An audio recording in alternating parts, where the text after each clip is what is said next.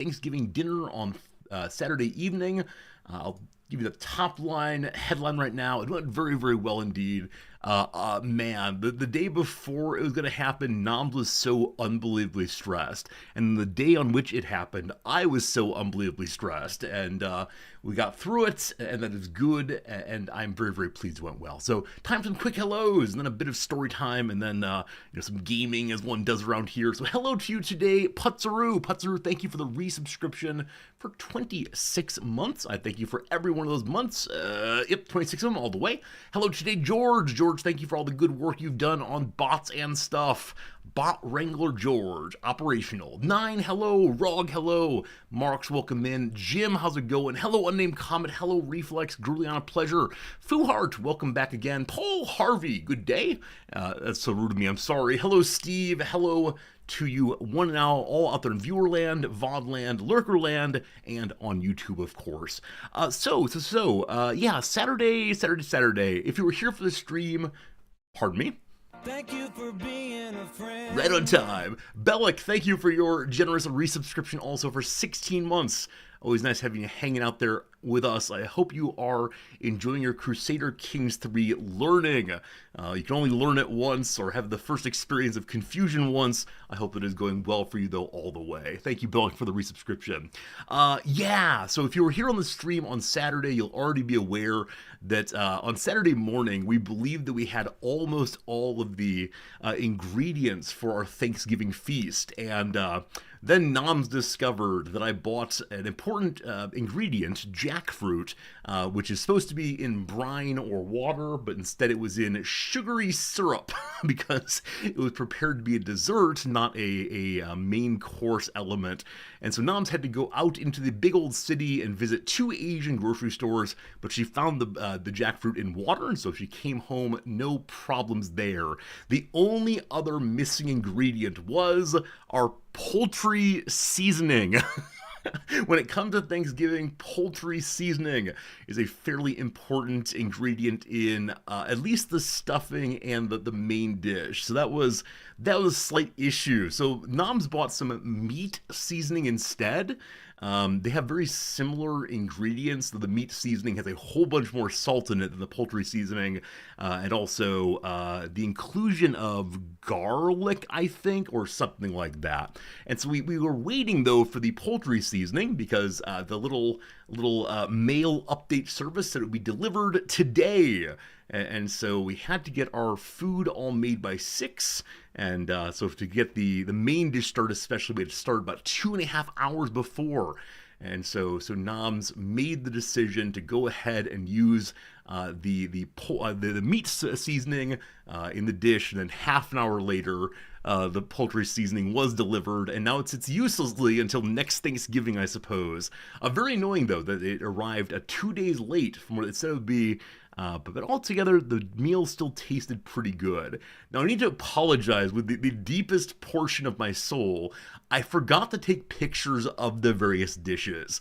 At one point there, we had 3 dishes in the oven simultaneously, 1 dish sitting, waiting to be reheated, and 1 dish in the Instant Pot. And I was feeling just all over the place. And our friends arrived just before the meal was finished. And so I transitioned from I'm now cooking to we're now serving the food with no pictures taken until all of the food was almost eaten. And it felt frankly ridiculous to take pictures of... Gentlemen, this is Democracy Manifest. So it is Democracy Manifest. Jim, thank you for the 5 gift subs. I hope it's the case that you heard I don't have pictures for you before you gave the gift subs. Hopefully it wasn't, about pictures. Ooh, gift sub. Jim, thank you for that generosity. Is always my friend. I really appreciate it. And everyone who got the gift sub this time, I hope you enjoy missing the ads at the very least, if not using the... Not using the emotes also. Jim, I really appreciate that. Happy Thanksgiving.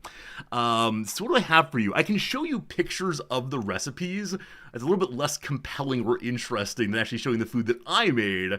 But I swear it is the fact that we made just these dishes in just this way. And we'll start with the obvious ones and work with the other directions. Number 1 is the IKEA mashed potatoes. Yeah. Alimenstratad, which I thought was Alimension initially, but it's not. Yeah, so they're mashed potatoes, and they're already made, and they come in, yes, they come in these little sticks that look like, I don't know, tteokbokki, that look like, I don't know what they look like. They look upsetting to me though. And so you dump some milk in, you make it warm, and you stir, stir, stir, and it comes out as fairly decent mashed potatoes. Certainly better than flaky mashed potatoes, but probably not as good as handmade ones, but still absolutely delightful. So that was a nice thing. That was a nice thing to have. And yeah, if you're ever near an IKEA, please do check out their food section.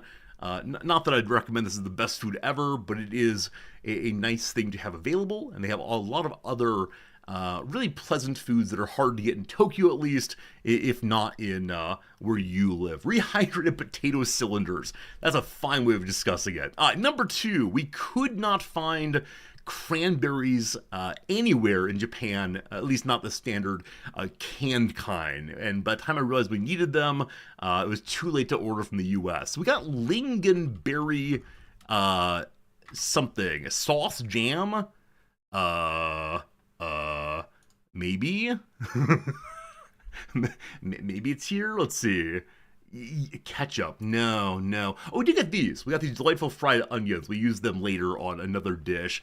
Alright, anyway, we used some lingonberry jam, I guess, sauce.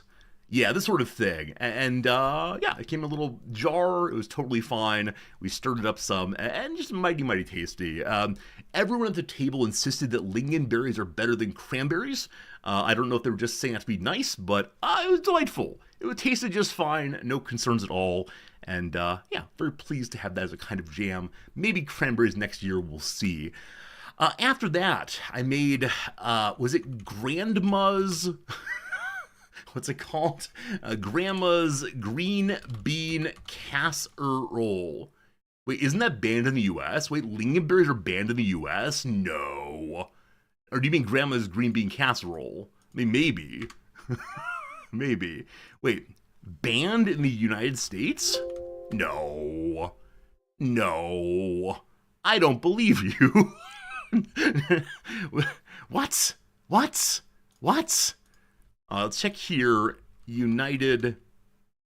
They're commercially cultivated in the US, my friend. Maybe it's illegal operations up there. Oh, they're black krants. Krants? I don't know how to say that, but black these things. Why are you banned in the US? They're known for being very tart. Excessive tartary? Let's see. Okay, here we go. Okay, so it can have a rust disease, which can be could affect the white pines. Okay, so the federal ban was lifted in 1966. How old are you people? But some states have bans as of 2020. Cool. Well, let's see about the only states that matter. Black currant ban, Pennsylvania. Do you have a ban still? No enforcement. So it's illegal, but not enforced. There you go, team. You've learned some things. Wonderful. So we had Grandma's green bean casserole recipe. This was so unbelievably easy. You take some green beans, you take some butter. We didn't put flour in. This is something a different recipe. You dump in. No, this is not it at all. No. This is absolutely wrong. Because we need to have, there we go, this is what we use. We need to have a can of cream of mushroom soup. Campbell's brand, of course. And yeah, it was easy to find all these things in Japan, no problem at all. So we had green beans and mushroom soup, and you kind of just dump them in and have a good time with that. And yeah, it goes in the oven for a while, it boils off, becomes creamy. You then put some little onions on top. Very, very easy. Doesn't take long at all, but sort of a staple. And we didn't know it, but this is one of our friends' favorite Thanksgiving dishes. They haven't had since they moved here, and so they were absolutely delighted by that. Very good. CS Prof, hello, my friend. How's it going? We then also made, this is the Grandma's one. Grandma's stuffing. Grandma's stuffing. There we go. There's so many stuffing recipes. I'm not a huge stuffing fan, but Noms loves it. And so we made this one right here. Ooh, ah. It begins with frying up some onions and celery. I think it's actually sauteing. It's in a soup of butter. So much of Thanksgiving flavor is just, do you want to drink some melted butter? And then we poured it over some stale bread and mixed in some spices and so on. Into the oven it went for a time, getting all crisped up. Not a big problem, but all very good, all very tasty. And again, there are the ingredients, not too much. We used vegetable stock in place of the chicken stock, but other than that, all tasty. No poultry seasoning, unfortunately, because it didn't come in the mail quite fast enough. No problem. So all pretty standard things so far. But then, we decided to go with a vegan main course. And so I'll show you the jackfruit turkey recipe. And this is the kind of thing that can trick people on sight. Like, it's obviously not a giant bird. It's obviously not a slice off an old slab. But on sight, people go, huh, that's meat. And it's really quite striking the way in which jackfruit takes on so much flavor so quickly from whatever it's in. This actual cooking here is only about 10, 12 minutes or so. It takes on the flavor, though, the poultry seasoning, other spices, very, very fast. And then one nice thing about jackfruit is after it's been cooked, it does peel apart in a way similar to how meat does. Now, it is the case that it doesn't have exactly the same toothiness as poultry does. So it breaks apart a little bit too easily. But yeah, it is a really nice dish given the flavoring. And so yeah, it probably is a sin against Thanksgiving past, but nonetheless, I think it's pretty darn tasty, and that's what counts. Yeah, Grouillon. So often jackfruit is used in pulled pork replacement. Because it does pull apart much like pulled pork would very, very easily. And then also the flavoring of pulled pork is often just a slathering of sauces. So works well for that. Works well for like pork-based sloppy joes and so on. Yeah, so all really tasty. Definitely worth trying. Yeah, steel airship. I absolutely agree with you that the habit of replacing meat-based meals with trickery via vegan food or vegetarian food is definitely continuing, normalizing, whatever you want, the consumption of ordinary meat. And so I think it is the case that these sorts of things are anti the view of mainline veganism. But to have some friends over who are super meat eaters, we tried to make something that they were delighted by. And so I think in this case, delight outweighs the largely ineffective moral conversation. But I think you're right. I mean, I tend to have non-meaty dishes. Could we go to some chunked veggies as a pot roast? Jim, that's very smart. Maybe we'll look into that at some point. Not that we have any jackfruit left, but there you go. There you go. Save a turkey, eat a jackfruit. Anyway, those were the main dishes and so on. Last thing to show you is, Lucy's Bakery. This is a bakery over in Yokohama. I've mentioned it before. They have very, very good pies. I've gone there and taken pictures for you a couple times. And they deliver via mail, pies. Now, they won't do all the flavors of pies, but they do deliver a pecan pie. They do deliver an apple pie. And so we ordered an apple pie and a pecan pie, and they were both really, really great. As you can see in the background here, though, they pride themselves on this absolutely gigantic, please go over, this absolutely gigantic crust, which is high in the air and full of nothing until you get down to pie level. And man, cutting through this effectively is very, very challenging because the moment you make your first cut into the pie, it begins to collapse, but not fully. So getting a good angle to cut it on the apple pie, a real challenge. But we had apple pie, we had pecan pie. They were both mighty, mighty tasty. And yeah, there's our Thanksgiving meal. And that was a altogether good time. Past that, as promised, we put out some pictures of New Jersey things in order to delight our friend who is missing Thanksgiving in New Jersey.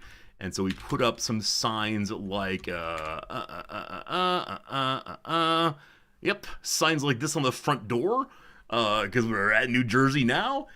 We put in things like the New Jersey state flag. Yeah, that was in a few places around the house. And then, various New Jersey celebrities like Bruce Springsteen and John Bon Jovi. And, Judy Blume is from New Jersey. Also, Whitney Houston, Meryl Streep. All of these things went up. Thank you for using the correct pronunciation of pecan. Do you know people say pecan? My cousins from Georgia say pecan and so on. As a New Yorker, you must express disdain for New Jersey. So my friend is not from New Jersey. She's from Massachusetts. We may have had a dinner table conversation about how awful people from the East Coast are, much to my amusement, because many of you are East Coasters. So I didn't mean any of it, but it's one of those funny Thanksgiving conversations. So pictures of this and that, and then as I mentioned, I put up a picture of Shaq. Not sure I can find the picture. Let's see, a big smile possibly. Anyway, a picture of Shaquille O'Neal, 7 feet and 1 inch into the air. That's 2.1 meters tall. And so we put him way up there with a little indicator how tall he was. And then later in the day, we played the How Tall Are You compared to Shaquille O'Neal game. Turns out we're all very short compared to him. Who'd have thunk? Who'd have thunk? Good time on that one.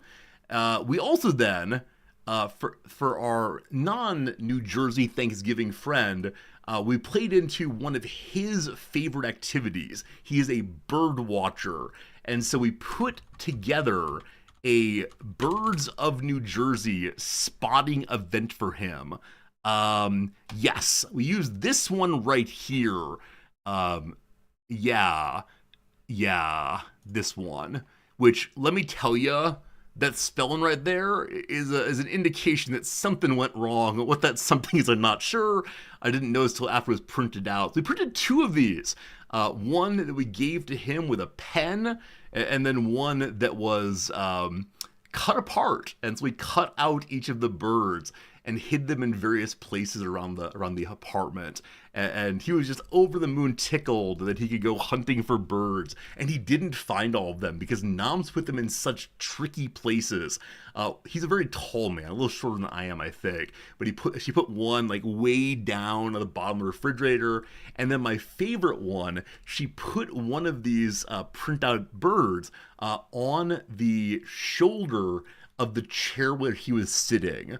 And so every single time he was sitting down, his back was against it. And every time he stood up, he didn't look there. And so it was an absolute delight at the end of the night. He's like, I can't find this one. I can't leave till I find it.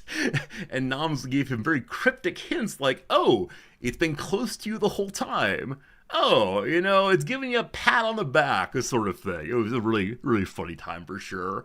Last thing, of course, we had the many, politicians, like the governor of New Jersey was up, and Cory Booker, who's a vegan, was placed on the vegan food crock pot, all good. And then lastly, we went ahead and printed out a picture of Chris Christie. And, where do we put the picture of Chris Christie? And any guesses where we'd put this picture of a famous New Jerseyan? In the bathroom. In the bathroom. It was funny.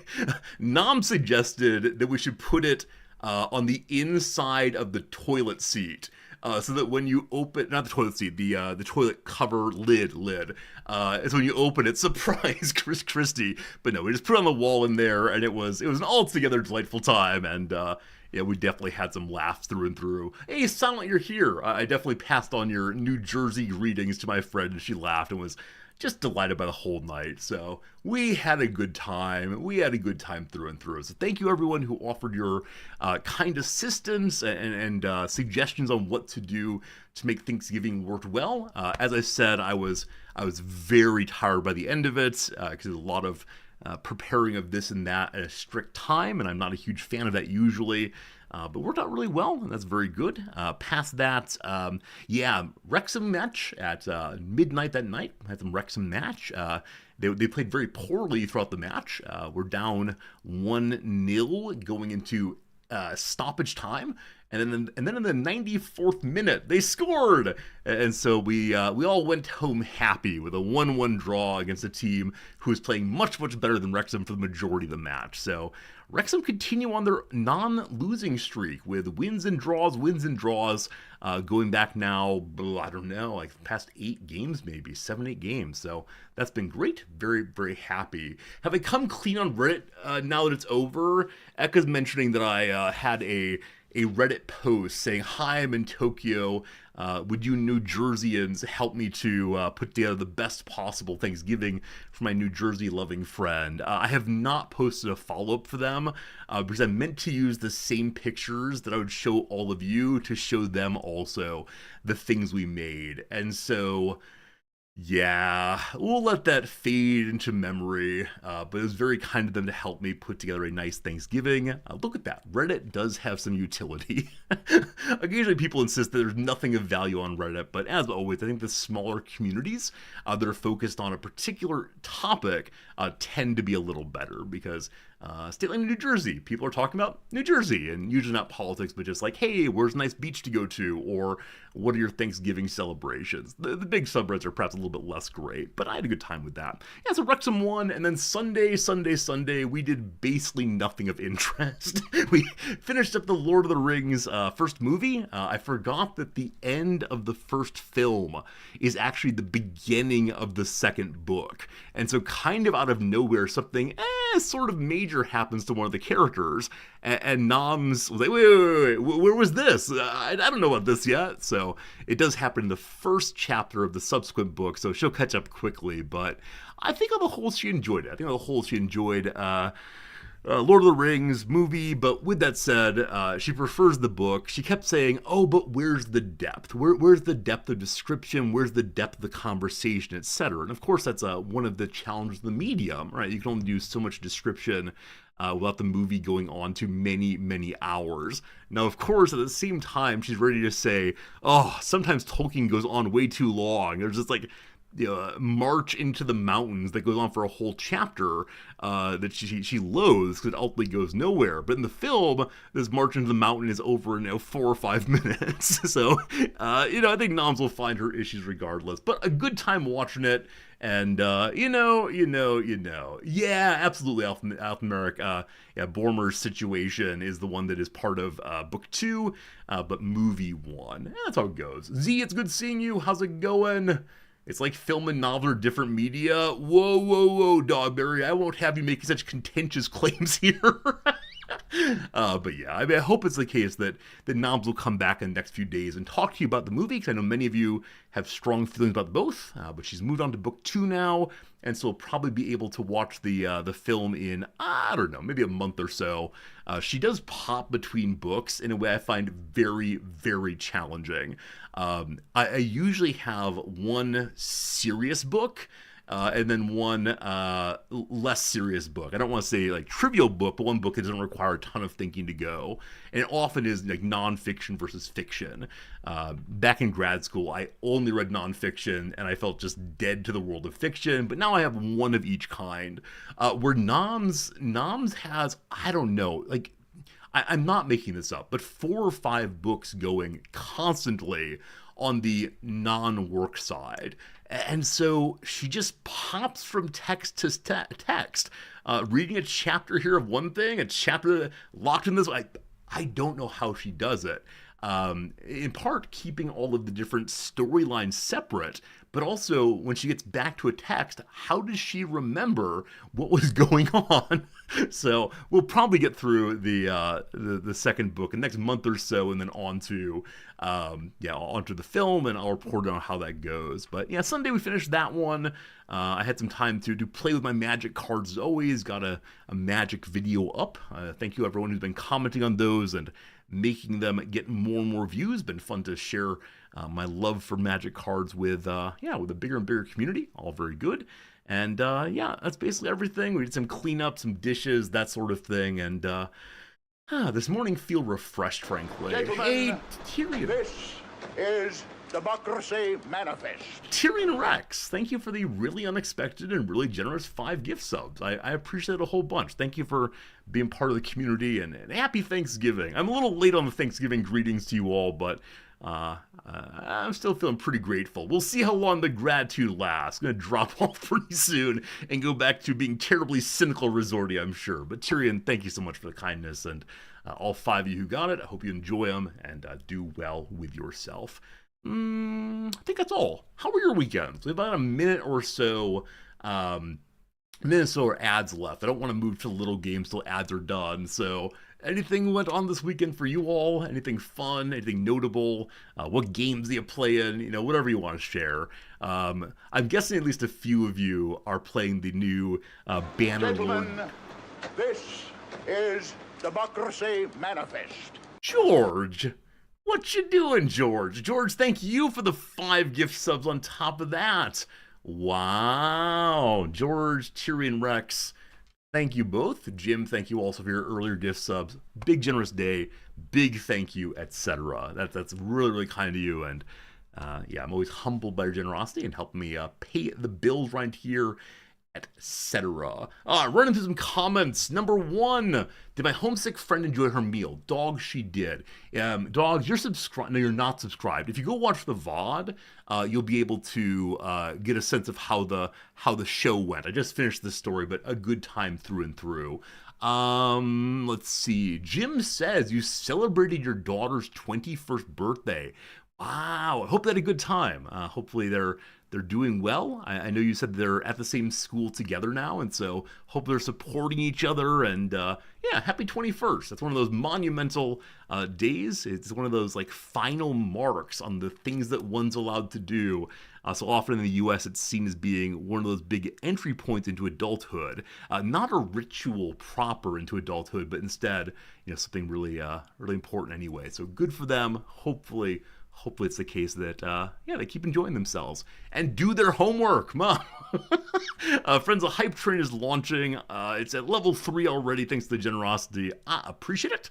Let's see here. There's a 35% off on gift subs for the next little bit. Okay, I can definitely change over and cause more gift sub bundle sales for a few more days. I'm going to hold off on that till a little later in the year, though. But thank you, everyone, taking advantage of the sale on gift subs.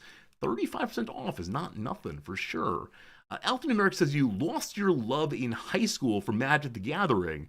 When you came back recently, you found Lord of the Rings, Warhammer, and cards that start your engine. Yeah, I mean, I think it's the case that Magic's a much more complex thing than it used to be. I think some players only enjoy a certain dark fantasy vibe, and definitely there's still some of that in Magic, and I enjoy all of the like weird Lord of the Rings content because I don't have any special nostalgia for the good old days. For me, it's just fun seeing art and so on. So I think anybody who is against new Magic, I think, is wanting something that just doesn't exist anymore. And we can talk about like why that is. Hasper wants to make money, blah blah blah. But also, I love the way in which different Magic features let people enjoy this game that I enjoy. So someone who's not into Magic but is into Lord of the Rings can say, yeah, I want to try that, or I want to collect those pictures. And Final Fantasy is not Magic, but man, I want to get involved in this thing. And I think that's cool. I think anything that like shares something I care about to more people, even if it's not exactly what I want, is good to me. But I know this is not a popular opinion in the old Magic community, and that's how it goes. Had a good day with friends. You watched Wicked for Good. Blue Link that's not released here quite yet, but yeah, we look forward to watching the second. Watching the second Wicked movie. We enjoyed the first one very much. We've enjoyed the stage show very much. Though my wife is so strongly anti Indina Menzel, she has. Never mind. My wife has opinions. She can discuss them one of these days. Finish the Ticket to Ride Legacy board game after 2 years. 9, that's ridiculous. Good job to you, though. I've played Ticket to Ride only once, and I lost so terribly. I think I didn't fully understand what the game was at the time, but yeah. I don't know. I don't remember if it requires geometric thinking that I don't enjoy, or I was told a very easy game and I overthought it. I don't know. Anyway, well done indeed. Old card's still the best. You can definitely enjoy any era, but yeah, they're there. You can play if you want to. It's no problem. New painting project, Jim. Awesome. I hope the painting goes well. Is this painting of Warhammer, or is it instead painting of other sorts of things? If Warhammer, good. If like a fence, good luck. Why is my wife just like Indina Menzel? It's because Noms believes that Indina Menzel blew out her voice playing the role of Elphaba in Wicked night after night, and ever since then has not been able to sing as well as she did, and is unwilling to modify how she sings in response to her new weaknesses. She still tries to do it the old way and fails ultimately. Now, I have no opinions on this. If Indina Menzel is trying very hard to sing well, I agree. That's good. It's for me. Thank you. But Noms has a more refined sense of taste, I suppose. That's incredibly specific. I mean, this is how my wife operates. My wife is a classist by training. She works on Roman literature. She will write articles about like one sentence in a letter written by someone to someone else in the Roman Empire. Gentlemen, this is Democracy Manifest. Darby Cat, 5 more gift subs. So much generosity today, so much savings, and so much democracy manifest. Thank you, Darby Cat, for the 5. I appreciate it. Also, a bit ago, someone said something very nice. Tyrion, you said that the stream had done really good for you recently. I hope that continues. And thank you. So, yeah, it's how strong opinions work. Yeah. I think other than various moral commitments, I just don't have much in the way of strong opinions about anything. I shouldn't say it that way, but it does kind of feel that way sometimes. I don't know. I kind of float on, all right. What's the song? Is it all right already? We all float on. That feels wrong. Anyway, the one Modest Mouse song I know it all is what I'm feeling right now. Now we get succulent Chinese meal. Yeah, I've considered having the 5 gift sub alert being in sequence different parts of that video, and so as the hype train builds up more and more and more, it leads to watching the entire show all the way through.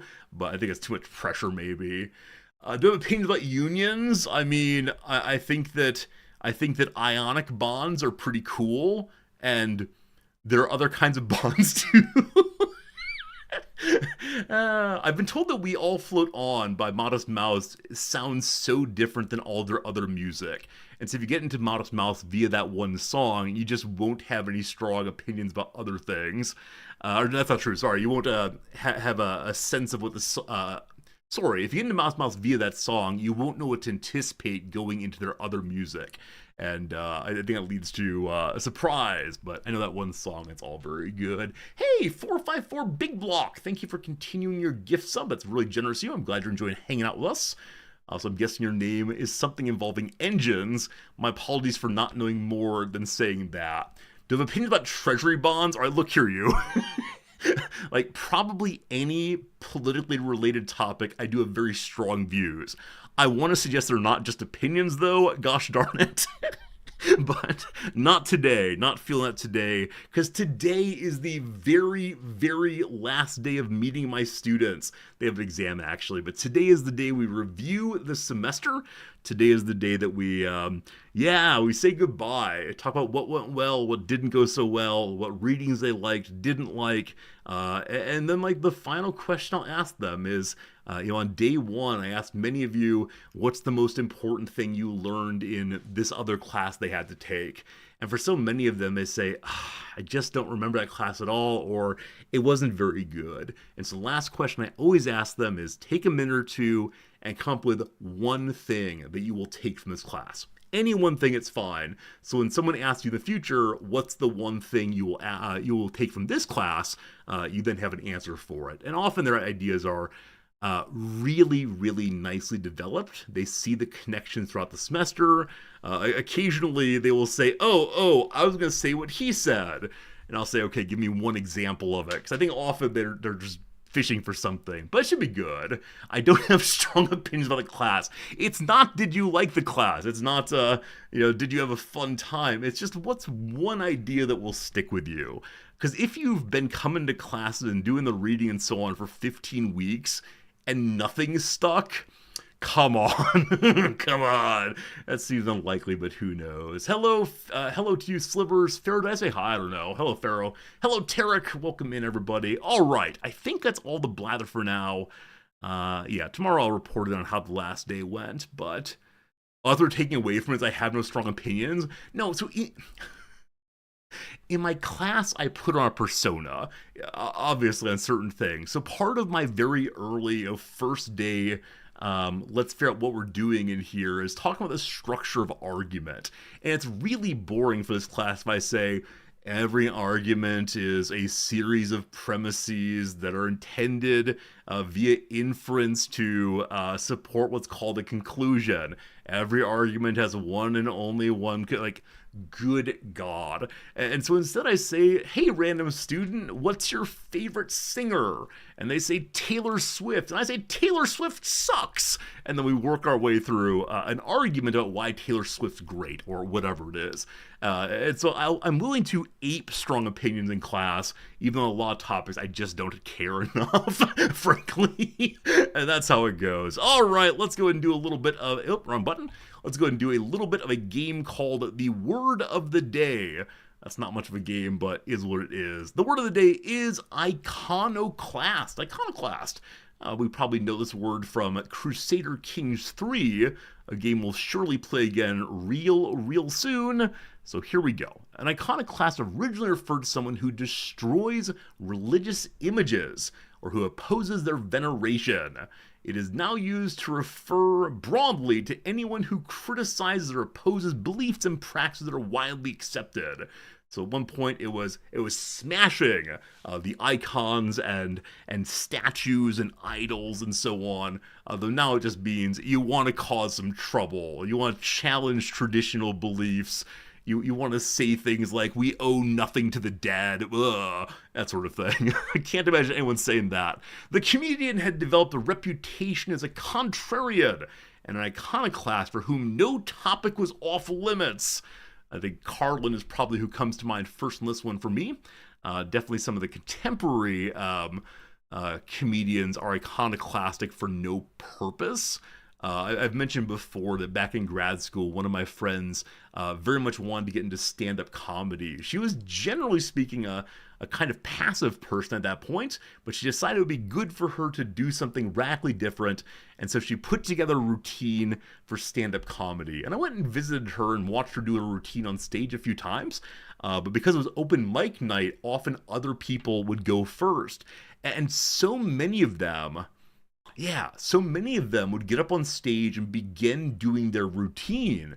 And once the routine wasn't working and they got nervous or were frustrated that we weren't laughing and clapping wildly, the comics would switch immediately into just saying racist things and just yelling about women and other, disadvantaged folks in society. And I didn't understand why they took that kind of iconoclasm. It was just swinging at things for the sake of swinging at things. And it did get some laughs, and that part felt bad also. And I'm not sure if they were getting laughs for, breaking the taboo, but once 3 or 4 people had done this overnight, the taboo had been broken. It just felt so uninteresting. But yeah, I think that there are reasons to be iconoclastic. For example, the Christian tradition, you break these things because you're not supposed to have idols, right? You're not supposed to have idols. So you shouldn't be worshiping the cross. You should be worshiping God, this sort of thing. It's reasoned as opposed to just I flail. Okay, very good. I'm done now with my my strong opinions on iconoclasm. There you go. Iconoclast comes from the Middle Greek word ekoklastes, sorry. Oh, speaking of which, did you notice the word I used in the most recent magic video if you watch them? I was so proud of myself. And I only had to record myself saying it once. To be Ecumenopolis. Oh, I can't do it now. Ecumenopolis, there we go. The idea of a city-wide, or a planet-wide city. Coruscant comes to mind here as a planet that's been turned entirely into an urban area for the sake of production or otherwise. That was fun. I like including goofy words here and there. Anyway, it translates literally as image destroyer. While the destruction wrought by today's iconoclast is figurative, in modern use, an iconoclast is someone who criticizes or opposes beliefs and practices that are widely accepted. The first iconoclast directed their ire at religious icons, those representations of sacred individuals used as objects of veneration. The Byzantine Empire's iconoclastic controversy occurred in the 8th and 9th centuries, but the word iconoclast didn't find its way into English until the 17th century. The figurative use came later still. Thank you, Jim. Thank you for being struck by something I said.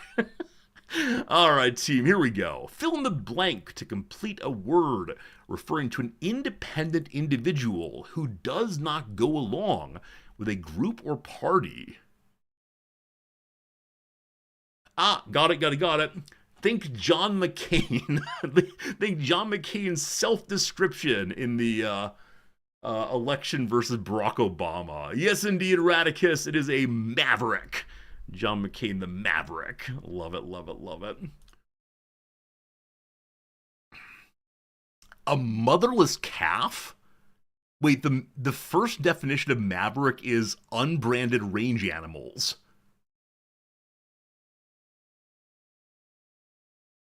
Wow. I understand why they're maverick. That's quite striking. Huh. When a client gave Samuel a Maverick, it's a man's name. When a client gave Samuel a Maverick 400 cattle to settle a $1,200 debt, the 19th century South Texas lawyer had no use for them, so he left the cattle unbranded and allowed them to roam freely, supposedly under supervision of one employee.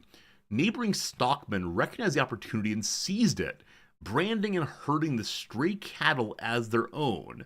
Maverick eventually recognized the folly situation and sold what was left of his depleted herd, but not before his name became synonymous with unbranded livestock. By the end of the 19th century, the term maverick was being used to refer to individuals who prefer to blaze their own trails.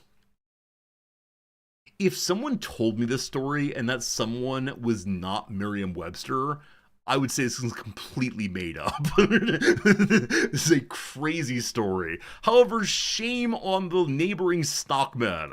Like, why can't they treat Maverick's brand as no brand at all, thank you? I don't know. I don't want to feel bad about the world today, so we're not going to discuss can people be altruistic, or not altruistic, just non-interfering. That's all I ever want. Okay, Maverick, good to good. Friends, time for some trivia. Let's do some trivia. Good looking guy. Oh, this was something. We're not discussing why this was something, but this was something. Oh my goodness. Here we go. Question number 1 of the day. Playtex's brand portfolio includes those diaper pails named for what kind of supernatural being? I've never had children, but I believe it is the diaper genie. I think you put used diapers in there and it spins around or something, like a salad spinner. Hey, got one, no problem. Very good. In the Kingdom Hearts game series, Dan Castellaneta took over for Robin Williams' Aladdin character. Luckily, they include the last part here. I've never played Kingdom Hearts. I've considered at various moments what would it be to be a Kingdom Hearts only streamer. I have a friend who did it, and there are so many Kingdom Hearts games. They are so long and they are so unbelievably confusing. Now, I don't particularly care about Disney. I have no strong opinions about Disney, and so because of that, the games actually don't appeal to me at all. But they are so confusing. Apparently, for being a game with Mickey Mouse in it, it's some like really serious conversations about identity and metaphysics and meaning and all the rest. It is something indeed, apparently. Question 2, here we go. The 2008 Broadway musical 13 marked the professional debut of young Elizabeth Gillies, as well as what 15-year-old future Nick co-star? Okay, so I'm guessing this person appeared on like Nickelodeon.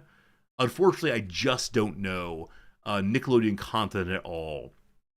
Um, what's her name on Only Murders in the Building? Was a Nick kid, or no, maybe she was a Disney kid. I've got a problem. I don't know who worked for Disney and who worked for Nickelodeon. I also don't know 13, unfortunately. Do I know 13? I don't think so.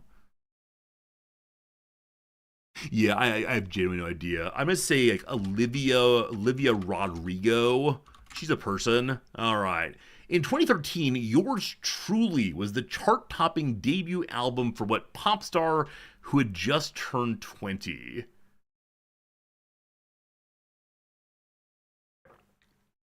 I'm putting Taylor Swift in because she has a lot of chart-topping things. I think she's older than that though, isn't she? She's definitely older than that because because she was born before before 1993. I have no idea. I don't know these things. Taylor. Wait, what about what's her bucket? Ariana Grande. She's in the news these days. Ariana Grande. Hey, we got it eventually. Hey. Selena Gomez was who I was thinking of. Very good. Ariana Grande was correct. Nice job, nice job, nice job. All right. I got that only because I was thinking of one of my students back in a couple years later than this was so into Ariana Grande. She took a meaning of life class with me because she'd heard I'm a nice guy. Unfortunately, I could not dissuade her that wanting to meet Ariana Grande was not a sufficient reason for living one's entire life. She was so dug in on, what are you trying to make out of your life? What are the things that you will look back on in late life and say, man, I'm glad I did that. That made my life important in its connection to the world. and really, she hung on to, I need to meet Ariana Grande. And I kept saying, look, that's a great short-term goal, but what if you meet her? What comes after that? And she says, my life is good because I met Ariana Grande. And this was a junior level course. And it felt so high school. And like, at the problem for me was that she was unable to justify why this was important to her, other than that she wanted to do that. So philosophically speaking, I need an argument. But yeah, Dogberry, I agree. I definitely have had friends who are holding on because they want to see a certain movie. But she didn't say like this was keeping her from auto side. Instead said like this is the one thing she would look back on in her life and say it was good. And man, I don't know. Like I've met Jimmy Carter.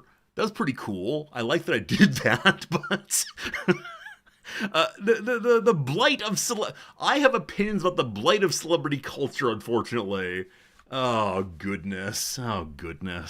Opinions end up coming out. For 3 points, Exiles was the only play by what novelist? I have absolutely no idea. 1918. Wait. Exiles. Did James Joyce do Exiles? James Joyce's name comes to mind immediately. Am I wrong? I might be wrong. Okay, we're good. Ah, very good, very good. I have no idea how it came to mind, but it was in there somewhere. All very good. All very good.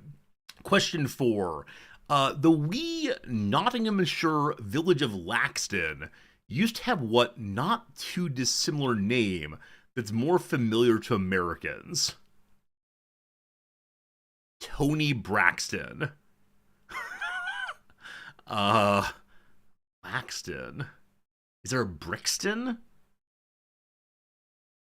I have no idea. I'm saying Braxton, in Ray, Tony. It's social sciences, though. Yeah, I'm not sure. All right. An opinion column in the U.S. edition of The Economist is named for what Revolutionary War starting place? It's Lexington. Lexington. I wonder if I changed it because of the war. All right, all right, all right. This one almost made you rage quit. Oh, Reflex, you were a security guard and the lead singer of Nickelback asked if you wanted a burger. You were too shy and said no. Think about how your life could have been meaningful if only you had a burger with the... I don't mean to mock people's sense of meaning, but I think if you're asked to evaluate and think long term, there's gotta be more in there than just meeting your favorite celebrity. There's gotta be. Ah, man, rough. All right, question number 5, here we go. So the reason, okay, never mind. The 321 area code was assigned to a chunk of East Florida in 1991 in honor of what triangular peninsula? Is this the Florida Keys? I can't type. No. In 1959, the U.S. test launched its first intercontinental ballistic missile from what piece of land? Oh, it's a countdown. 3, 2, 1. Is it Cape Canaveral? Is that what it's called? Canaveral? Close enough? Hey, there we go. There you go. There you go. Ah, yeah. The Keys aren't in East Florida. They're in Southeast Florida. So I felt kind of dumb after guessing that. But there you go. There you go. There you go. 12 points. 12 points. That's pretty good. That James Joyce one, I'm guessing I may have been a fairly above average on that one. All right. Today's average score was an 8. We got 12. Feeling good. James Joyce. James Joyce, yeah. The Irishman reference here is definitely the saving grace on that one. Ariana Grande in 2. How do we do? So Ariana Grande and James Joyce, the great saviors of the day. Lexington, most people got in. Same as me. And then Cape Canaveral, most people got in possibly 1. Same as me also. All right. Yeah, I should have thought more about why this was 3, 2, 1. I took it to be 3, 2, 1 because triangles have 3 sides. I was like, oh, it's kind of cute. Nice relationship. But the countdown all the way. Very good, very good, very good. Jules Verne pinpointed the rough area of Cape Canaveral for a moon launch. Wait, Blue Link, why? So I don't know enough about apoapsis and so on to understand why any particular place on Earth is better for going to the moon than any other. Because I'm an idiot, unfortunately. Why is Cape Canaveral a good area from which to launch rockets? And is the one in Russia any good? And India has one too. I don't know. I know nothing about space. I know it's very, very large and no transfer of heat. Friends, it's time for the redactyl. Let's see how this goes. We give you a redactyl. Please guess any word you want to in any of the chats we have here. And here we go. Here we go. Good luck, Godspeed. Oh, so many of you made nice comments earlier I missed entirely. I'm sorry about that one. Okay, it's close to the equator. Cape Canaveral is close to the equator. Got it. Thank you. Is there an even better place on the Earth? I'm sorry, I'm in slow mode, so I realize you can't type many things, but here we go. Modern, number 1, I can't type. Modern, there are 3 of those. From the preposition, Gary, so I can't use prepositions. History, there's 2 of those. Human, no humans, unfortunately. Major, 3 of those. Fitz, oh, I like that. It's not one of the Fitzes, unfortunately. That's good, though. Like Fitzwilliam or something. Latin, none of those. How about state? We have 7 states. United, there are 3 of those. IBN, Ibn, none of those. General, we have 1. Sub, we have none. City, 2 cities today. Art, water. We have 24 arts and no watars, unfortunately. But mention of art, yes. Infrastructure, none of those. How about war? No wars. Is not good for, anything. 39 keys. Performing, there are 2 of those. Movement, there's 1 of those. She is 1 of those. Type, there are 7 types here. How about a book? 2 books. Post, we have 0. Marshall, that's Martian, sorry. Marshall, there are 17. Vaughn, there are no Vaughns. The theater, there are no theaters. Post, no posts. San, no sands. Portuguese, 3 Portuguese, well done. It's a Portuguese word that becomes probably English here. Let's see, mixed, there are 2 mixed. Ben, no Bens. Brazilian, only 1 L, sorry. 97 Brazilians. Hey, that's a Brazilians. Lee, there's none. Jew, uh-oh, who's gonna get it first? Let's see here. Lee, there are none of those.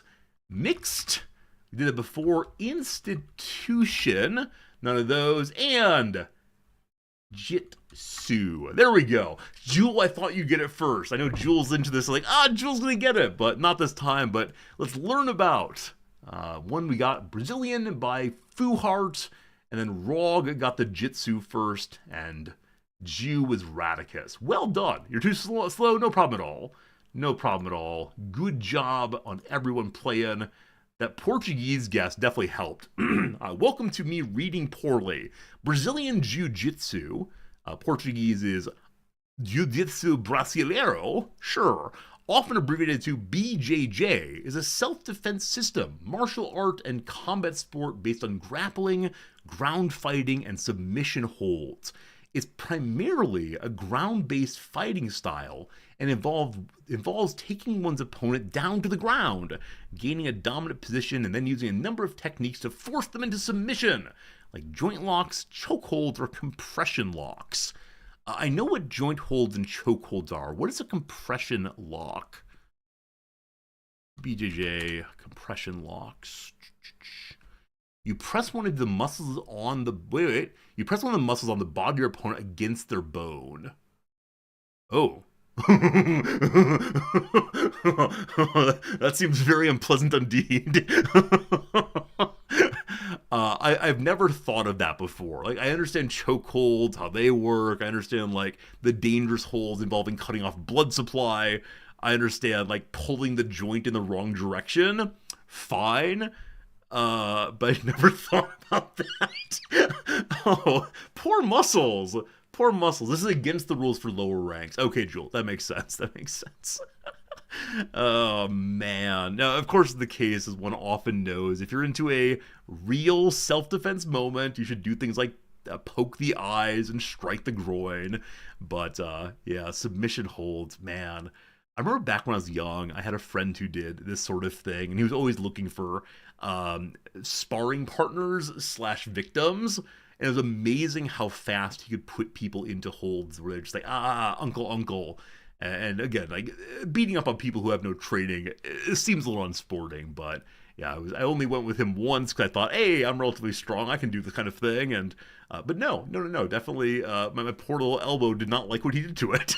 So there you go. All right, time to play 2 rounds of the old Rizdactyl. Friends, I want to say thank you for submitting so many fine Wikipedia entries at the link I am putting in chat right now. There we go. If you're interested in contributing a Wikipedia page for us to play with, please go ahead and do so right now. Jewel, that's very cool. That's very cool, Jewel. Yeah, getting out's so important. What's the best mode of self-defense? Run away, right? You do not engage if you don't have to engage, because even when you have an advantage, it might go poorly, so just don't get there, and if you get there, get out as fast as possible. I think it makes a lot of sense, especially for the vulnerable populations you're mentioning. I love that you help people that way. That's so cool. We have a cool community. Did you know that? I think we have a pretty cool community. I always love hearing the things that you folks do and care about. It is lovely. Speaking of lovely, yeah, let's go do this one right here. Serena Loves Zebras submitted this one about a month and a half ago. I like it. I like it, Serena. Not sure if you're here today, but let's go and get this one going. Fingers crossed. Good luck. Friends, I have a Wikipedia page on the screen. Tell me, what is it that you'd like to know about? Yes, no question. Here we go. Is it a person? It's not a person. Is it unique? It is unique, yes. Is it a place? Yes. Could I use it for self-defense? No. Can it be lost? Sort of. Would you die if you put in your mouth? Yes. Oh, incidentally, there are two ways we're going on this one. So some of my answers work in one context, not the other. But unfortunately, I need both contexts up right now. All right. Could use it for self-defense? No. Is it man-made? Yes. Is it a Wikipedia page? Ho ho hee hee. Is it a real place? It is not a real place. Is it on Earth? It is on Earth. Not a real place, is on Earth though, depending on how you want to approach it. Has it ever killed someone? I don't believe so. No. Pretty sure the answer is no on that one. I'm actually going to say definitely it's no on that one. Earlier someone asked, is it you put it in your mouth? You can't put it in your mouth. Is it a work of fiction? It is a work of fiction. Is it Atlantis? Oh, I like that, but no, it's not Atlantis. Fictional? Absolutely fictional. Yes, 100%. Is it my imagination? It is not my imagination, no. Is it a city? It is not a city, no. It's in someone's imagination, I suppose. I mean, like, right, look, it is my imagination because I'm thinking about it, but it didn't originate there. Good. Has it been in a movie? I don't think so.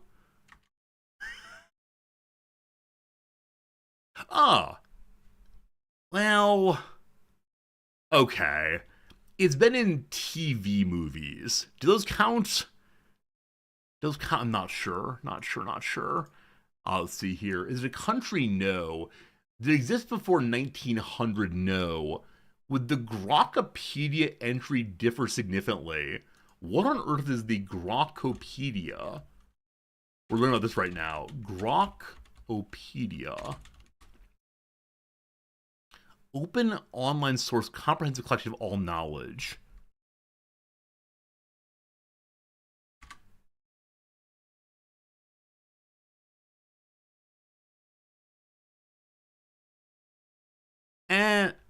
Seems roughly the same. Yeah, it seems roughly the same. Where would there be difference, though? But no, it seems roughly the same for a quick Google there.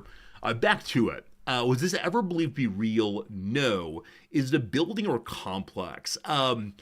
There's a complex related to it, but that's not the primary thing I'm looking for.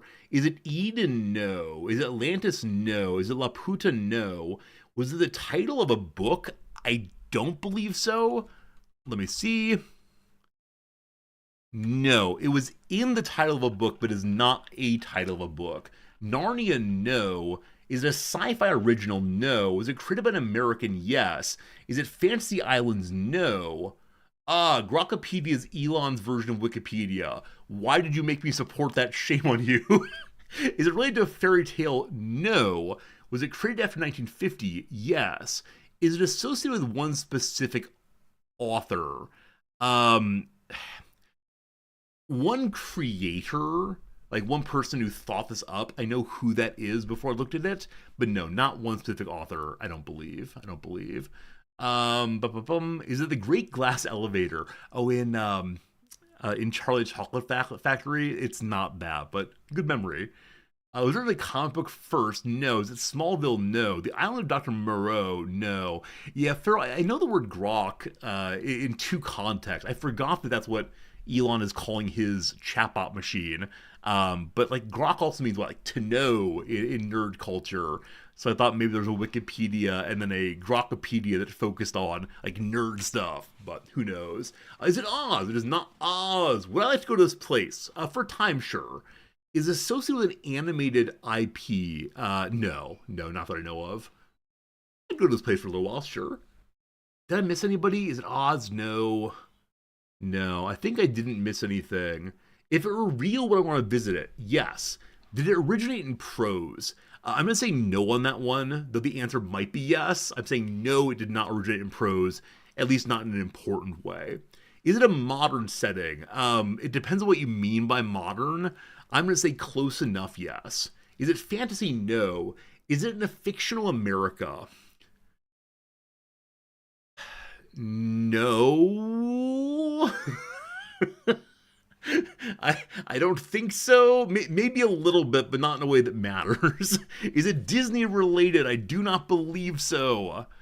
Is it Gotham? No. Did it start from theater? No. What's left, friends? What's left? What could it possibly be from?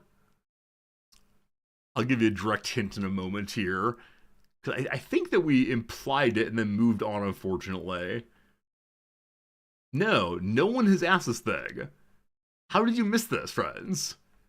Was it created after the 80s? No. Hey, Radicus, good job. Did it come from TV? Yes. Television is the media we've missed so far. Is it the fictional country of Finland? Finland. It is not Finland. Can't talk about imaginary things that way. It's Central Perk, place from the show Friends. But no, it does not come after the 1940s, or after the 1980s, rather. I said it was a TV movie. Pharaoh, someone asked, does it have a movie? Or no, so someone asked, is it a movie? I said it has TV movies. It is not necessarily a TV movie, but there is a related property. Is it post-apocalyptic? No. Is it Twin Peaks? No. Star Trek? No. Twilight Zone? No. The bar from Cheers? No. Because it does have TV movies, but so it's related to television even more than that.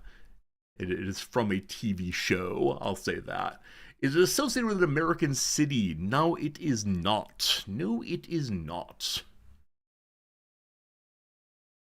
I have to give you another hint, possibly. From a sitcom. It is from a sitcom, yes.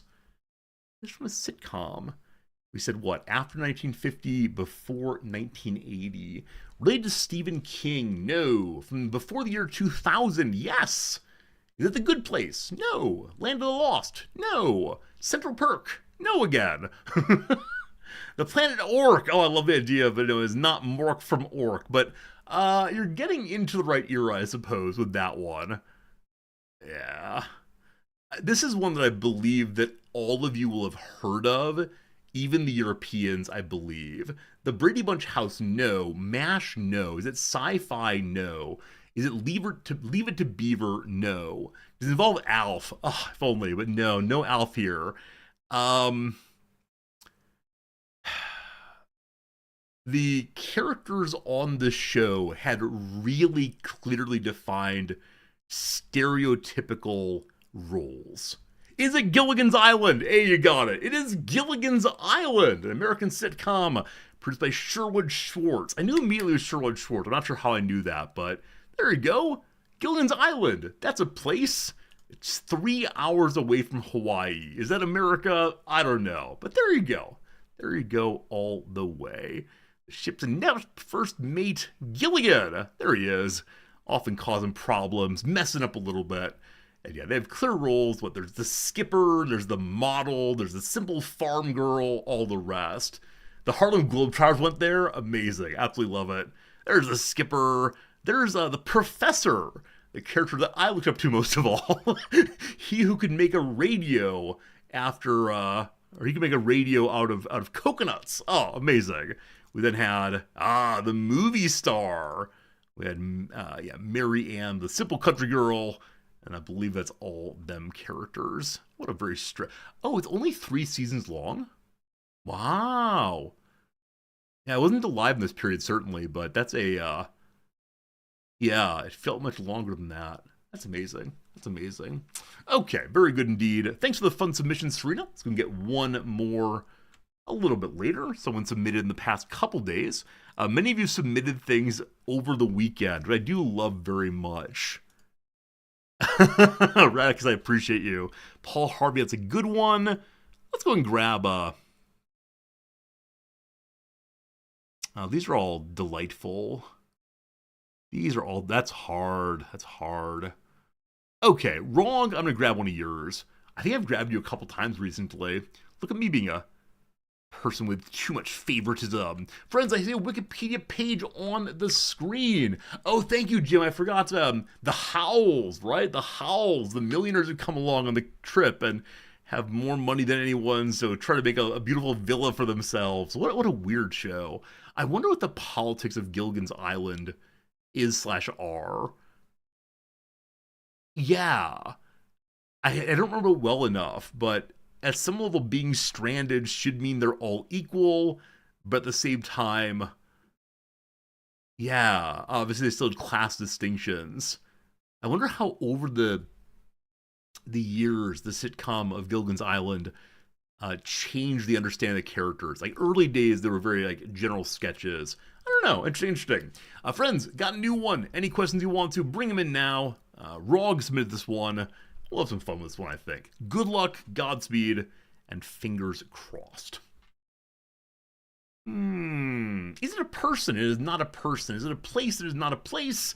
Is it a sitcom? It is not a sitcom. Could you purchase this with enough money? I mean... no? I mean, I'm going to say... maybe. I don't think so for reasons I'll articulate later, but would I want it on a desert island? Probably not. Is it fictional? No. Would Gronkopedia's entry differ significantly? I don't believe so. Is it a concept? No. Is it taught at university? It might be mentioned but not taught. No. Is it man-made? It is man-made. Does it have an atomic number of 26? If that's carbon, the answer is yes. Is it a mineral? No. Let's see. 26 atomic number is iron. Iron.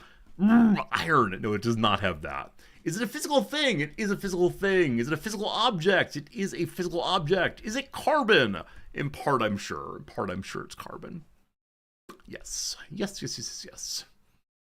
Is it alive? It is not alive. No. Is it an animal? It is not an animal. No. Is it art? Well, that's a lovely question, Ham. It is not art. No. That's a fun question, though. Was it alive? It was alive. Yes. Is it a vegetable? It is not a vegetable. No. Would it fit in a bread box? It would surely fit in a bread box. Is it a building? It is not a building. But yes, it has been alive. Absolutely. Absolutely. Is it a fiber? It's not a fiber. Is it petroleum? Nope. Is it a fossil? Nope. Is it unique? Yes. Absolutely unique. A petrified forest. That's a cool idea, but no, not a petrified forest. Please submit that one. Oh, actually, don't. Don't submit that one, Fernanthus. Did it die full of cocaine? It did not die full of cocaine. Was it a mammal? It was indeed a mammal. Was it an animal? It was indeed an animal, yes. Oh, sorry. Someone asked is an animal earlier. So it's not an animal. However, ... Is it a body part? Yes, it is a body part. Did knowledge of it exist before 1800? No. Is it a meat product?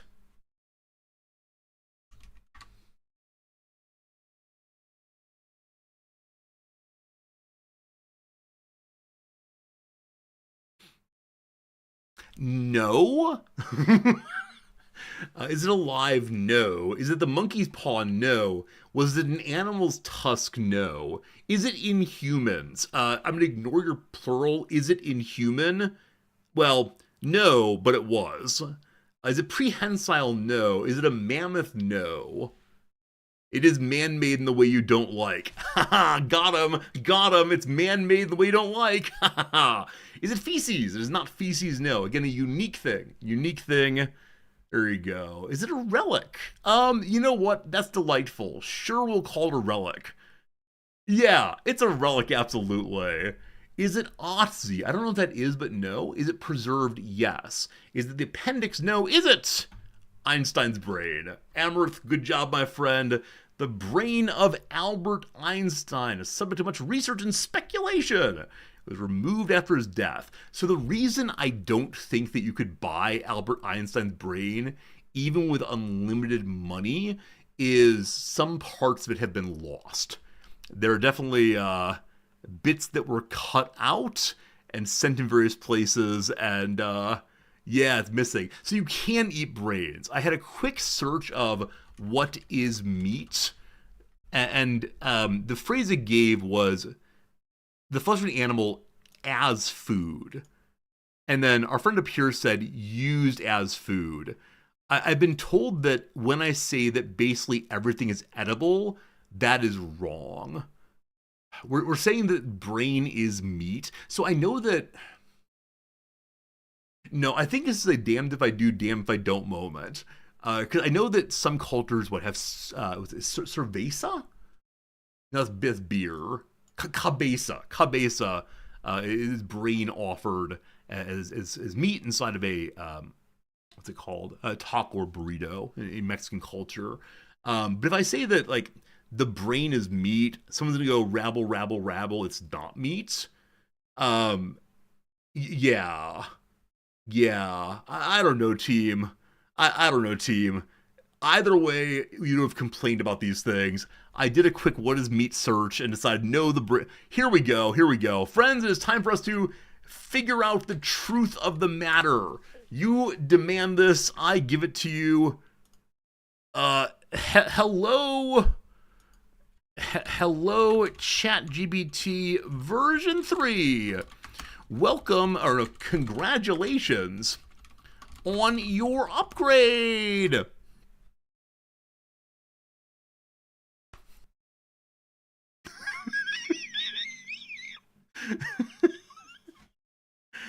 I am Gemini. All right, very good, very good. I have a question for you. Please take on the role of a sympathetic but knowledgeable friend. I can't spell knowledgeable. There's an E there, isn't there? Yeah. Full knowledge with an elbow also.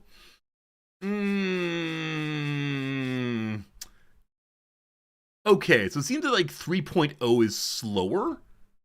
I appreciate that. I appreciate its thinking, as the phrase has it. Right.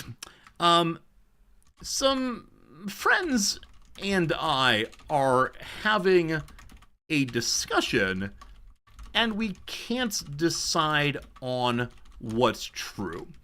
The friends are insistent in a somewhat naggy, know-it-all way. I, on the other hand, am a being of justice and truth who intends only goodness on this world. Would you please tell us whether the brain is meat? I thank you for your time, because I always will the good.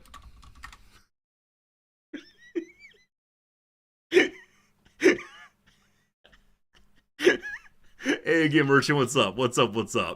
All right. Real thinking here, real continue. What's going on? Not sure. Exploring brain as meat.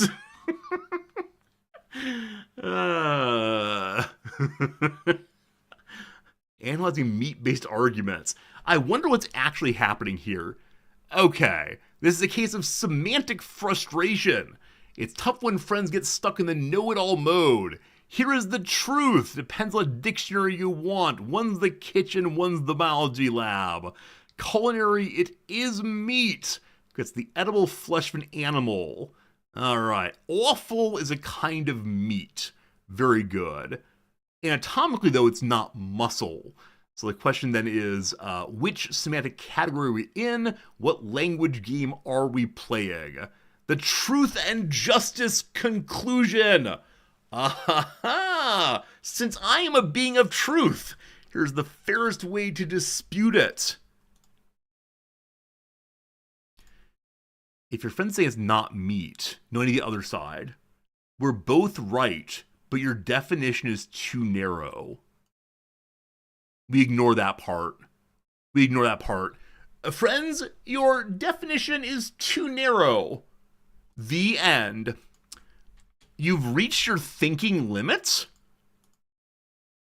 I wasted my thinking points on this? I used my thinking points in a trivial way. May I please have them refunded?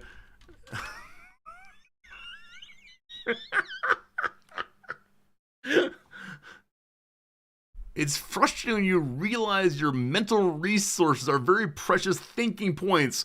Oh, this is the comment of your life is finite and you wasted it that way.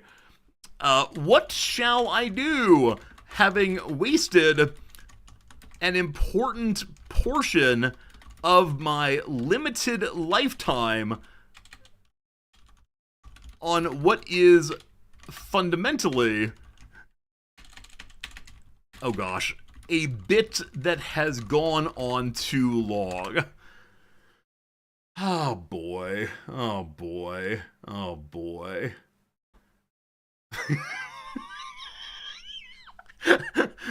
You realize energy has been spent on something that was small and tiring performance, one of the hardest moments in life. Take a deep breath. Close the chapter. All right. All right. All right. You're being of justice. It's time to declare that the bit is over. My friends, the bit is over. It's time for us to move over to a little game called Baldur's Gate 3. We do enjoy ourselves here. We do enjoy ourselves here very much. I want to say thank you for being here. It's been a good time through and through. Good job on guessing in the old Rizdactyl today. We're a very strange stream, aren't we? I don't quite know what this stream's all about sometimes, but man, I enjoy it every time. Okay, I've pushed the play button 4 times accidentally. Are we gonna get 4 copies of Baldur's Gate 3 here? Only the one, it looks like. Thank you, Baldur's Gate, for being a reasonable being of pop-ups and game playing and so on. Anyway, an ad break is coming. I'm gonna run AFK real quick, back in 3 minutes, and then we'll be playing our game proper. Those of you who are taking off to avoid the spoilers, I get it. We are deep into Act 3. I'll return on the other side of the ad break, and we'll play the game proper. Thank you for being here. I thank you for the fun intro. So much generosity. The hype train earlier, all very good. Also, I should say, if you're interested in getting a New Year's card sent from me to you wherever in the world you are, please do ! New Year's card, fill our New Year card, NY card, and then fill out the little form there. I will not do anything creepy with your information, I promise. Just send you a card. So there you go. First play, Act 3. Friendly, smiley face, cat, very good, very good. And we move to Baldur's Gate directory. Good. Okay, back in a moment. Thank you. See you in a second.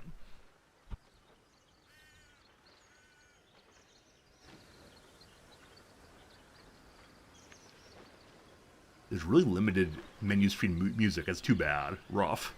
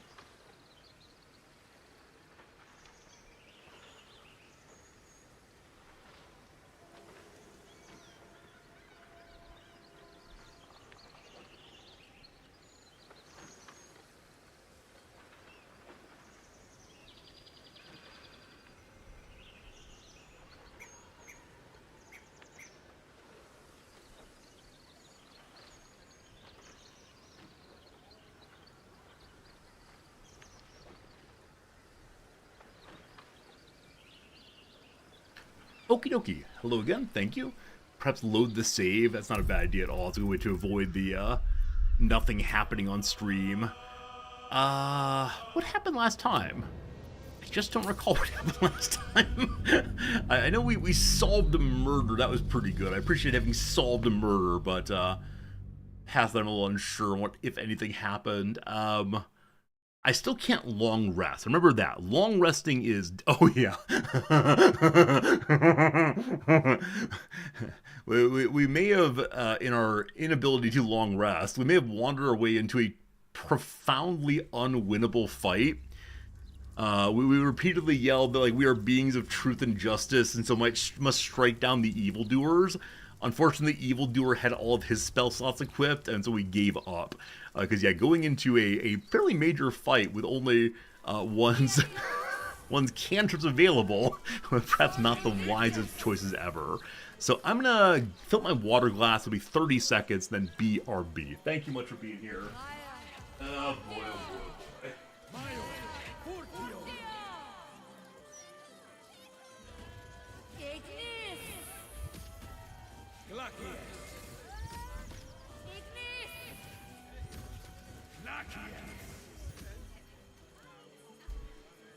Which I think means that I reloaded the game before the game over happened.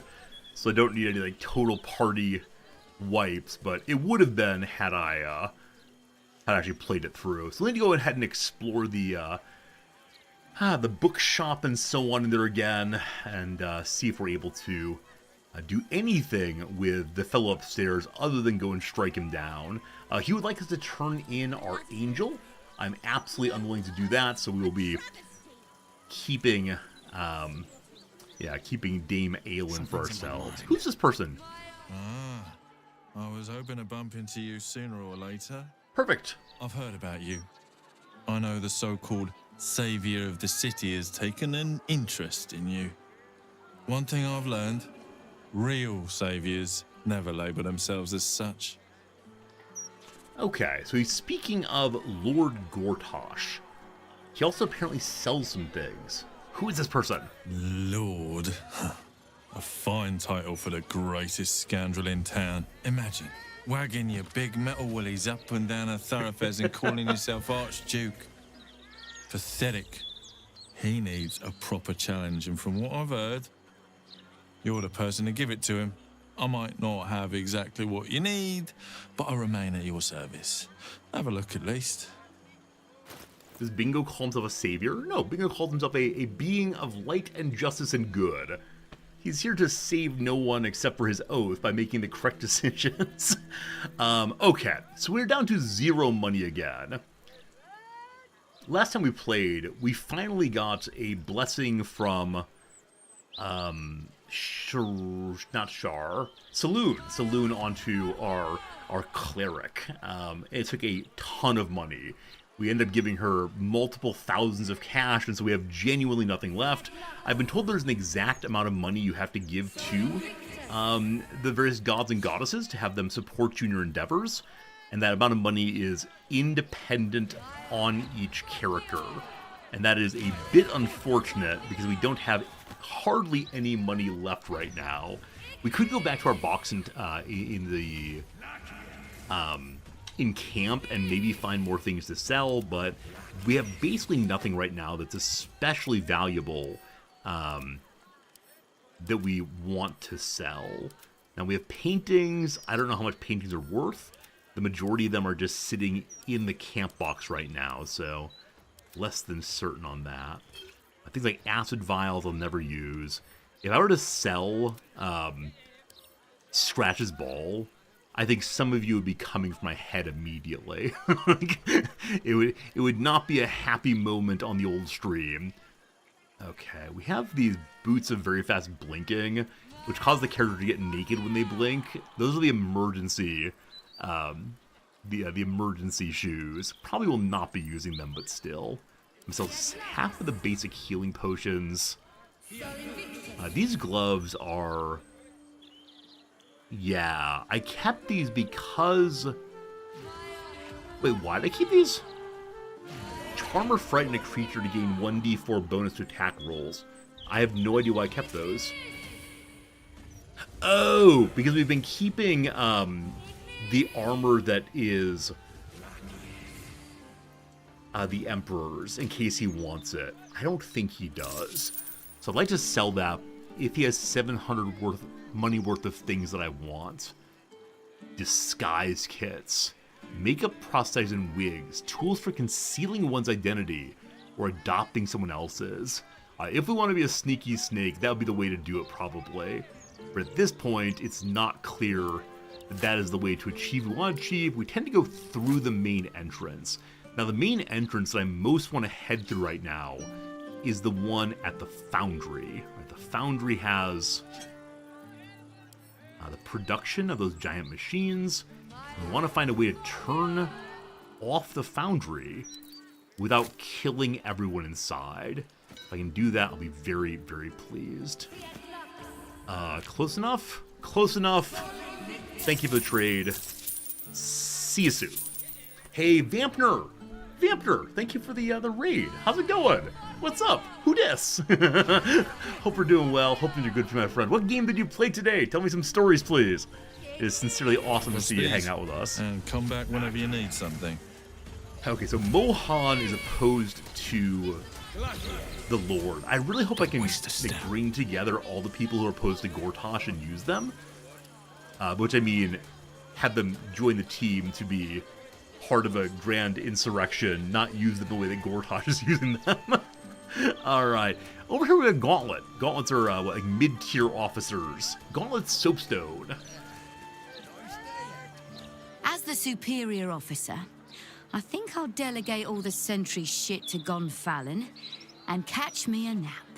Does sound very nice. How about you, Gonfalon? Move along, citizen. Nothing to see here. Are you drunk, or is this how dwarves talk? What's through this door? Central Watchtower. Central Watchtower of the Flaming Fists. Oh, I'll be able to see a long distance here, I'm guessing. And then maybe also there'll be someone on top who has information for us. Up we go. Vampire, I hope you had a good night time, my friend. Hopefully you enjoyed yourself. Just doing the stream in.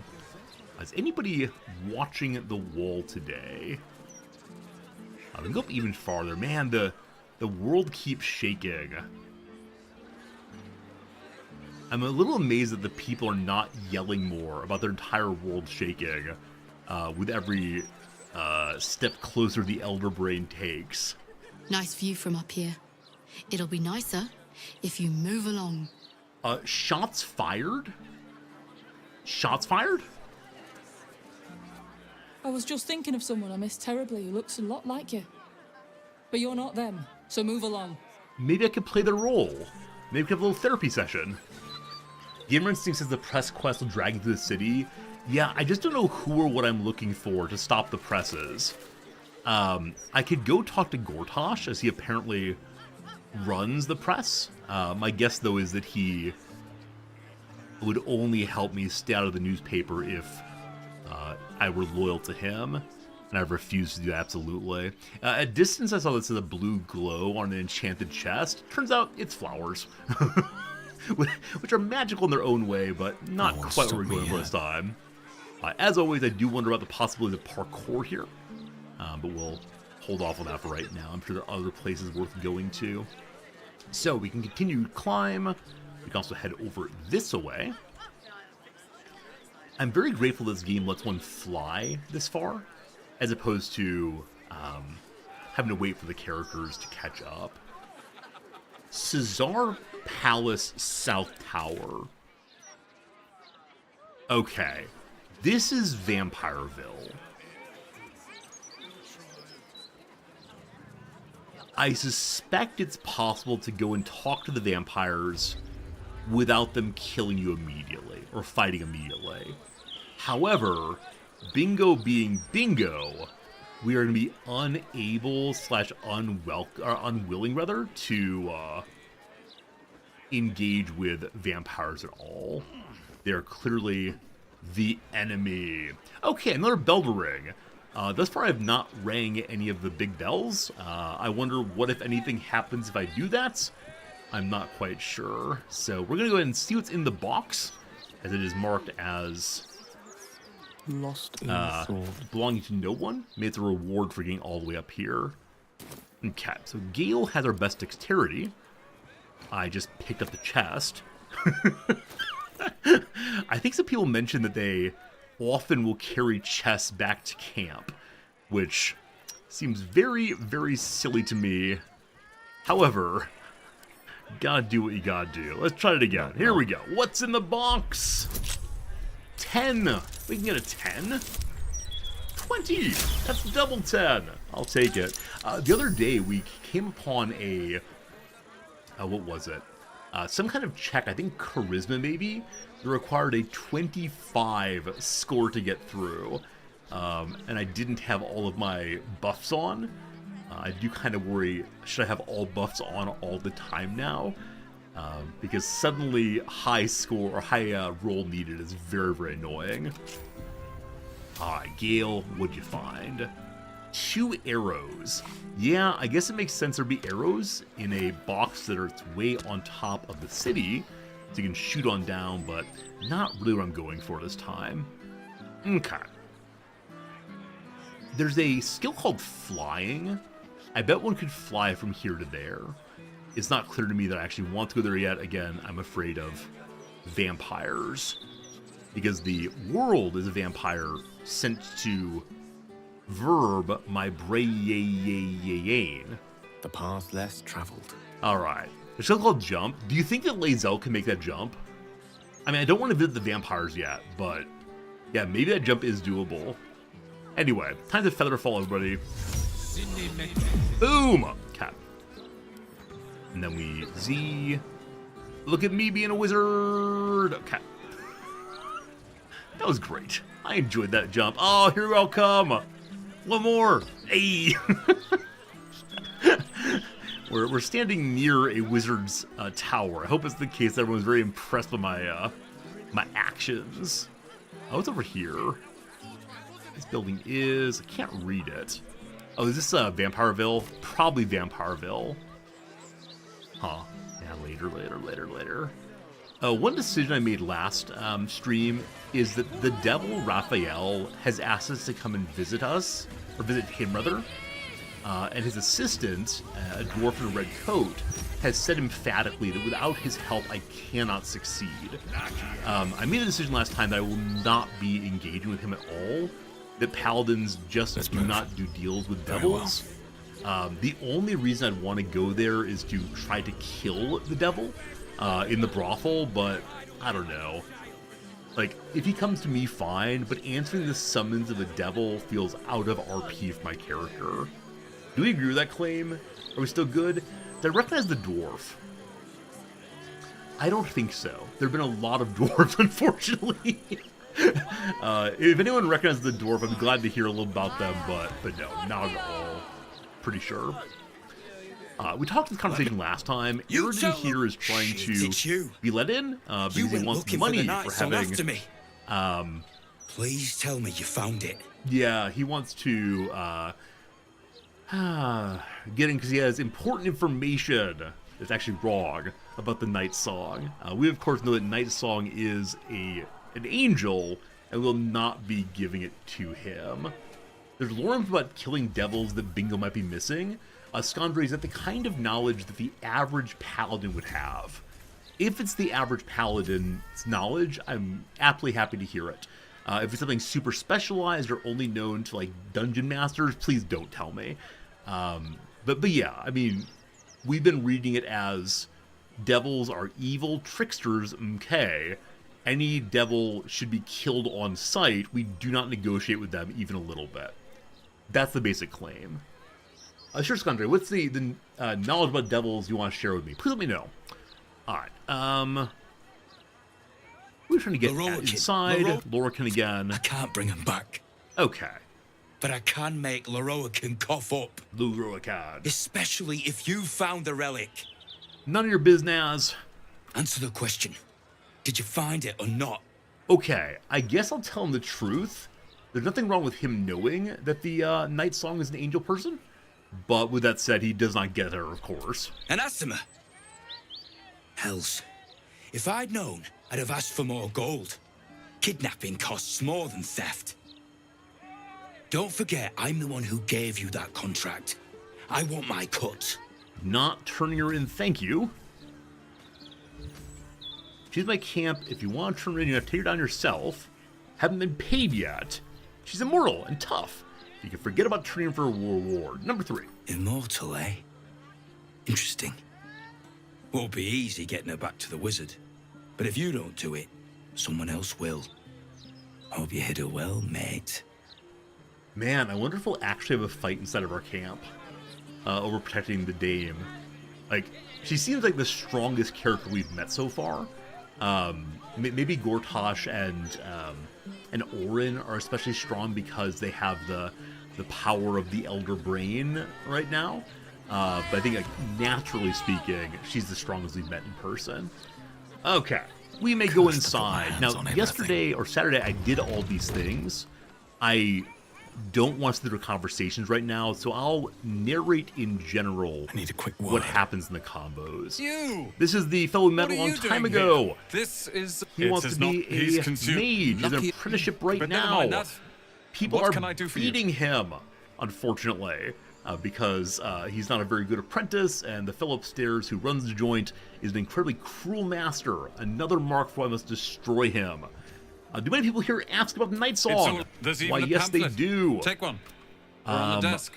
I have Be information very about her. We but can if take it you read- upstairs. That's all we want to tell him. Then we can shop them real quick. How can I help you? Huh. I suppose that, at least, I can help with. Alright, so last time we bought and sold some items. And that was unfortunate. Skundry, if you put a message in chat about what Paladins should know, I don't see it. If you write an especially long message, then,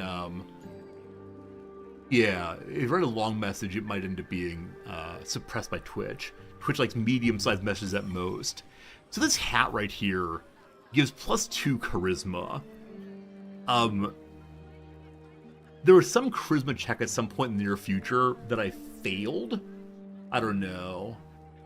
In regards to devils, if Bingo kills them, there are implications of what happens to the devils. So we've killed one demon devil guy before. It was a really big fellow in, I don't know, under the ground somewhere. I don't remember what happened to him after he died.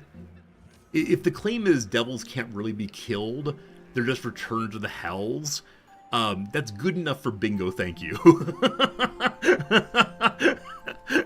that is the claim here. Causing him to have to respawn, engaging in some kind of reincarnation, good enough. They only permanently die if they die in the hells. Alright, sounds good, sounds good. If we go to the hells and kill him, that's fine too. But again, he has to come visit us first. Okay, so the Ring of Regeneration we talked about last time. What's next, I wonder? This can stack with... yeah, this can stack with the Whispering Promise. So every single turn, Shadowheart will heal herself, and so then gain saving throw bonuses. And saving throw includes concentration, I believe. Now, it might be smarter to put the pair on someone else who actually does attacks regularly. I think I said possibly Lae'zel for that, or Bingo. But I like the bonus critical hit. Now again, you only get one of these before long rest. So probably after you use Killer Sweetheart, and I don't know if we've used it yet this rest, it makes sense to change over to those. So I want to buy this ring very, very much. It's going to take a ton of cash again, but I think it's a really cool ring. Any item that's legendary or very rare that heals me seems pretty great. Past that, we talked to the other items and said only the Hat of Charisma probably interests us, but it looks too goofy for me to use. So I will not be using the goofy thing, but I thank you for the thought all the way. Alright, my old amulet I want to keep for reasons of sentimentality. I believe I've already sold a lot of things. On the oath, the paladin would kill a devil simply for being a devil. Yeah, we've done that thus far. any time that we've met a devil, we push to killing them as fast as possible.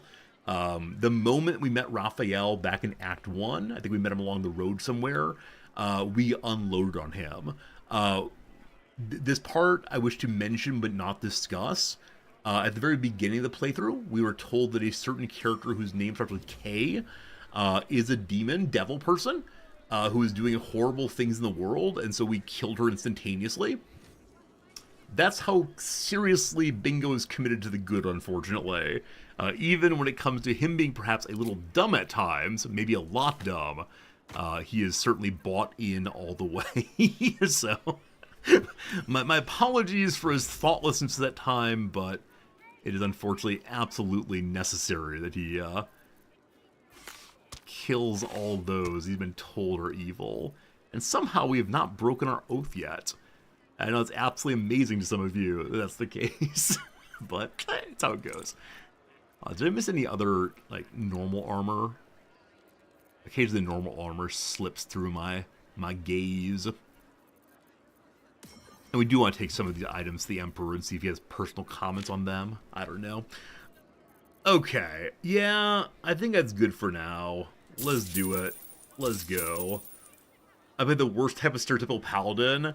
I mean, what are the other kinds of stereotypical paladin? Things like, overly, like, full of vengeance. I don't know. I think, unfortunately, I'm attracted to I am the good guy in the world kinds of playthroughs. There's a certain arrogance in it, of course. There's a certain, like, blindedness to whatever else is happening in the world, of course. And I recognize that those are, like, not necessarily great for being a good person in the world, actually. But I don't know. I think I was raised on very simple stories of good versus evil. They still appeal to me in a way that is wildly inappropriate for a person of my age and alleged learning. So I think in game worlds, I'm still attracted to simple stories of good versus evil, even if I recognize that, well, as a real human, it's more complex, etc. So, what's my oath? We're Nature Paladin. Because when I was initially putting together the oath, I thought I was agreeing to all of them, and so I just clicked go ahead.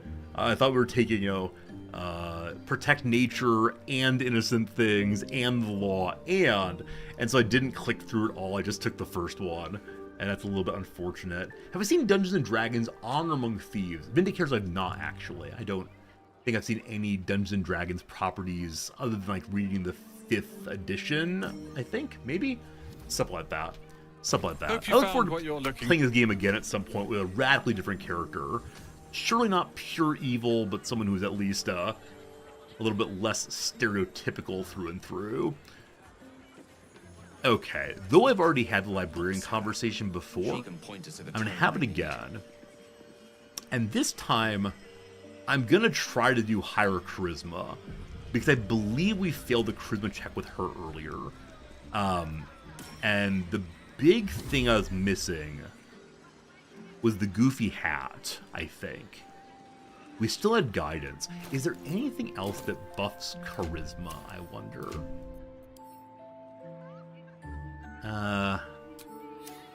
Like maybe all skill checks? Not a skill check, though. It's a... Well, we'll go with it. This is fine. Hello, bookstore manager. Department. Can I help you? Time to engage in some whispering. Unfortunately, I can't whisper right away. I'm trying to find out a particular Netherese crown. Psst. These books are sensitive. They prefer an environment of quiet reverence. Oh, poor books. Gotta treat them well. Alright, one could yell at the books. I find that funny for some other character. Do you know about the Netherese crown? Bold. You might have heard that our library has a collection other shops would lack the skill to curate. Between us, even Master Leverokan was reluctant to house them in his tower. The pen is mightier than the magic wand, apparently. The books They're are locked away here. here for their and our customers' safety. Our finest reserve includes the Tharkiot Codex, The Annals of Carsis and Nethery's Folly, Sights of the Seelie, and the Curriculum of Strategy. Do any of those interest you? So last time, we just picked the first one in the list, planned to go down through them. And apparently the Carsis one is the right book to ask about. So I'm guessing I was going to do that again. What's the curriculum of strategy, I wonder?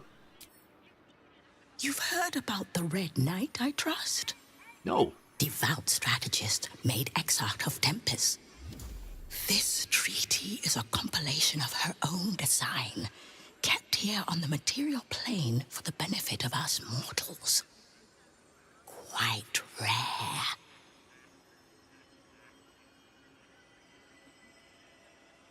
Okay, so it's not the right one to ask about. We'll go ahead and do the correct one now. It is said to be written by Lord Carsis himself, the Netherese arcanist who attempted to replace the goddess Mystra, failed, and was banished for the attempt. I always say Great magical knowledge lies within those pages, but not many can withstand it. I often say arcanist, not arcanist. The Annals of Carsis would no doubt have much to say about the crown's true nature. If only you could read them. We gotta find that book for Gale. How much to buy it?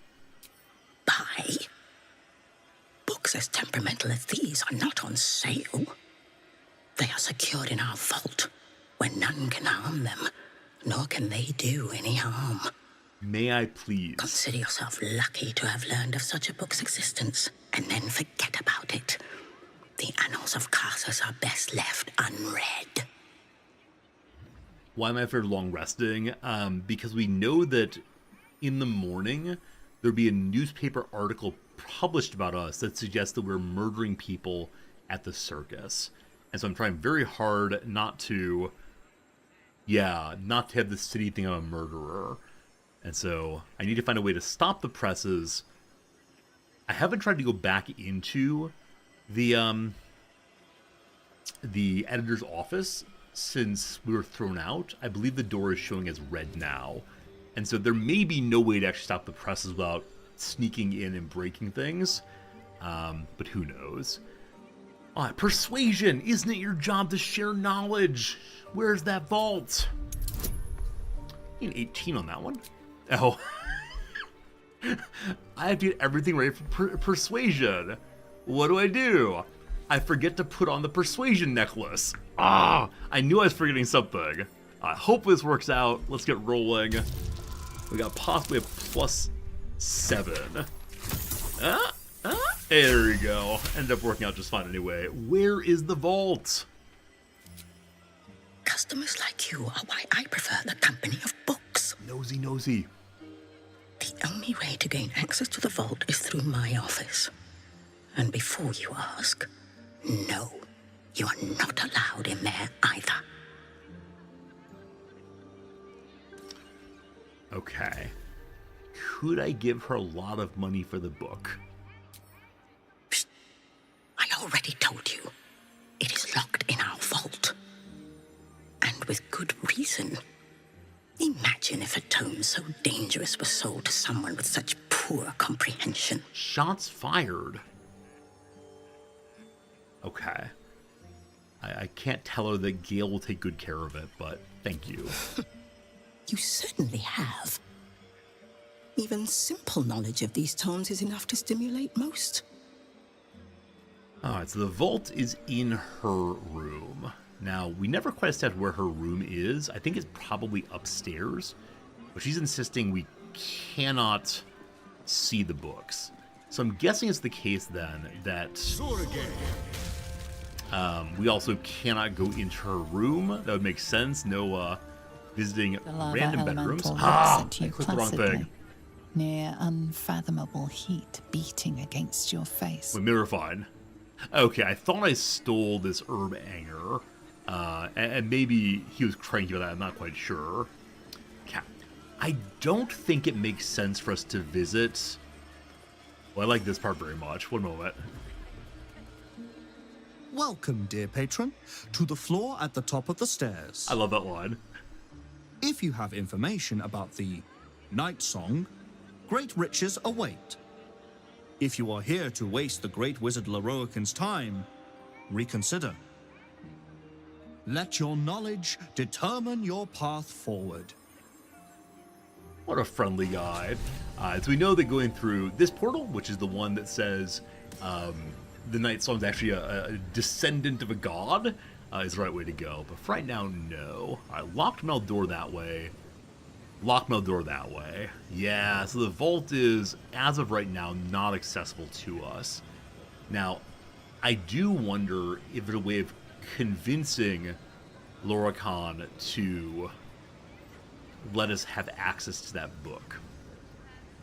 I guess I can talk to Gale, now that we know where it is. This is hardly the time for idle banter. The annals of Carsus are here, waiting to be read. Okay, there's nothing here, though, as far as how do we get in there without just breaking in, which feels out of character, unfortunately. Yeah, the only characters I think are relevant to the book are the librarian and then also the owner of this place. And I refuse to give him Night Song in exchange, so I wonder if that quest line is not for us right now. Possibly. Okay, I don't think we bought much else here, if anything. I don't remember any major conversations around the store. So I think we're going to leave here right now, knowing we can't take Loraka in a fight. So, Vampire Ville up this way. I purchased something from one of these characters, I believe, but not the other one. Is that true? That's not true. The ingredients are here. Once again, we can poke around the post box.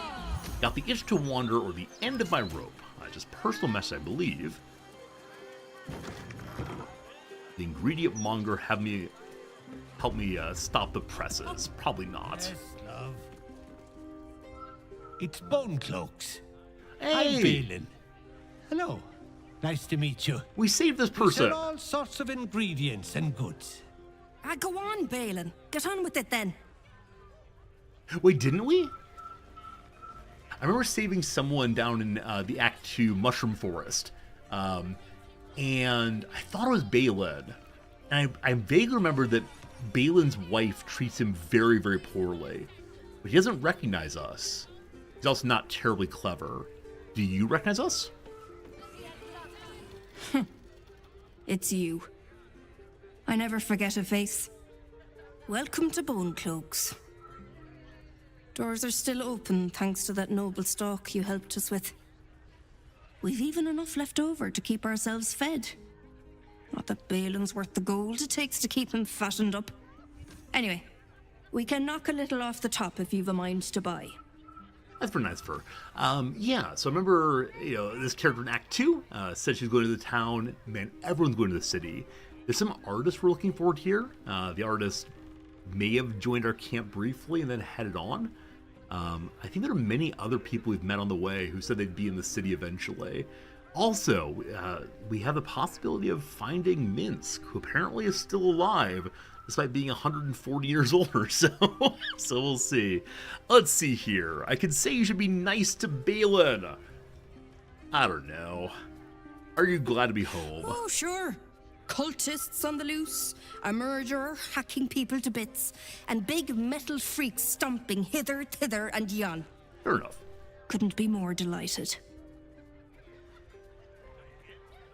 How are you and your husband doing? What a rude question. He's wrecking my head as always. Makes himself useful with a broom from time to time at least. I think he may have been hit in the head at some point. I can't remember the exact storyline, but I think he was injured and then lost his senses to some degree. You should lighten up on him. You don't know him like I do.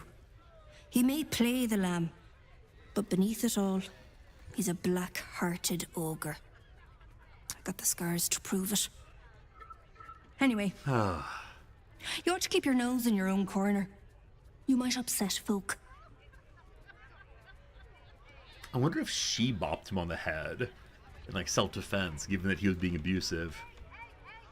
And now she's stuck with the ruin of him and takes care of him despite the awful experiences before.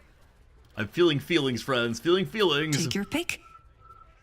What do you sell here? Wow. She has all the items we dumped on her in Act 2? Are any of these ones that some people wanted?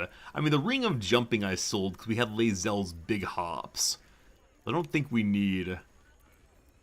What does Lightning Aura do? I really don't want to give Gale a shield. Consume 3 lightning charges and release a blast of electricity that damages and jolts nearby enemies. So this shield goes into the build we have on Gale right now. That said, wizards with shields look dumb to me, so we're not doing that, unfortunately. Okay, all these things are ones I don't need immediately. I apparently do have the Noble Stalks. You recall that earlier we found one of these, and she wanted it. So we gave her one and potentially get 3 of them back. Restore a creature to full health, remove all conditions that negatively affect it. See, this is the kind of thing that I'll probably keep forever. Knowing the way I play this game, there's no particular reason that I would use these ever, unless we're really on the border of everything falling apart, then perhaps we might do so. I should probably buy all the different pieces and parts here, but I think I'm okay. Thanks for the trade. God. Well, nice to meet people again. Glad to see they have a shop that's working well. I do wonder when they'll head back into the deep to find more mushrooms. Oh wow, what's this? Huh. Making greater healing potions. Back here. And they're growing a lot of stuff. They have a hatch. Probably down to the mushrooms, I guess. Curious, but breaking into things is definitely for the next play. We either are a rogue or have a rogue, probably. I suspect. Hey, we can go through these doors. Wait, I can go into their bedroom, but not their mushroom farm? How welcoming of you all, I've got to say. That's very nice. A shabby wardrobe, a little bathing area. So I can look around and enjoy how it's put together, but I can't really look into anything. That's okay. Alright, you guys already keeping it going. I think Act 2 had a lot of moments where we were expected to look after nature. Feels somewhat less so this act. This act has been in a city, of course, so less consistent concern about that kind of thing. Okay. Where do I want to head to, though? So back this way, possibly Vampireville. Maybe not, though. Let's go north, if we can. That's through an opening right here, I believe. Come along, everyone. I do like the alleys, though, are occasionally quite hard to see in. Okay, so, hello, who are you? I can't find you. This person's complaining about the newspaper. Also a cat. Hello, cat. I'm hoping this person wants puzzles in the paper. Can you believe it? They removed the Baldur's Mouth puzzle section. That was the best bit. Let's burn it down. What? An interview with some lord. I don't care what he's done. I just want my letter games back. Understandable. Oh, no conversation. No, let me take your complaints to the editor with my sword. Where's that white cat? Am I your mother? Probably not. We can try to decipher the speech. We're not very clever. Let's see how it goes, though. Give me that bonus.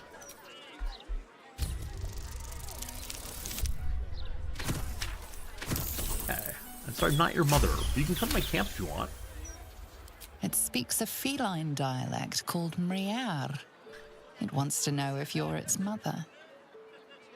It's me, my son. Is this a code?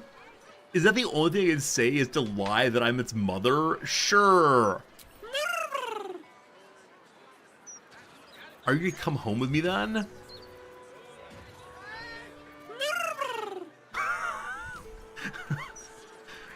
If this kitty cat follows us, I'm gonna be so delighted. Let's see what happens.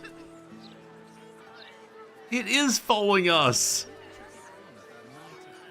Oh no, is it gonna get killed somehow? So it's not directly following Bingo. So I think if we go to camp, it won't follow us. But maybe it will follow us around town at least. It's the conjured cat. I was so excited for a moment. Scratch is there. No. I don't think so. Oh no! I hid the little dead girl's body here in hopes that the owlbear wouldn't eat her. Oh wait, she's here now. They moved Yenna. I had a thought earlier. No, I put her there. To sit and repose on a chair for a long time. Unfortunately, it's hard to put corpses on these things. I had a thought though. I didn't kill her. So my characters can say hello to her in Speak to the Dead mode. Why is Yenna dead? It was Orin, it was horrible.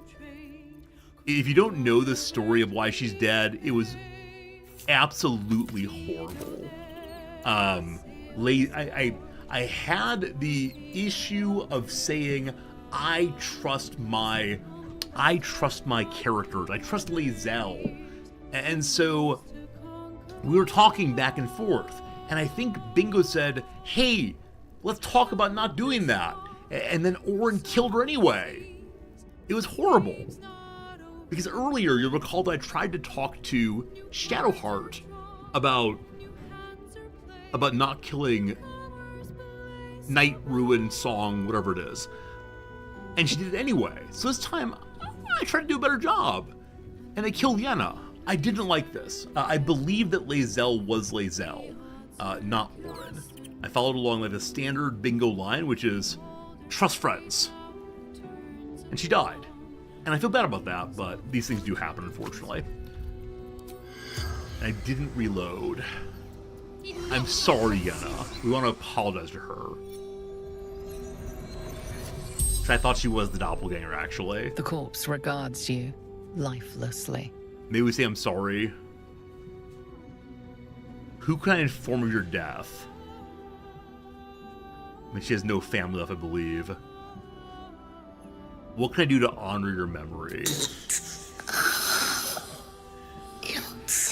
All she want to do is cook dinner for us.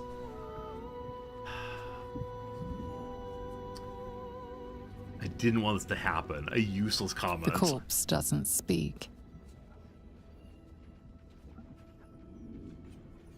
What did you want to be when you grow up? I assume it's a chef. Who can I tell your death? The cat. I can't find the cat after her death. I was her only adult. We were her only adults.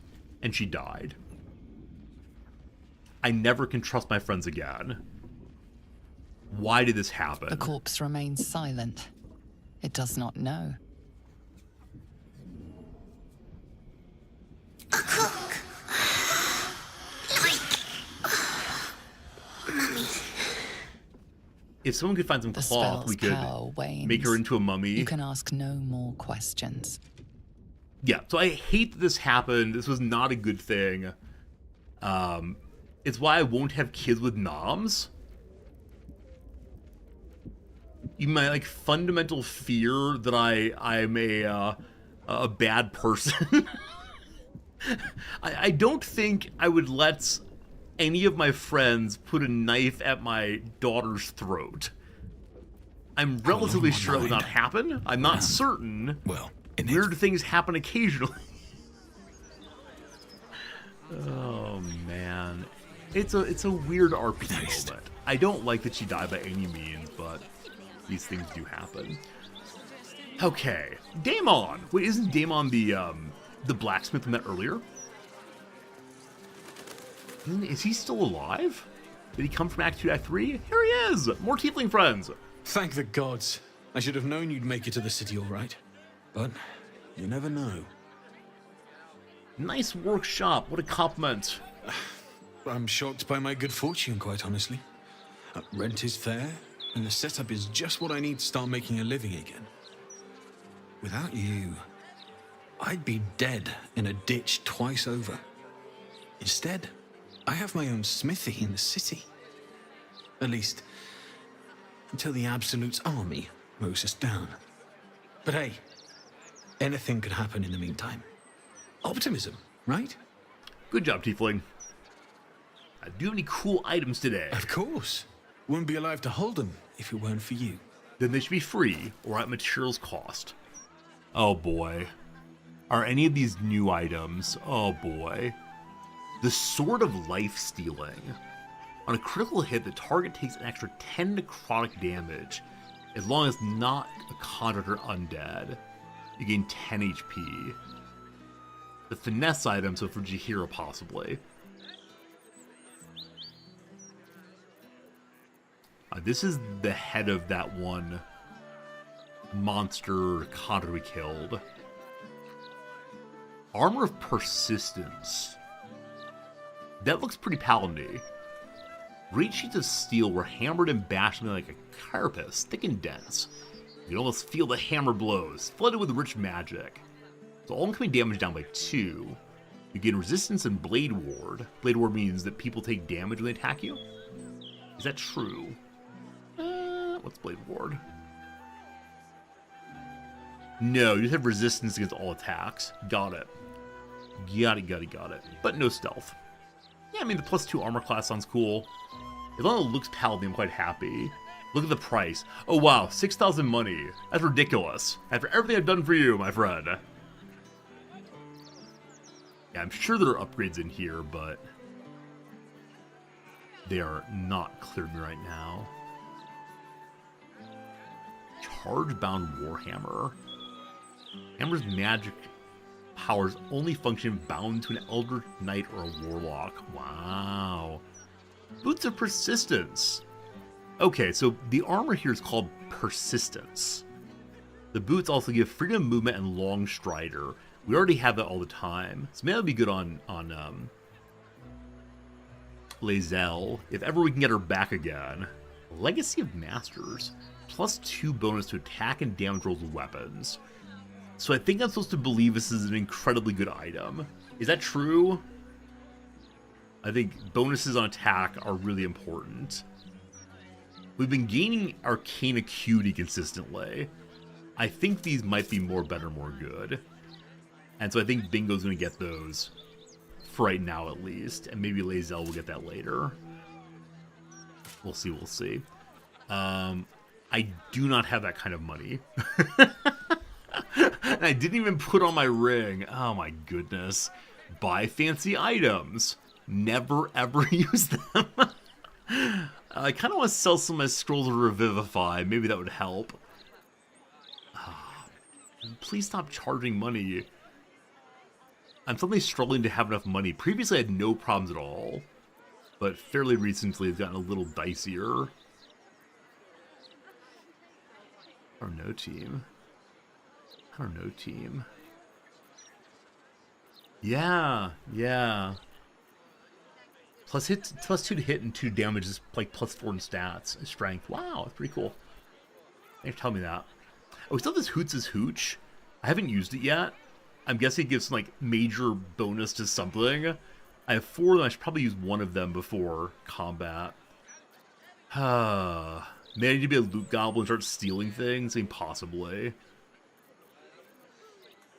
I mean, I've been picking up a lot of stuff, but perhaps not enough.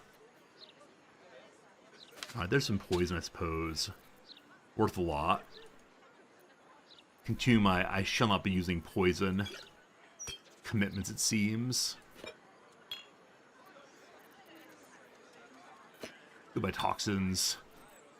I've said that poisoning is a scurrilous way to behave. I thought this guy would want the soul coins. I worry there's literally a soul inside of each of them, and that's really like destroying them / freeing the people inside. But I don't quite know how to do that, unfortunately. Is there a way for me to free the people in there? These are my revived companion scrolls. Oh, I sold all those. Whoops. I think I might want to sell a couple of them, not all of them. Thank you. If I need more of them, I'll be very sad. Yeah. Oh, ingot I missed. Well, we're getting close, team. We're not going to pull it off, unfortunately. I can sell the current gloves for 133. It's so awkward that between acts, characters' opinion of you reset to orange. Rough. Well, okay. Make a note, friends. Damon here has an item I really want at some point. Better not be cursed. Diabolic Forge. The opinion hasn't reset? Oh, okay. He just doesn't get bonus opinion for liking, or for me helping him, I guess. That must be what it is. The Forge of the Nine, they're calling it. Who are the Nine, team? I'm guessing an average paladin would know who the Nine are. Is it a collection of gods, possibly? The Graveyard. What's up for discussion? Hello. Death's blessings upon you. I am Mortark's sire, devotee of Kelemvor. I pray you find comfort among the dead, as I do. To rid ourselves of the coils of flesh is a beautiful thing. Okay, so this person seems to be a paladin of something involving death. She seems like a kinder person who worships some kind of god of death. Oh no, the strange beggar here. You're not allowed to play here. I think he's the one who wants me to Come out, sister. punch him in the stomach. I will find you. An air of decay hangs over the stooped beggar's form. The smell of rot, the smell of death. Sister always hides from me. She likes to play. Okay, maybe this is a different character than what I thought it was. You're too old for hide and seek. Do you know where she's hiding? Or if I were her, I'd be hiding too. You smell terrible. That's terrible. Where is she hiding? In the ground. Over there. Some people covered her in dirt. But I will find her again. Maybe no one else, nor her family. I'm sorry if she's gone. We should let her rest in peace. Or if she's in the ground, it means she's dead. Let's go number 2. Let her rest in peace. I can't leave her out here alone. Sister is always happy to see me. She told me so. She will smile so much when I find her. I think we need a necromancer on this one. Presumably we can dig up a corpse, but that feels like it's perhaps not the way to go right now. Oh, someone sells flowers here. Who's this? Elswart. Is this the character that they'll speak to? Also, hello, Pookins. I'm in a little conversation. He won't listen to me. I told him it's naughty to play in graveyards. What's the Council of Nine? Pharaoh was a forge called Forge of the Nine, I believe. Is it the Power Nine? Might be the Power Nine. Alright, maybe we speak to the dead on this person. Corpse 2 damaged. Grotesque distension. Let's not do, thank you. Still breathing. Okay. Hello, Despite flower everything. seller. I should speak up. Are you Aerith? Would Sarah like some flowers? They do a wonder at brightening up a grave. I bring fresh ones to my husband's every few days. I'm sorry for your loss. I'm not. My husband was an arse. But he gave me 3 beautiful kids. So the old goat gets flowers. I get them up by Bloombridge. A druid lives that way, so you know they're extra fresh. I don't know where Bloombridge is, but like, keep it in mind. All right, what are your flowers, please? Of course. Oh, do you give this to your beloved? Probably. Black Oleander for necrotic resistance. Belladonna for peerless focus. I do like that. 6 balsams for greater healing. And then Feather Falls we don't need. Alright, so none of these seem to be like, let's romance each other ones. I think I gave some flower to Shadowheart early game. And so I think it's the case that some of the characters do like flowers. Come back in it. And I meant that as like a gesture of friendship, and she took it as such a thing. I don't think Shadowheart's ever hit on us in a substantial way. Say what words Because I appreciate that. The Grand Mausoleum. Keep a lookout. The Mortark don't take kindly to raising the dead, but I won't be long, I promise. Mortark, what a great name that is. Who are you raising from the dead? My big brother, Garrett. He got killed by that murderer guy, but I'm gonna fix him. Now, keep watch. Let's not. Please, let's not. I'm not agreeing to this. Exorde me, Merkel. Resuscita frater meum. Immorte ad me redigo eo. The air crackles with power before fizzing out. The child has power but lacks control. Oh, you're close, Merkel. I can feel your shadow. Give my brother back, please. All right. I think that having our characters talk to that at all is probably like violation of Oath of Nature. I wouldn't like to do that. We're to number 3 here. That's the correct paladin view. Your brother should rest in peace. Only a 15 needed. There we go. No problem. Child, death is hard. You gotta get used to it. The Mortark said the same thing. But I miss him. A lot. Fine. I won't try again. For now, at least. Maybe Nina will turn into a necromancer eventually in Baldur's Gate 4. Surely. Lots of tombstones we could read here if we want to, I suppose. Andreas Lothar, beloved of Ciro Lali, may we keep your hearth warm. Probably lots of conversations possible here, lots of lore maybe. Fidia Pengist, a noble lance board player to the last. Lance board, love it. Yeah, I wonder what's in the Grand Mausoleum. I wonder if we'll get there via quest eventually, but for right now, I'm not going to go poking into places that might be evil. We'll see. We got some crying. Would you like a flower? They got him, honey. They got the bastard that did this to you. Okay, so the murderer has been stopped. That is true. There's a cult of Baal that we're considering going into and fighting. They're the ones who were precipitating the ongoing attacks on citizens. Gorion Mausoleum. Gorion. I don't know who that is. A name is probably important eventually. Yeah, nonetheless, it is the case that there's probably important here. And, yeah, I don't quite know what's coming next. But, what we know is that the fellow who makes the coffins is providing cover for the murder cult, so he gets more work, which I think is both horrifying and hilarious. I am not leaving until Lily has a goddamned coffin. I'm sorry, but our baby girl... Our baby...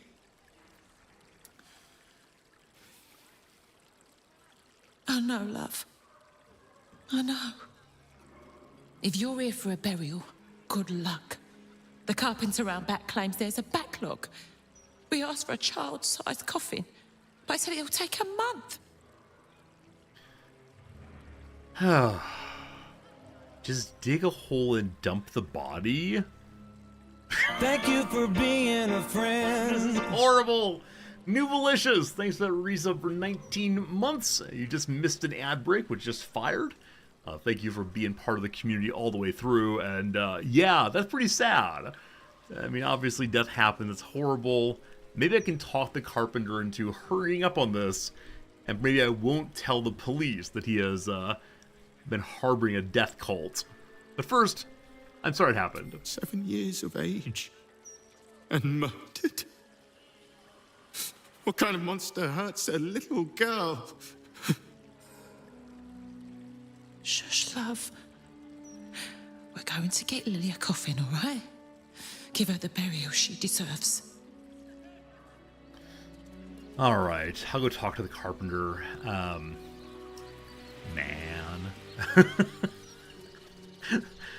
That's a sad moment. Hello, Billiam. They got the bad man, Mum, so we're safe now. You don't have to worry about me. I'll be okay. Do you want to come to my camp? We don't kill children too often.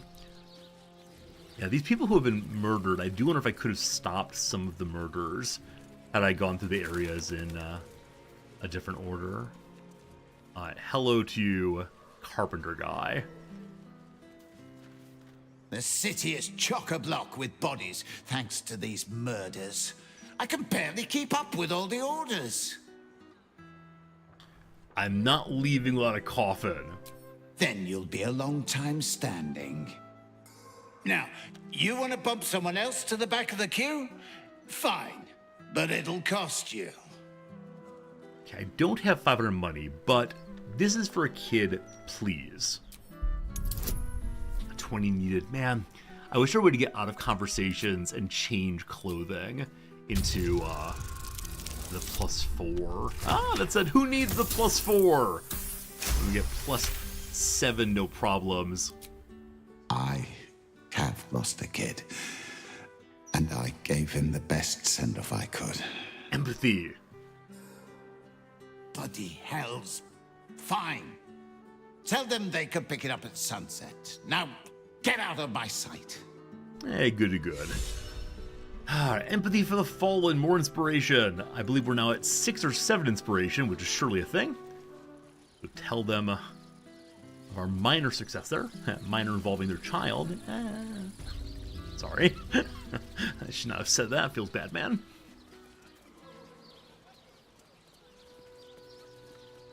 I won't bury Lily without a coffin. I refuse. No one's suggesting that. You've just got to figure this out. Paladin solves problems. You did? You hear that, honey? Lily was our world. Knowing that she'll be able to be put to rest properly makes things easier. Thank you. Of course. So what's inside the mortuary building? Anyone here who knows things about printing presses? I'm sorry for your loss, but it will be a 10-day before I can take your departed. Maybe more. If you notice any odours before then, treat the body with jasmine, honeysuckle, whatever you can get.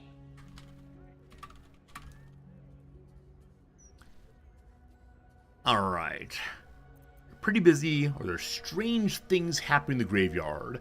What's strange is happening? I don't know. Anyway, you're pretty busy. Well, there is a serial killer on the loose. Business is booming, unfortunately.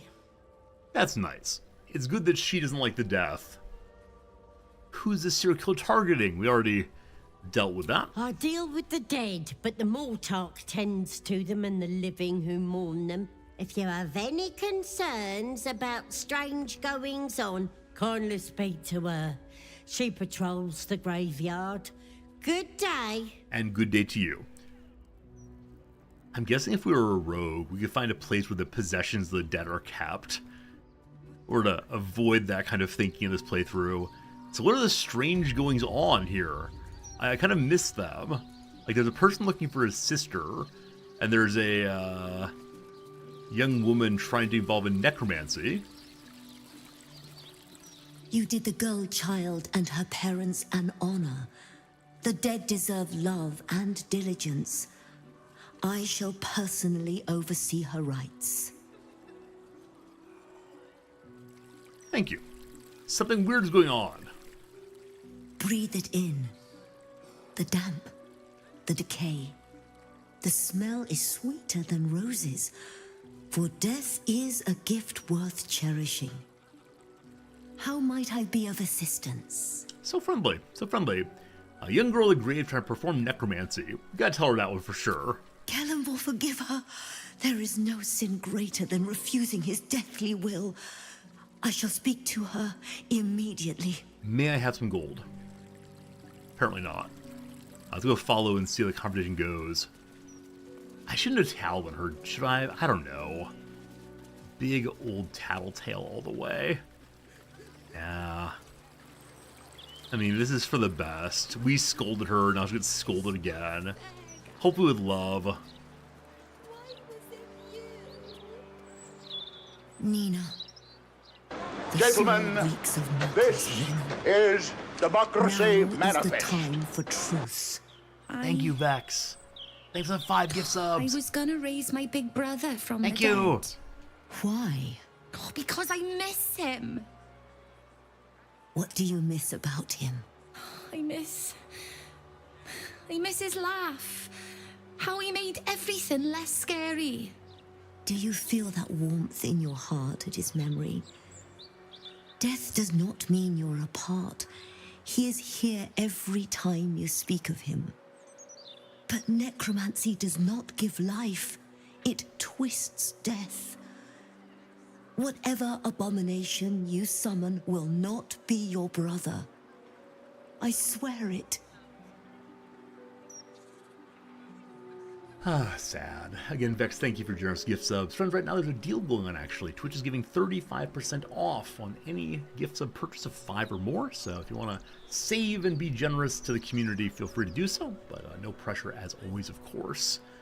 I think I'm not going to insist on being part of this conversation. I'll listen and let the Mortark do her job. But Merkel's Book of the Dead says it's the only way. Merkel's? Sweet child, how about this? We will meet every sunset to discuss and honor your brother. You will see there is peace, not fear, in death. That would be nice. I look forward to it.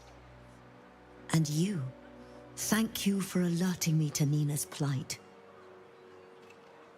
I fear what would have happened had you not intervened. I think she's my new favorite character. It might be because she's motherly in a certain way, and I don't know, I'm just delighted by her. She's kind, generous, helps people with transitions. You did well to alert me to Nina's folly. While loss is the price of living, it is a high cost for a child to pay. I will do my best to guide her. Give me money. All right, I mean, yeah, that character I think is really interestingly written. She's a more complex character than just do good things, don't do bad things. And that's a lovely, lovely thing indeed. Romance the Montarch. I mean, were it possible, yeah, were it possible to romance some other paladin where our love is based on our fealty to the good, I'd be very pleased indeed. Forge the 9. We're told something about 9 hells, but unfortunately it's locked away, and Daemon doesn't want to give me a way in, so that's fine. Okay. I may end up asking you all how to do the quest involving the printing press. Maybe, because I do want to sleep. I really and sincerely want to be able to long rest before we do most things here. So, I don't know. Ancient Paladin or Death Paladin, Yin and Yang? Hey, opposites attract. They can't stop the cry of the heart. Something like that.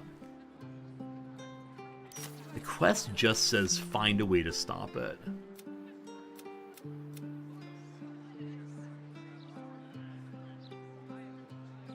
Where is it? Here. And written an article, the ruin our reputation, we must stop from printing. So do I try to go in there again?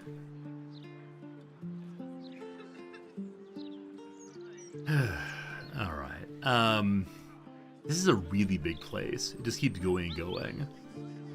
Okay, maybe Vonra will help me after I find her daughter. That seems like a smart thing to do. So onward! This is the place of the vampires, I believe. The Devil's Fee. Sounds pretty darn vampire-y. No copies of Bloodsuckers Anonymous. Yeah, this is a very long act. I'm actually quite surprised at how long this act is. But... did I miss a gate? Wait. I remember climbing the gate before. Or climbing the wall before. How do I get through here? Ah, there it is. There it is. There it is. You have to do a bigger story to stop printing press? Okay. Lord Gortosh dead, maybe? You aren't a stone mason by any chance? Nah, suppose not. Happy to help. I'm pretty strong. You one of Tamrin's friends? Well, we haven't seen him. He did a runner one night, never came back. You won't find him here. Don't know who Terran is or Tamarin is. Lavernica's home. I don't know who Lavernica is. Home of Lavernica, groundskeeper of Bloomdridge Park, lover of birds, bees, and everything in between. Y'all want some F5s? Alright, there's your F5, my friends. No worries, no worries. One note here, rat trouble? We dealt with the rats earlier. Such a silly quest that was. Is this the park? This is lovely. A little place for picnicking. We saw some people picnicking out before, so... not here, though. Tell you what, I really enjoyed our book this month. Dusk's Dark Desires. Highly recommend it. What's it about? May I join your book club? Hang on. Don't distract me. I've been waiting a bloody month to talk about this book. I wonder if I can find the book and bring it here and join the book club. That'd be delightful. Oh, hello there. Feel free to listen in, but only members may participate in discussion. How dare you? So there's no way they ask you to be a member, unfortunately. It's one of these conversations that happen at you, not with you, unfortunately. We can take a variety of herbs here if we want to. The Stout and Sturdy is a quest we read about before, or a call for someone. I don't remember exactly. God, down the hill. I'm sure I'm gonna miss something in here. Okay, these crows or ravens are not engageable. They run away when we get close. So. Stupid Colonel. Throwing my ball. Sorry. Mum said I shouldn't talk to strangers. I have an extra ball. If I drop the ball on the ground here, will they use it? I know I have a second one. It's called... yeah, I have Scratch's ball and an ordinary ball. Kids, look! Your ball's right there. Stupid Colonel. I don't care what Emmon said. I'm not getting the ball. And you can't make me. Cat. So apparently I'm not allowed to solve the problem by giving them a new ball. Oh, the ball right there? Here, I'll get the ball for you. Perception failed also. Our steel by the light of day in his name. I'm sorry, what? But you are not the lamb for our slaughter. It seems you've won Lady Oren's favor. Join us in this act of slaughter, in Baal's name. No! I serve my oath, not the Lord of Murder. Then you betray Oren and Baal himself. Your blood will spill for this. I was saving a ball. Huh. A ball for Baal.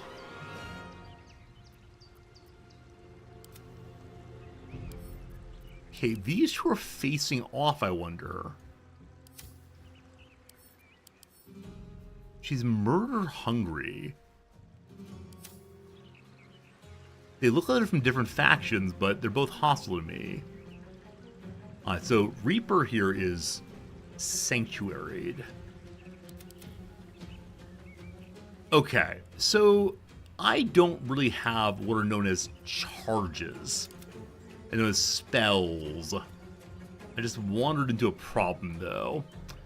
Okay, A fine viewer over on the YouTube told me that there's a pounce explosion attack thing for Jaheira in owlbear form. Thus far, I've refused to use owlbear form because there's only one owlbear for me. So, am I able to jump to here? I am. That is a bonus action plus move. So I'd like to turn into the Panther as always. The RP version I've been told. And then... we can't jump after transforming. Cool. So transforming takes your... No, you can. You can, actually. I apologize. So I want to jump here to save these two people. Aura of Murder we've picked up. Vulnerable to piercing now. Okay. Fine. Okay, so they're stunning people. Huh. I don't want to say it's impossible to save everyone.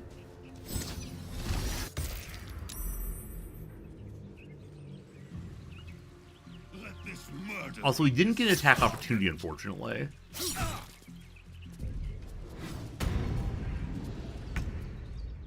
I was planning to smite that fellow with the one that makes him unable to go invisible. Okay, so Gale has at top a level 3 spell slot. They're not clumped up in a way that makes Fireball useful right now. I would haste Lae'zel ordinarily right now. I can haste Bingo instead. Okay, haste spell is 10 turns. So, we can blink away if we want to. I'm not sure where to go. And in fact, it may have been a smart idea to magic missile this character down. Because Bingo has no obvious target right now. Oh boy, oh boy. Alright, Gale, go stand by Bingo. I guess, I don't know. Blood comes easy these days. Okay, so does he get attack opportunities he walks through, I wonder? I would definitely like you to drink a big potion. Okay, healed up good. You have no spells, but you do have your charges Fall by my hand. Okay.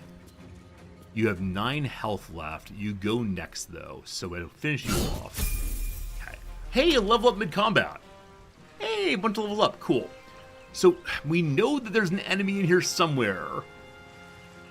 But we gotta kill some more enemies. So I think one went behind, yeah. Critical miss?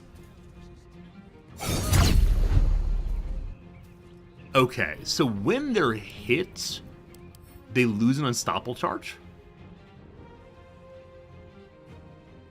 Okay, can't be moved by any forces. That's what unstoppable is. Got it. Got it.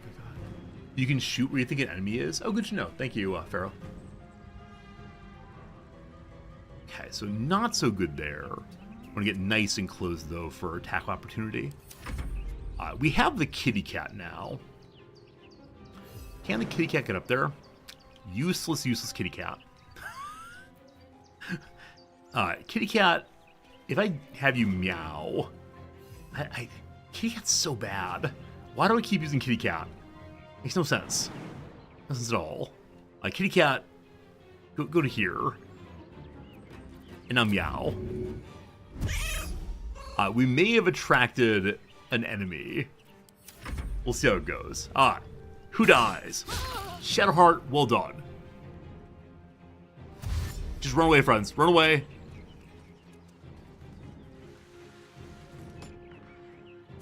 The cat can get unstoppable. That's very smart. That's very smart indeed.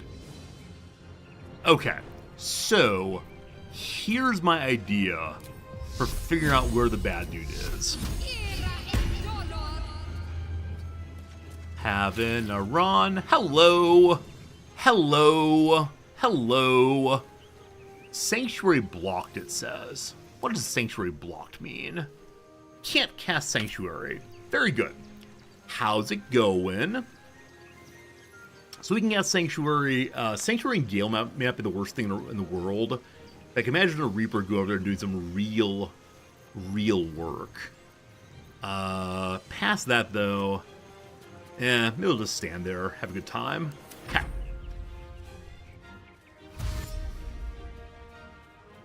You are running the wrong direction. Some of them imagine themselves heroes.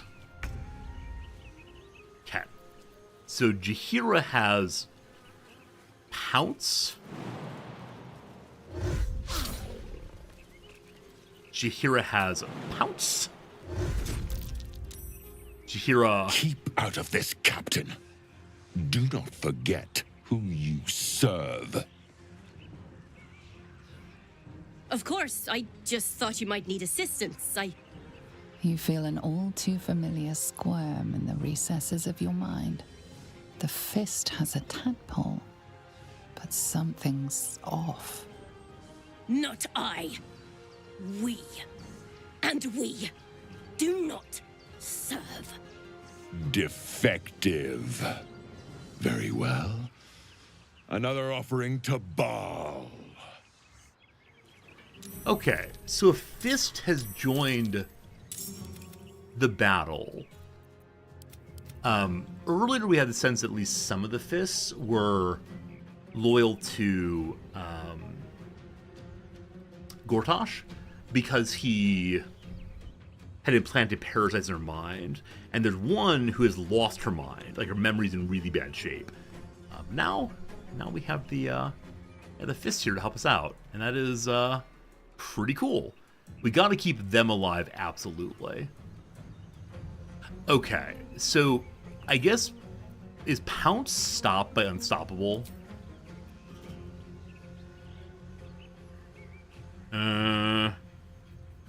Jaheira succeeded on a saving throw against Pounce, but he's not knocked down. So I bet Unstoppable does indeed stop pouncing. I should have just gone for the neck instead.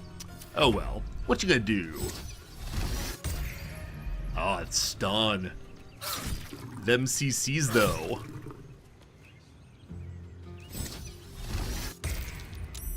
Okay, this random person was saved from it.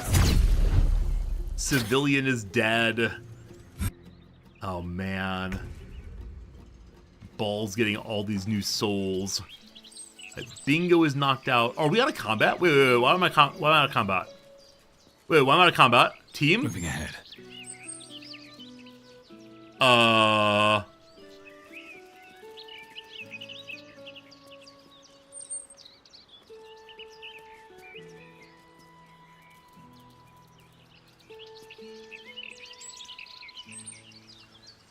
The cultists fled, but they were standing right next to me, and the Manip is with me still, as an ally, who I can't talk to. Is that how it's supposed to go? So I need to find them. Like, how do they get out of here?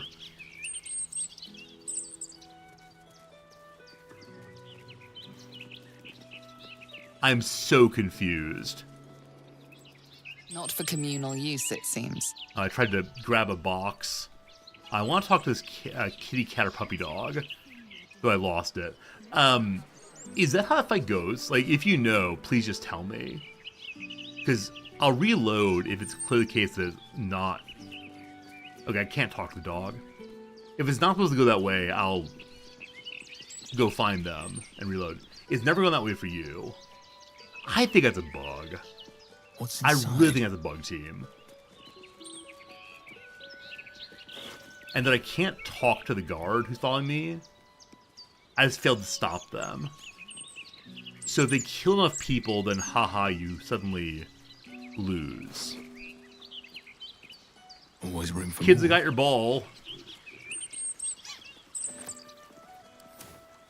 Very well. The Manip is no longer on my team now. But I can't talk to her. So this is what makes me think... Yeah, this is what makes me think that it's bugged. That I can't talk to Buddy right here.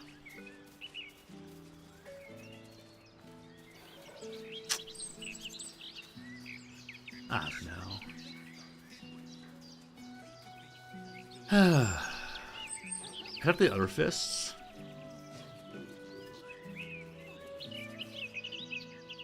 Bloody hells! Who were that lot? And the captain? She's dead! No she's not. She's standing in the wall. Alright. I F5 just a moment before, because some of you said, hey, you haven't stayed the whole day. True enough, true enough. Alright, I'll take my exclamation point reload punishment for that one. And if it happens again, fine. We know it's coming this time, but I won't do any special buffs. I'll take it just as I took it last time, and... yeah, it's too bad. Too bad. I should run AFK for a quick sec. Alright, back in about a minute or two. No hurries, no worries. Just must use the restroom. See you presently. Thank you.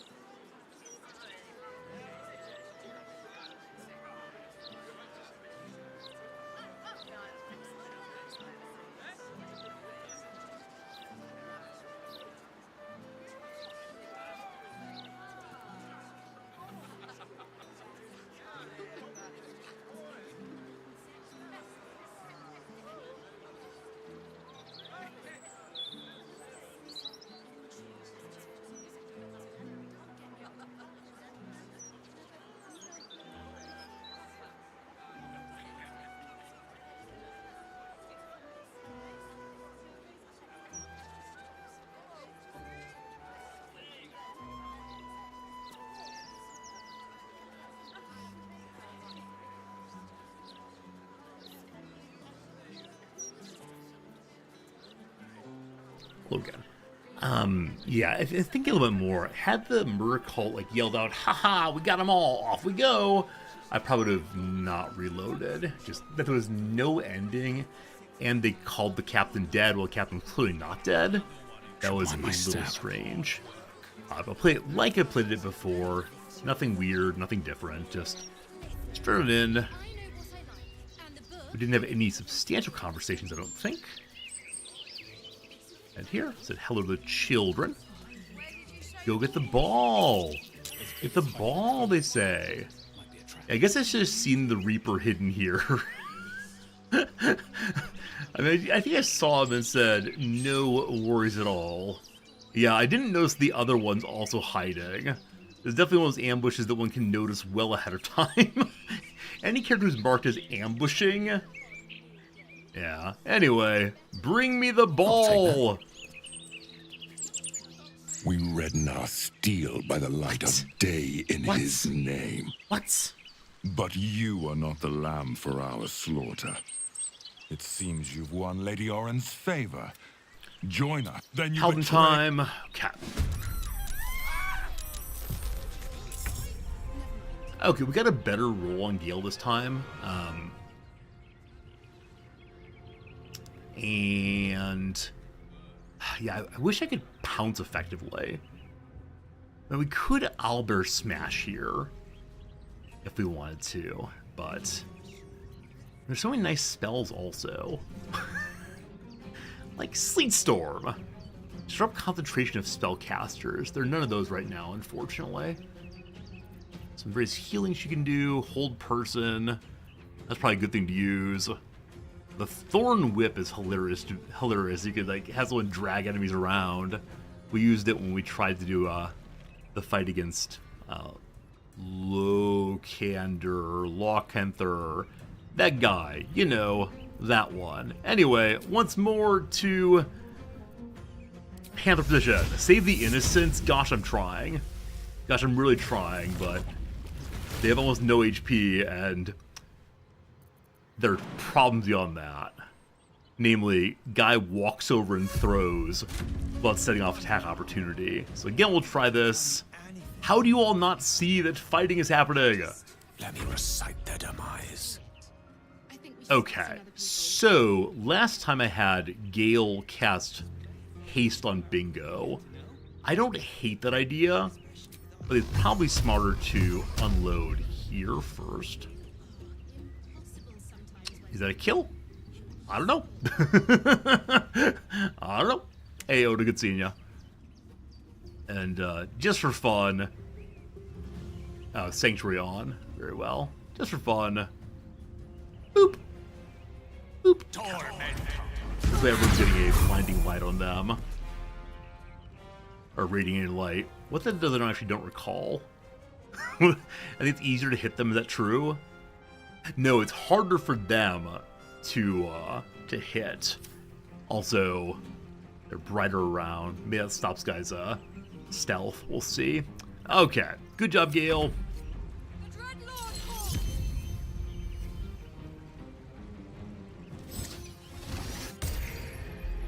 They stun out and then throw and kill this character nigh immediately.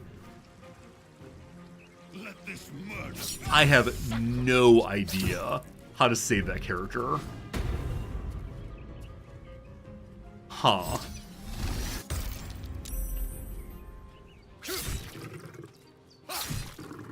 That's gonna be the real challenge of this game. Can you ever save them? Kitty Cat. I'm still not sure why I'm using you. Here, go scratch somebody. Hey! Took off a softball charge. Did 2 damage. Good job, Kitty Cat. Good job.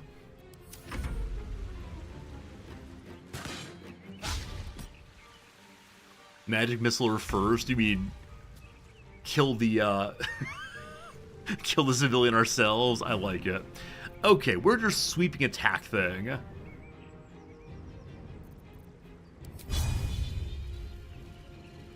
It should.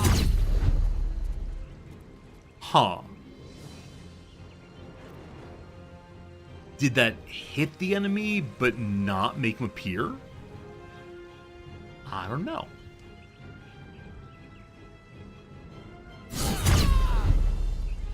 We have no charges at all, so we have to just rely on straight damage all the way.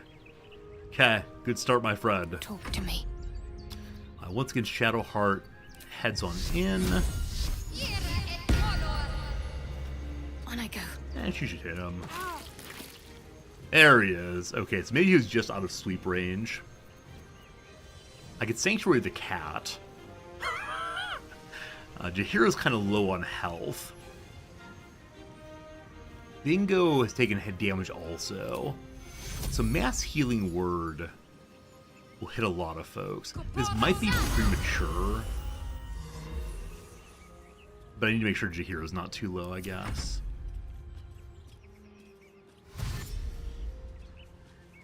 Once again, running the wrong way. I understand you're frightened, confused.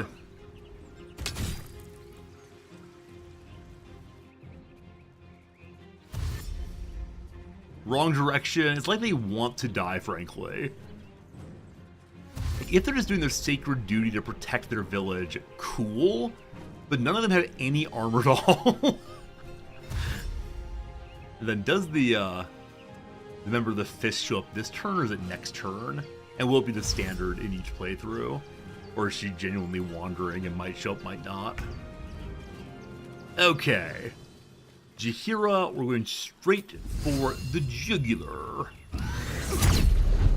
We missed. Oh, Jaheira. You do it again. Keep out of this, There we go. Of course. So this is the exact thing we had last might time. Need assistance. I pushed the Not and we. go for the jugular button a second time. And they all show up now.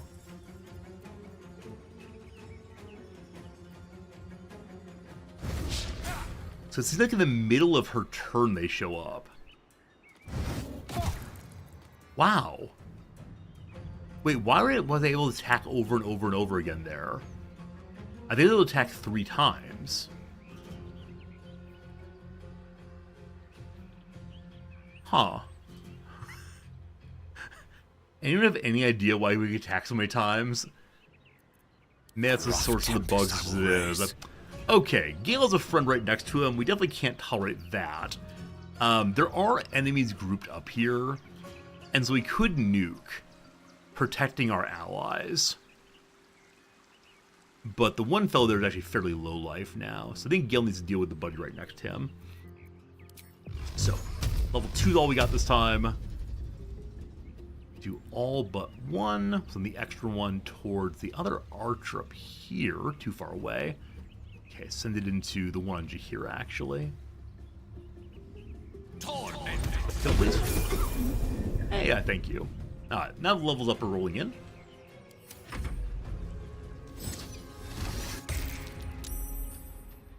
A save. A save.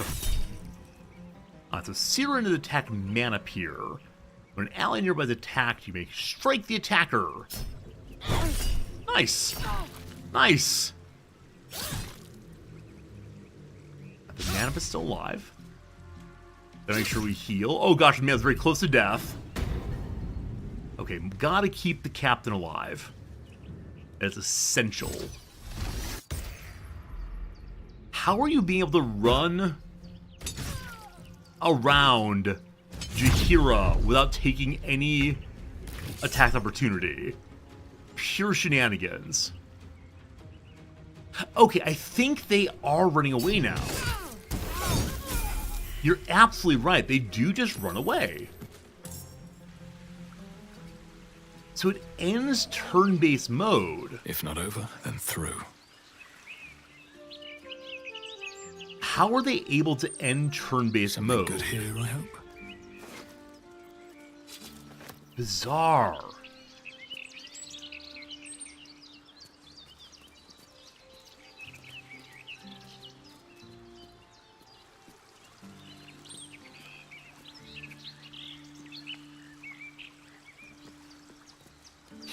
Should get some rest. I need to keep sharp. Okay, does the Manip follow me out again? She goes to the wall. And the guard says she's dead. Bloody hells! Who was that? You can just say if you get enough distance between the fight, but he was right here.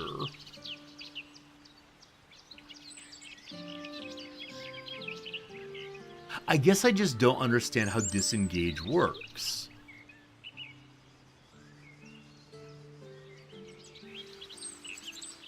Huh.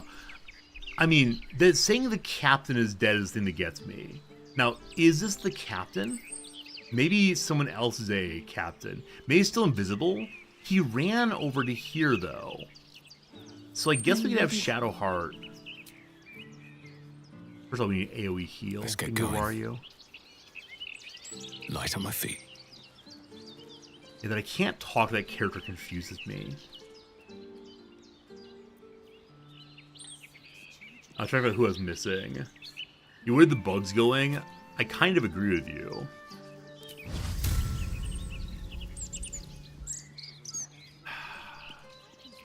So do I skip this fight for now? Maybe just restart BG3 all the way. Okay. I'm gonna load the save file again and then restart from there.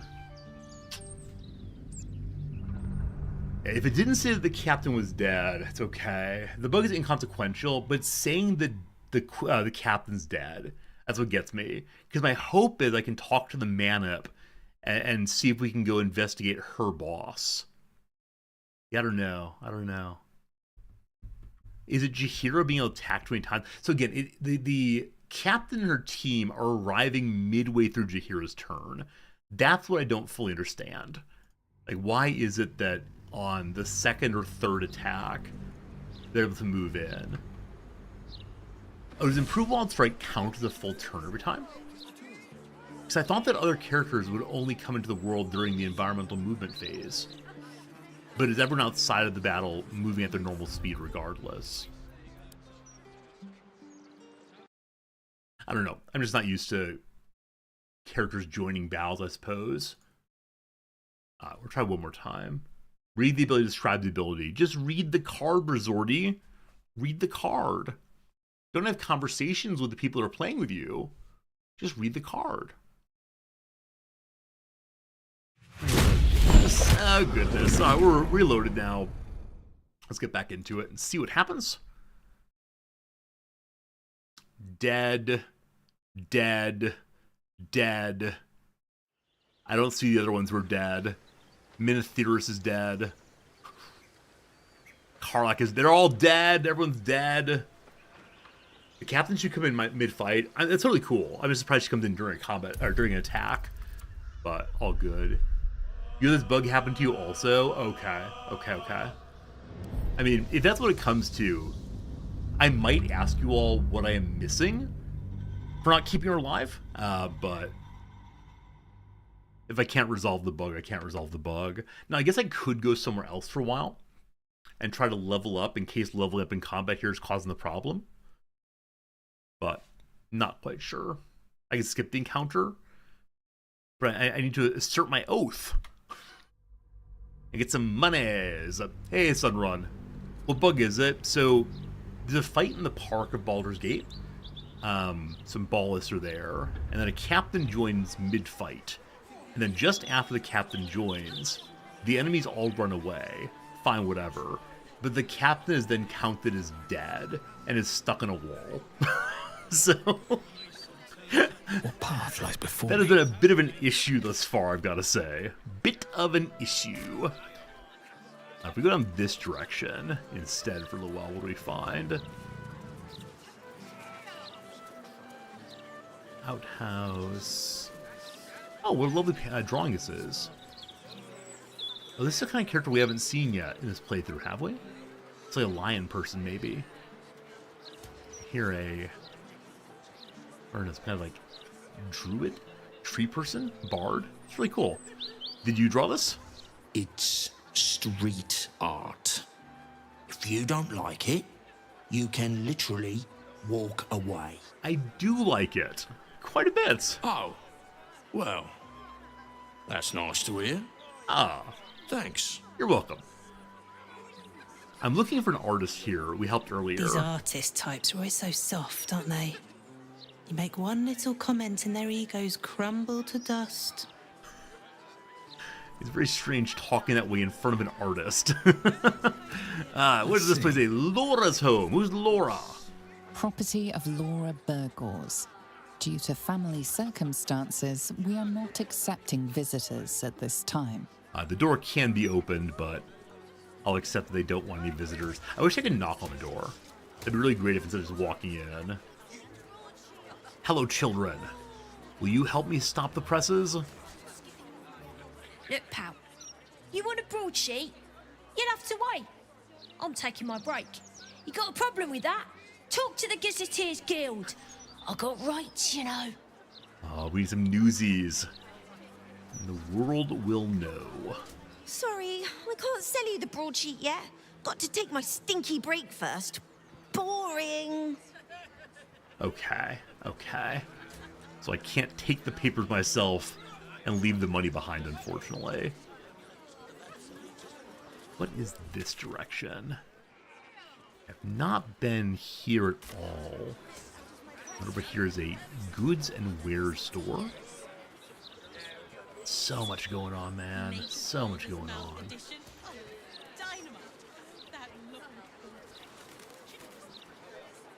I can just skip through the fight. Yeah. It gives experience points, though. I like experience points. Hard life working these docks, but steady at least. Always something that needs hauling. Good old Tulgenhorn. What a great name that is. Oh, incidentally, I need to have Shadowheart wearing the Mushrooms Like Me amulet. I think if I can't find a way to stop the presses, I'm going to, I guess I'm going to go try to stop the Foundry before I take my long rest. I'm hoping the Foundry I can talk my way through entirely. That'd be very nice if so. Old Garlows. What's that? Warning. The property of the individual known as Old Garlow has been deemed unsafe for habitation under City Bylaw 42A. Do not enter. Looking pretty rough in there. Wonder if Garlow needs some money to help fix it up. Oh, look at me cheating. What do you feel? Cled, Adriela, and Jatlo. Is that a different building? So the door up here is unlocked. Surely they want some visitors. What's hiding here? No, casket. No, not casket. So people in there are talking in a way we can hear. I think we're going to try to go visit them. Because I worry that they've killed the person and put him in the casket there. I do wonder if I open the casket if I'd find the owner of the house, possibly. There's a way to go into the back end, I believe, via Hulk Smash. Cutting to the chase. It doesn't say the bookshelves belong to anyone in particular, so here we go. Hulk Smash! I wish to talk to you. I don't really have a justification for this other than I suspect that you killed the owner. Paladin suspicion, go! An intruder. These people are under my protection. I'll not let you harm them. Hearken to my words, wicked creature. Return to the pit of evil from whence you came. Calm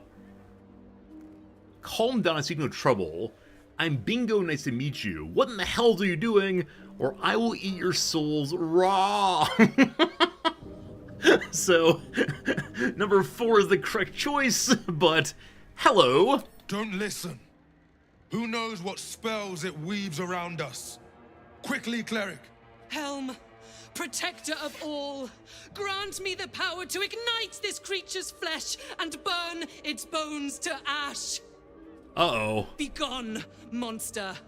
Your hag mother holds no power Hag here. mother. A hag that for you, I can help. I've fought one before. Yeah, let's go do that. Only 15 needed. Luckily we have guidance and mushroom power. Let's do it. I'm so sorry. Oh. Alright, I was ready to say I'm so sorry, but with a roll like that, we're not saying anything much. Try her again, please. One more time. Come on, come on, come on. Hey, I'll do it. Alright, very good, very good. I'm gonna help you. I'm a paladin. Wait. Cled smells no lie. You can smell Then falsehood? You speak truth. You fought a hag before.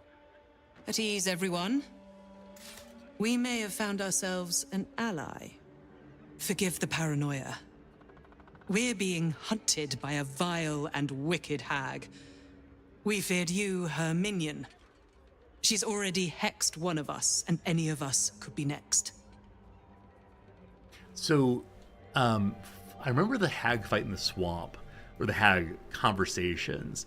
I think hexes came because she was making bargains with people. Oh, you want me to fix your sight? Ah, I've taken your eye, that kind of thing. So, if one of them is hexed, I wonder if their hag has made a similar bargain. Why is she hunting you? Because we dared to do the impossible. We dared to fight back. You see, all of us here have fallen victim to a hag's vicious ways. But instead of succumbing to despair, we rose above it. Thanks to Mayrina, our leader.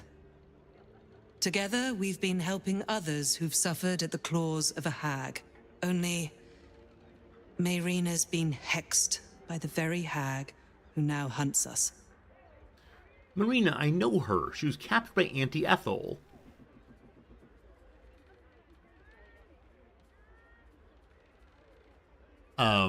Who's that? Which one of the characters was Marina? I remember there was like the head of an elf. There's some guy who couldn't move. It's the widow. Oh! The widow who we refused to give the wand to because raising her husband's an unnatural action. Wait, really?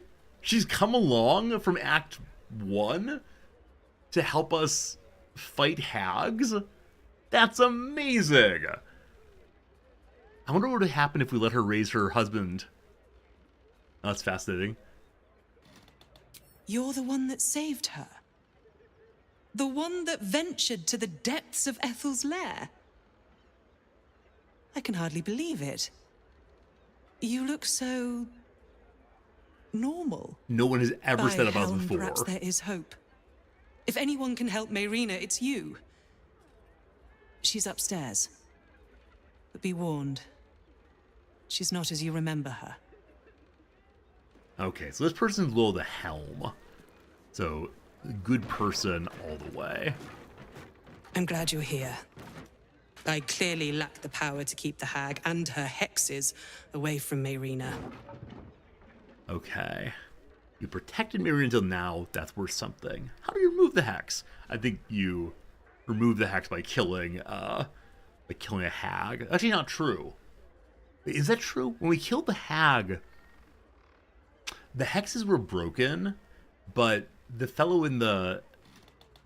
Oh, he saw the truth of everything? He saw the future of everything. He was so freaked out he wouldn't leave his little enclosure, I think. I can't remember. Maybe we help people go free? Hard to say. Anyway, protect her until now, that's worth something. You are kind.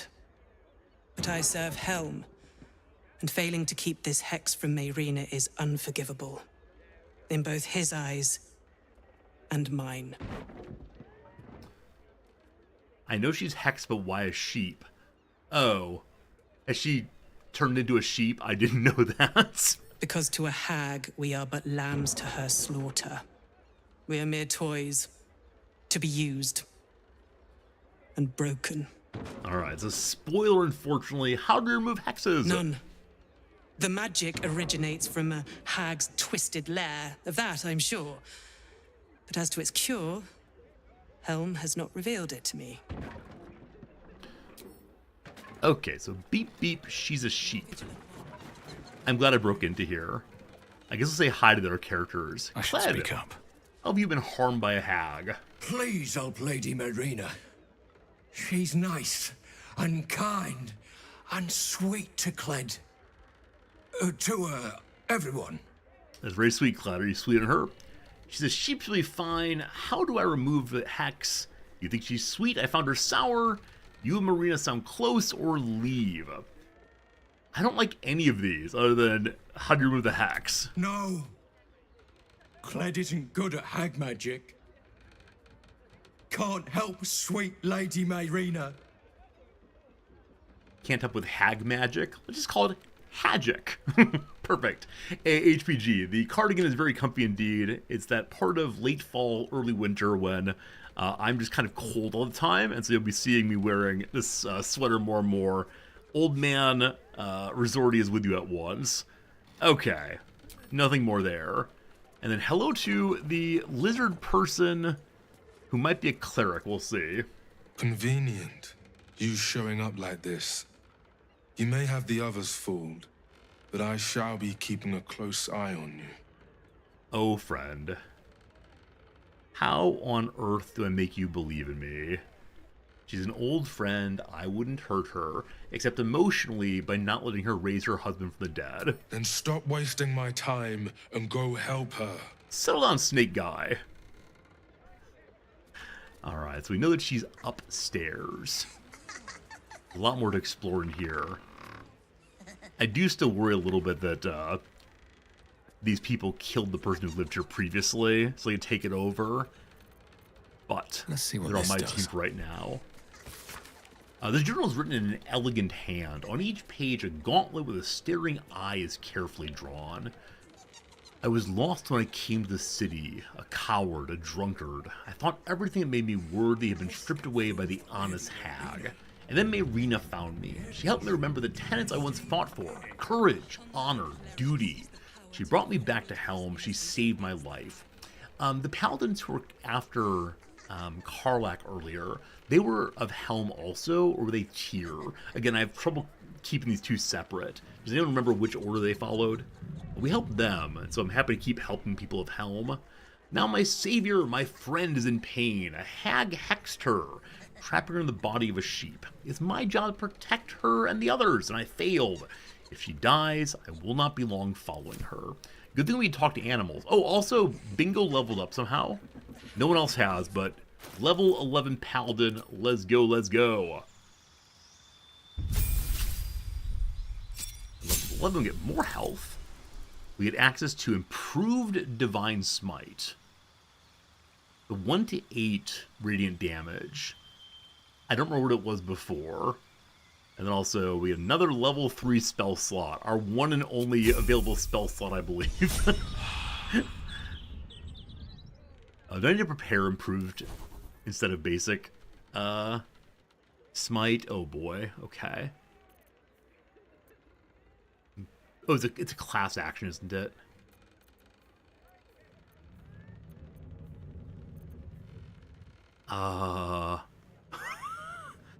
Okay, I think Divine Smite now does 1d8 radiant. This is a passive bonus, alright, thank you. Okay, very good. What's downstairs? That's curious enough.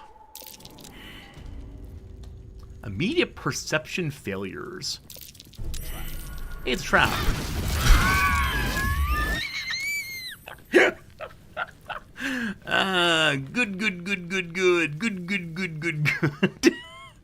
Hello, don't mind me. Don't mind me at all.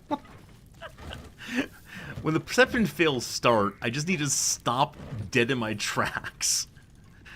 But that's okay. That's okay. I'm sure nothing of importance burned down here. Is this wall breakable?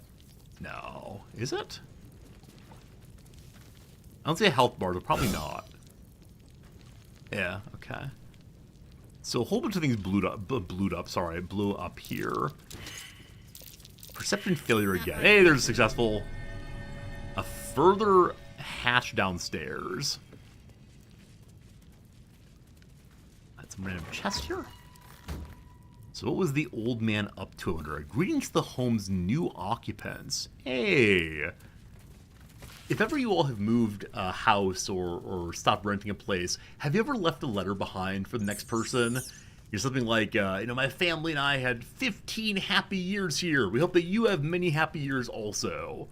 That kind of thing? It seems nice if you do so. To whom it may concern, we shall never meet, but I am Garlo. I spent most of my life in the worlds in which you now find yourself. I served long within this home, such it was left to me when my master died. Not that I most recently moved houses did not leave a letter because we only sold it after we were already in Japan. So it was hard to figure out the timing, unfortunately. You put it behind drywall. Oh, I love that so much. I love when people put little secrets from the people. That's cool. That's cool. Hey, fruit bats. You write notes like that and leave them in your drywall in the wall after you move out. Yeah, I think if ever places are rehabbed, it's a nice little connection to the past. It's a reminder that the walls held someone and cared for someone. I do love that. Fruit bats, it's always good seeing you. I grip my heart in pure affection for you, my friend. It's good to see you, seriously. Sunrun, you did do that, just like the folks from whom you bought the house did. That's very cool. Yeah, I think it's very easy to forget that. I mean, I think it's somewhat gross for some people to think, ew, someone used this house the way I do before I did. But I think it's important to keep in mind, like, continuity to the degree possible. It at least makes me feel better about the world to know that, like, I'm not the first one here. I will not be the last one here. I'm part of a much bigger story. Regardless, Garlo was given this home by his master. I devoted myself wholly to a life of service, but found once my time had finished that I'd hardly lived for myself for a single day. That's changed now. I depart for Kalimshan in the morning and hope to see the world from there. Please take care of this little place. It was my whole world. What a sweetie.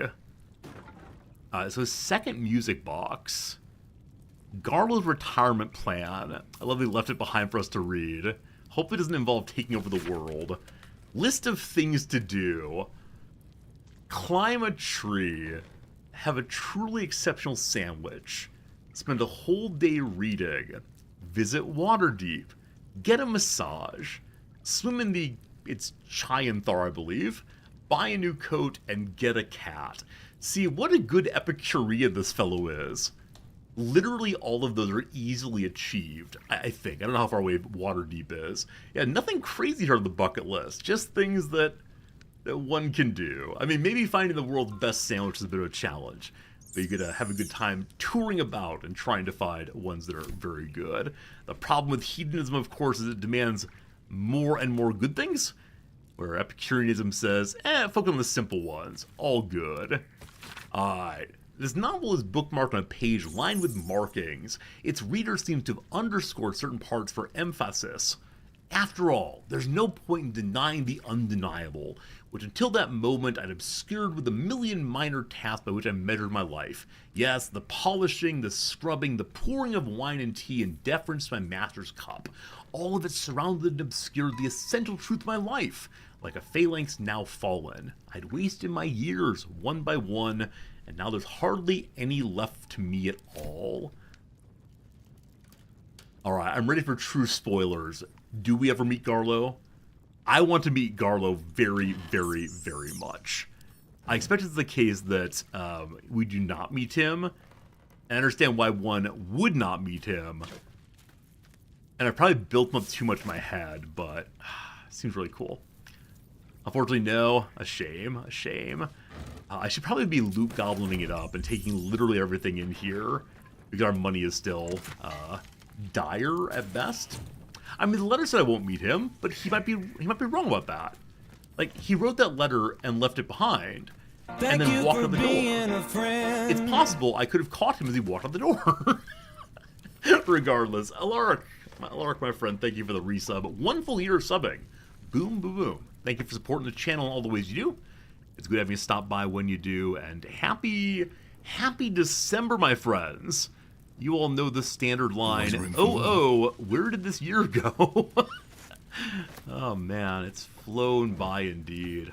I began thinking about New Year's plans. As you know, if you type in !NY card, I will send you a New Year's card anywhere in the world, including into your email box. Or if you want, I'll send it into a Discord message, or I'll send it to you by mail. So please do consider typing on in NY card, and you get a link for a totally free opportunity to get a card from me.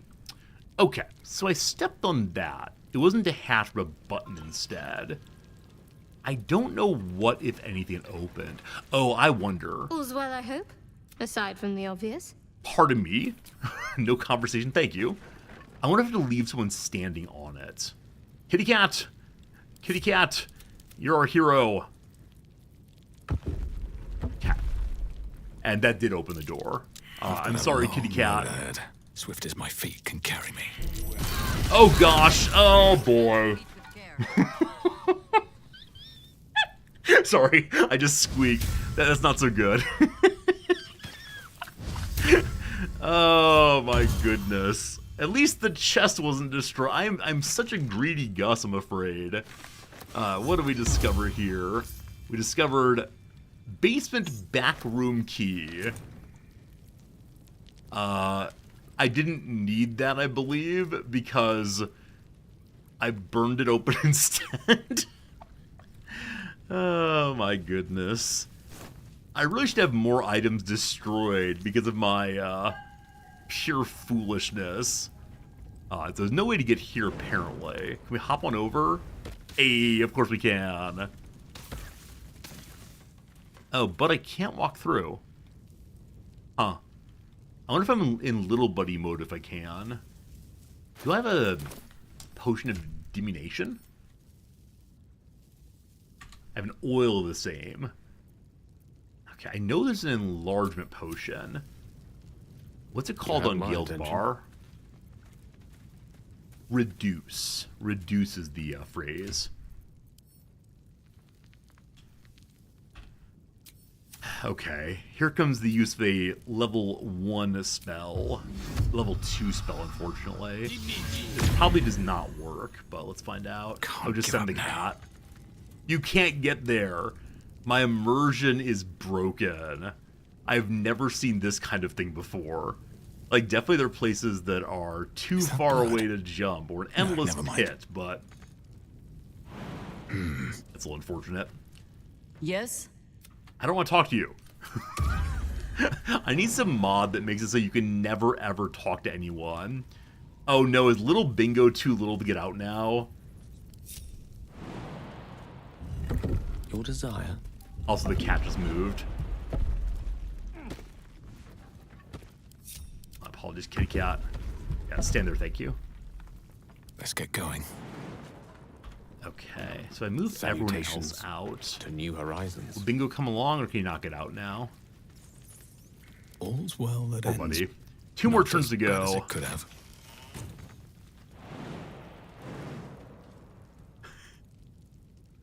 Back to normal jumping. I probably could have moved the box, but despite everything, at least we got out. With haste. Now, I wonder if there's a further door. I don't think so. Yeah, I think we found all the secrets down here, so a good time through and through. Come along, kitty cat. What to do? Cursed to put my hands on everything. So now we're going to go upstairs and meet our friend from long ago, she who is now attempting to fight off a safe. Oh. They won't like it if I open the safe, I'm guessing. But to whom does it belong? Anyway, upstairs we're going to meet the character who we helped back in Act 1, who apparently has taken up arms to fight off a hag, and has turned into a beast in the process. Luckily, we know how to talk to animals. We're a little Dr. Doolittle for sure. Damn it!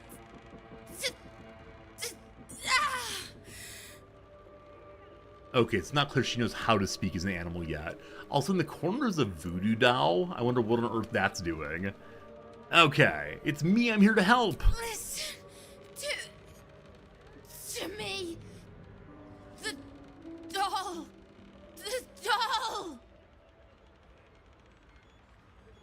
Doll, got it. Doll. Find the doll. Oh man, what a terrible way to go. To still have your intelligence, but to have lost entirely your ability to speak and express. This thing is saying hue, hue, H-U-E, H-U-E. Is that how one laughs in Brazilian, maybe? Can't remember now. The page starts off written in an elegant cursive, but soon devolved into a scrawling mess. I dreamed of Ethel again. She laughed, mouth full of my guts, as she ripped my baby from my stomach with her teeth. I screamed, and then so did the babe, but it changed into a doll, a horrible-looking thing. I woke up freezing cold but burning hot. Will I ever escape that witch? I saw the doll again, but it was no dream. Cled was telling me about a nice cloud he saw outside when I spotted over his shoulder, staring at me. I screamed, and poor Cled started screaming too, so I lied and said I saw a mouse. Yeah, I'm sorry, I did say Brazilian. Portuguese is the correct language, just... Maybe it's used in Brazilian Portuguese? Is that plausible? Alright, pardon me, I now must know the answer as usual.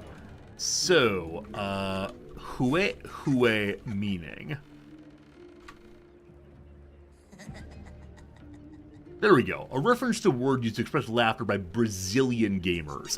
I want to say I was not so far away from how that could have gone. The doll is everywhere. I tried to warn the others, but I can't speak, can't walk. My fingers stiffen at right. Adrian gets. Page ends in a bizarre off-kilter scrawl. Okay, so is she claiming that the doll is her baby? Bad omen. Don't mind if I do. I don't want to destroy this thing. Strange looking doll. Okay, I'll now bring her the doll.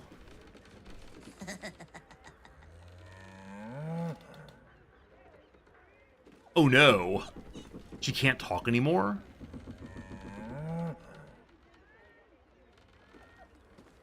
Okay, I'm gonna go show it. Oh, there's more of them.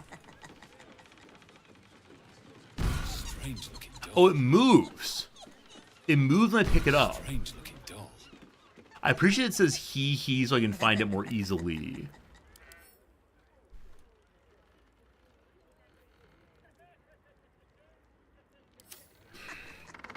I mean, if that's her baby... What's inside? I probably shouldn't destroy it.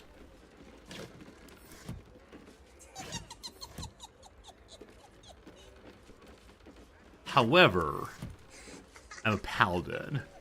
We destroy evil things. So I'm going to go talk to Adrian about the doll and see what we can learn, if anything. And they found a hag. So last time we found a hag, they were out in a swamp. I haven't seen a swamp recently. Now there's a low-class bar nearby, and so maybe it makes sense for us to go and explore the bar and see what they know. A fight happened up here. I enjoyed learning about not Gortash, whatever the name of the man is who owned this house. I enjoyed learning of him, but yeah, learning about the baby problem issue. Yeah, prefer not to destroy babies. But I already destroyed this woman's husband. Named Garlo, thank you. I don't know how names just don't stick in this game for me. Unless we spend, like, substantial time with them. Because I work in Japan, my wife comes home and often talks about people like, I don't know, Mai, and May, and Mina, and so on. And all these names are so similar, and if I've not met the person, it's like, okay, M name, here we go. And she works with 4 different people named Tom. That is an issue. And so she says, like, Tom said, like, which Tom? And often she'll start mentioning it's about the law. Okay, it's the lawyer Tom, etc. Okay, Adrian, we need some paladin assistance, if you please. How fares Marina? Have you seen the doll? A doll? I saw a curious-looking toy and some boxes upstairs, but I figured it the remnants of the previous tenants. Okay, I didn't see anything in a box. I guess I go and find the box that it's in. She said upstairs. I poked through some boxes, but not all of them. Oh boy, we're solving a mystery! Oops. I wonder if the box hidden away somewhere to keep our eyes out for which we must keep out our eyes. New pants. New boots. Thank you. Probably sell those eventually. They said a box, not a sack. But possibly she forgot. Okay, these are not openable. I've already opened this one. I think I would have noticed if there were a toy. Nothing there. May I look in the mirror? Let's have a look at myself. Okay, look at herself. Very good. Farrell's amazing. Your wife explains to every coworkers in the story. Does she do it every time she talks about her coworkers? Just to remind you, Tom, who's the general counsel and comes from Chicago and got his PhD from Harvard. Just to remember. I love it. Huh. Did I miss a toy box? I said upstairs, so it could be upstairs. I think by the time I got up to the upstairs, I was tired of opening boxes. Well, yeah, I did. Also, I saw that the floorboards where the doll started are marked as being breakable or burnable or something. I'm not sure if I should, but I could. Huh. Okay. I doubt there's anything on the other side of this.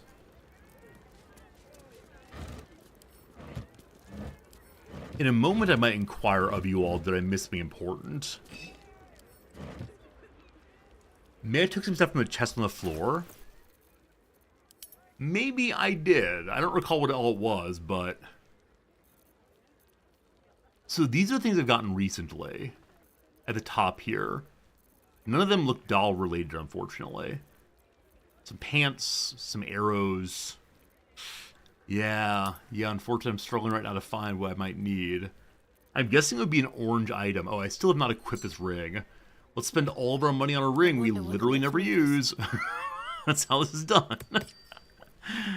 Alright, so we have a bonus healing ring I don't see myself using right now. It'll hang out in the corner. Actually, I should probably just sell it.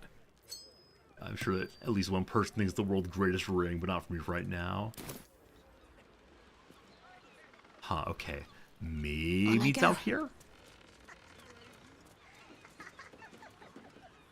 Did I miss something, team? Wait. No time to Did I rest. miss something? Those of you who know the game. I feel as if I've been through basically every box now. Maybe there's a room I'm missing or something. I didn't miss anything. Thank you. Something good here, I hope. Thank you, thank you. So maybe the voodoo doll is the toy mentioned. On my way.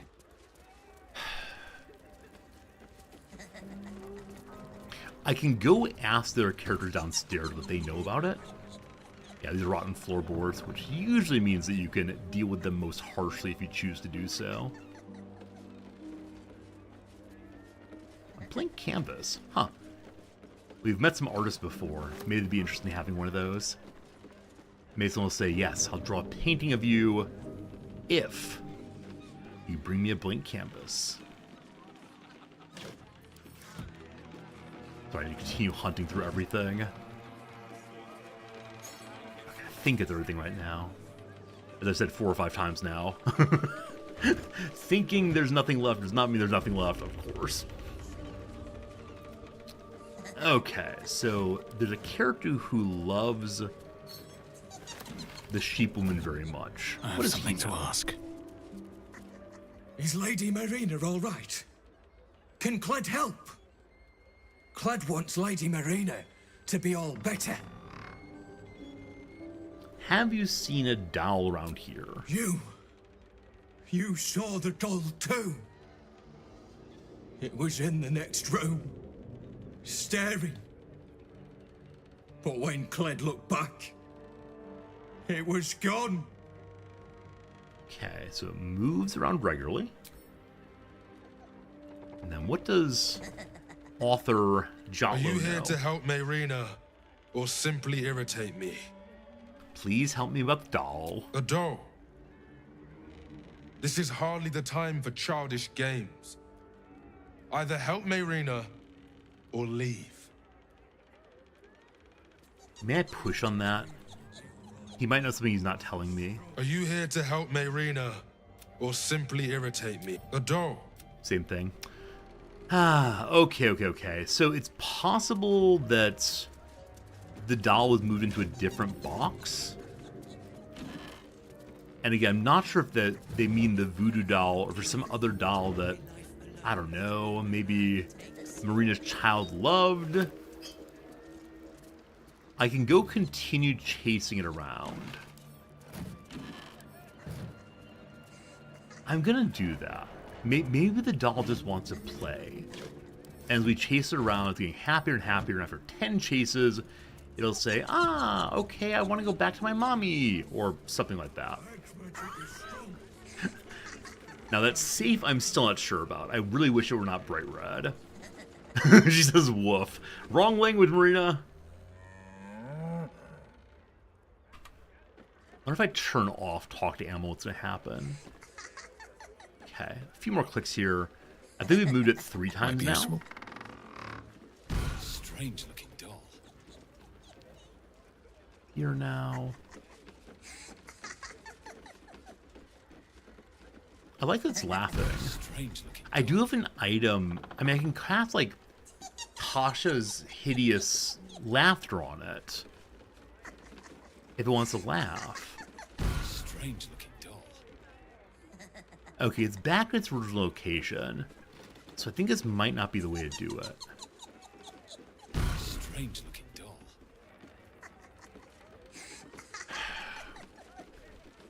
I'm now really stuck on, do I just destroy it? And if that kills her child, I mean...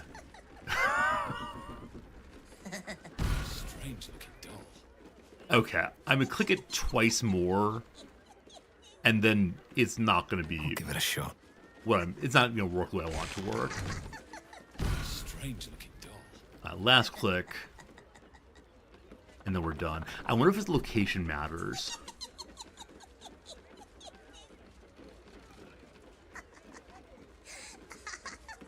Strange-looking doll.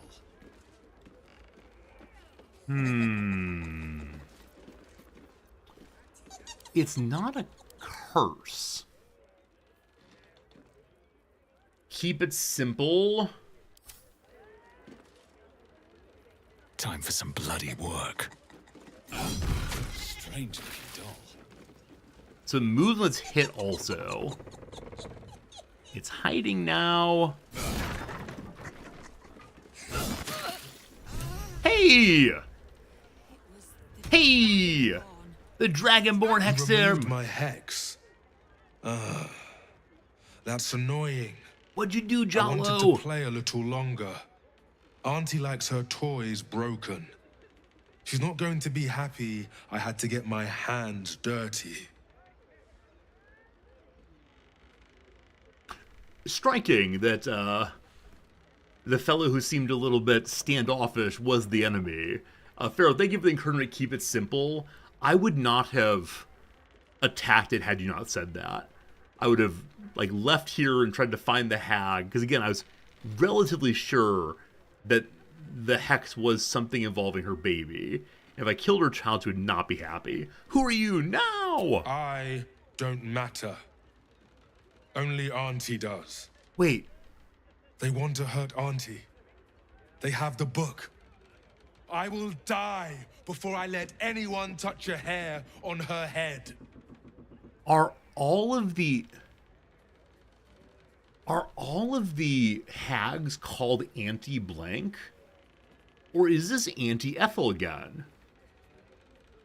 Well, nature says I don't care. The others I will leave to rot in this house. But you, I will gift Auntie your corpse wrapped in your own intestines. Wow. Wait, what is he actually? He's a red cap. I had 5 turns of bloodlust. Attack 3 times. It is Anti-Ethel. That's absurd. Additional 40 HP. Does more slashing damage, etc. So, right. How do I keep my Rena alive? Because, I could use Sanctuary. Possibly. He gets a turn before Marina does. Man, if she just dies, I'd be really quite bummed. Hello, Mosin. Hello. You're bad at chess. From the your want is YOU apostrophe RE. What you're writing is you're possessive, as if I own bad. Afraid not, my friend, but thank you for the engagement with my YouTube channel. I am bad at chess. True. How strange. How strange. Gale, probably... Oh, wait. I can destroy the floorboards, and he'll fall. Oh, it's only 4 damage. One second. Only 2 just be sure. Yeah. See, that's the kind of thinking I'm very bad at for playing tabletop D&D. Incredibly bad at thinking that way. But there you go. We solved it. Okay. So, where does Jaheira go in order to fight him? Why are you not playing chess anymore? Because people like you come by and say I'm bad at chess.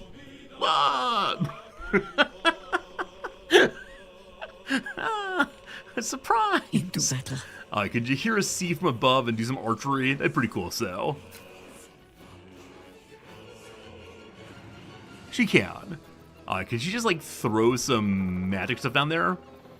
Let's see. Let's bring forward the Thorn Whip creature. Wait, where's the creature thing? Oh, whatever. We whip him. Whip him real good. Wait, whipping him pulls him in, though. We don't want that. Doesn't she have some beast thing she can summon?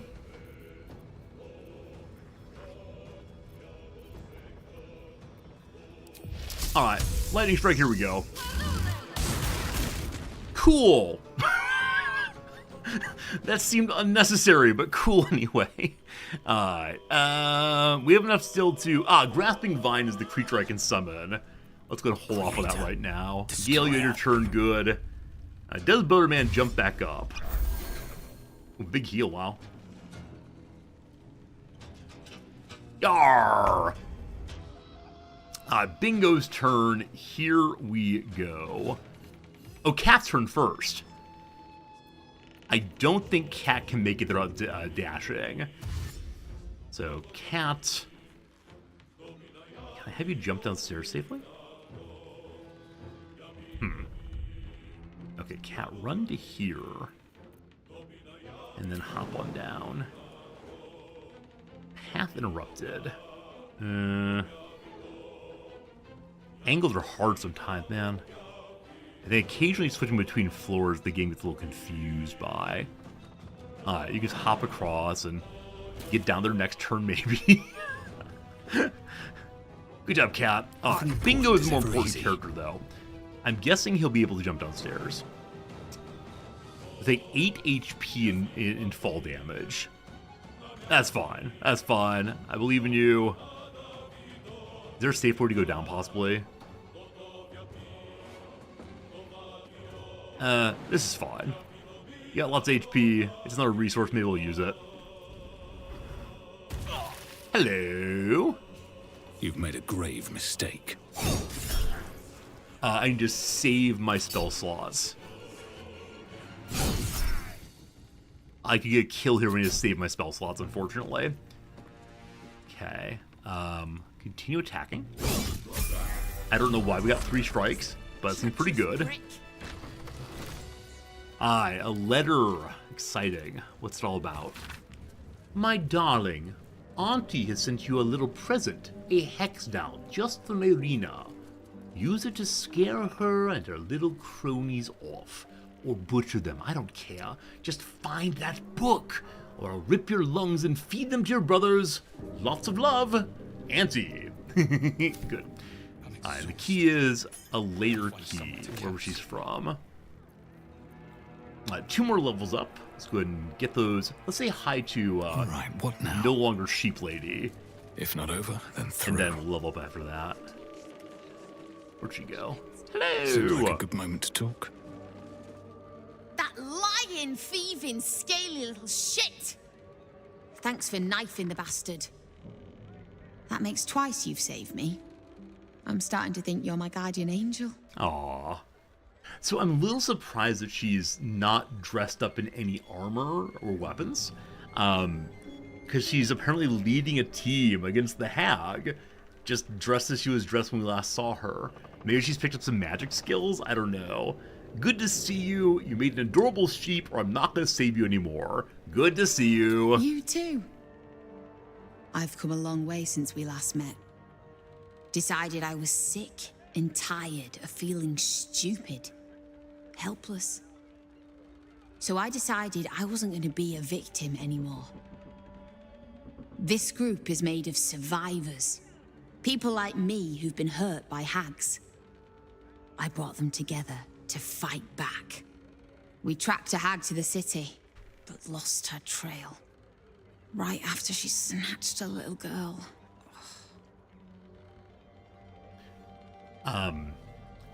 Do you know how to use magic?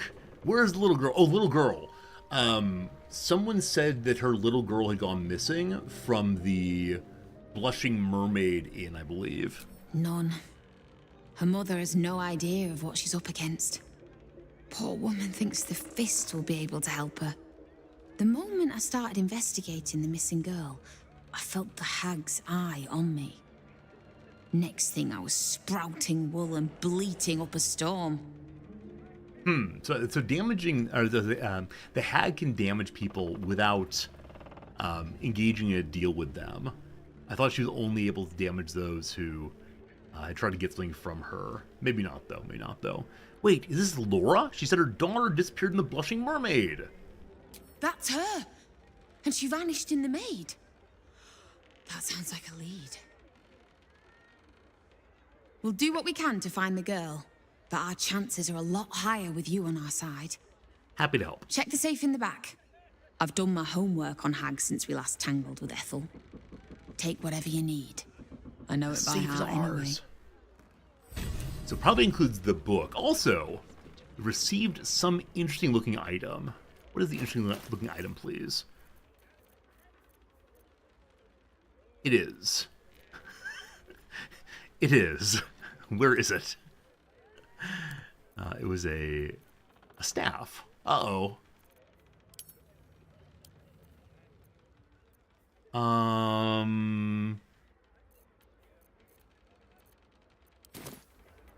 I would accept it first, I apologize. The Staff of Interruption. +2 weapon enchantment.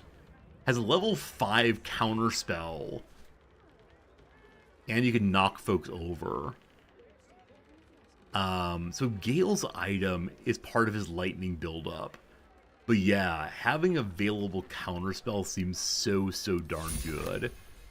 So I think we're going to give that to Gale, and he'll switch weapons if need be. Which one he starts with, though, I have absolutely no idea. Charmed, I'm sure. The staff requires water to work, right? No, the staff is gain lightning charges, and then every 5, we do big damage. Yeah, the part that's optional is the water sparkers. Really quite nice, but you have to be standing in water for it to work. Okay. Yeah, not sure on that. Not sure. But yeah, for to fight a mage, it could be good to have one more counter spell. Wait, you give spellcasters dual wielders so they can carry 2 sticks? Is that possible? Wait, how dumb does the character look with 2 sticks? Are they like old people who are going for a hike in the mountains? They have little sticks? I don't want to say they look idiotic, but I think they probably look idiotic. The monks look good? Okay. Like, I'm used to my Donatello-esque character carrying just one bow. A sword and stick. See, that seems better.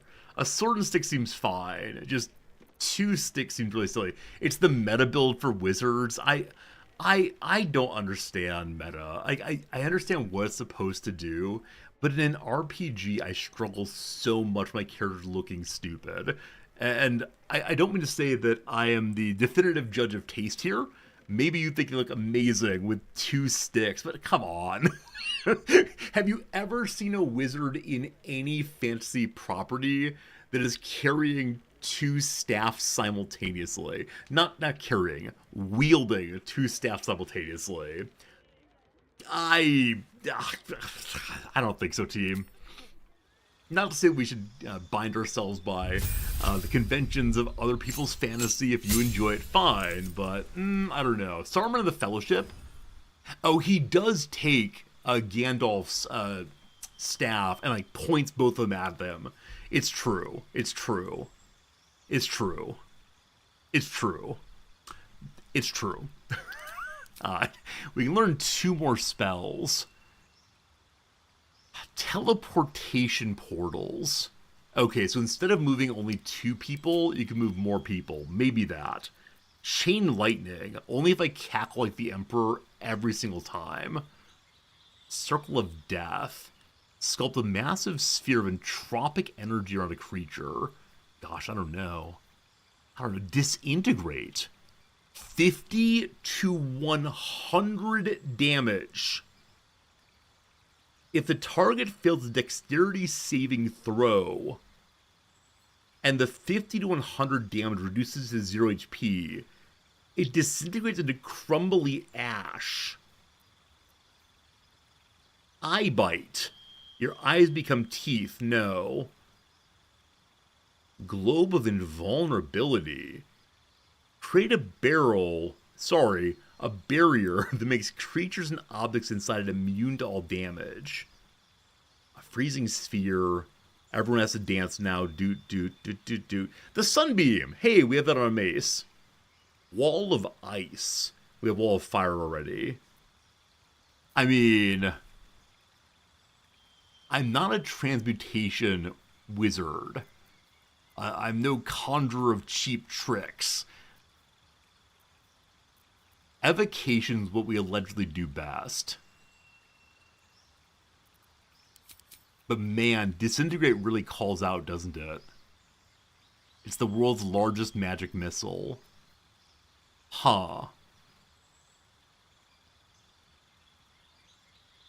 Is this good?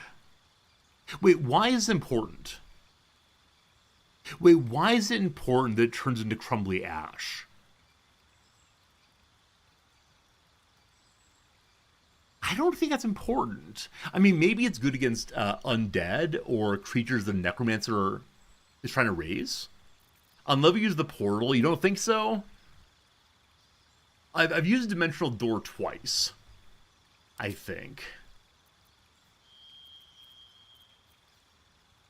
Globe of Invulnerability seems to be very useful at some specific moments. I don't know. In tabletop, it destroys the gear the character's wearing also. It's a bit of a risky spell to use. Yeah. Oh, FB, good job on that one. Yeah, player character is getting disintegrated. It feels bad, man. How dare any DM does that? I mean, Sunbeam. We can, praise the light all the way. Right? We can praise the light. Praise the sun, rather. I know how to say words. I didn't prepare my spells. Gotta fix that. Must prepare spells. Sunbeam casts lasts 10 rounds. That's insane. We've gained a bunch more spells on our lovely cleric here. Blade Barrier. A wall of razor-sharp blades. Turn area to difficult terrain. We very early game, we had some kind of, circle of knives thing. Create undead. Absolutely not. Harm. Reduce a target's maximum HP, but never below 1. It continues to long rest.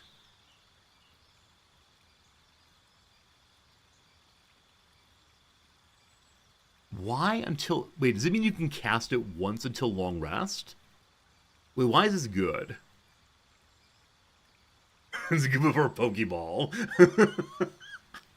Just got a weekend. I mean, right, okay. Is the thought that it does a ton of damage, but someone else has to finish them off? That's all I'm seeing there. Big damage, but... Heal! Heals a flat 70 healing and remove blindness, wounds, and diseases. Holy moly! Holy moly. Hero's Feast! You and everyone around can't be poisoned, diseased, or frightened. HP increases, and you make wisdom saves with advantage. Okay, so you burn your level 6 spell slot. This is similar to Aid then. And Planar Ally. No demons allowed, thank you. Okay. So... No creepiness. Okay, Hero's Feast. Can I use Hero's Feast along with Aid? If so, that's so much health. So good.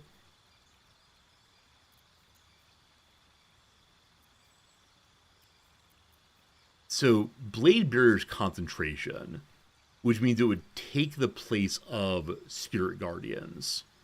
But we can cast Spirit Guardians at higher level.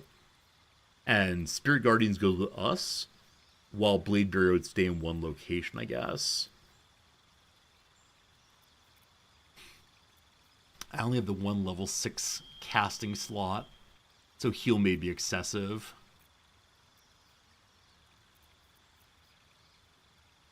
I need to... Okay, so assume I use Hero's Feast, and then use the Pearl or whatever to get this back. Okay, you can only use Aid or Hero's Feast. Got it. Got it, okay. What to think about that? So her primary damage mode is Spirit Guardian.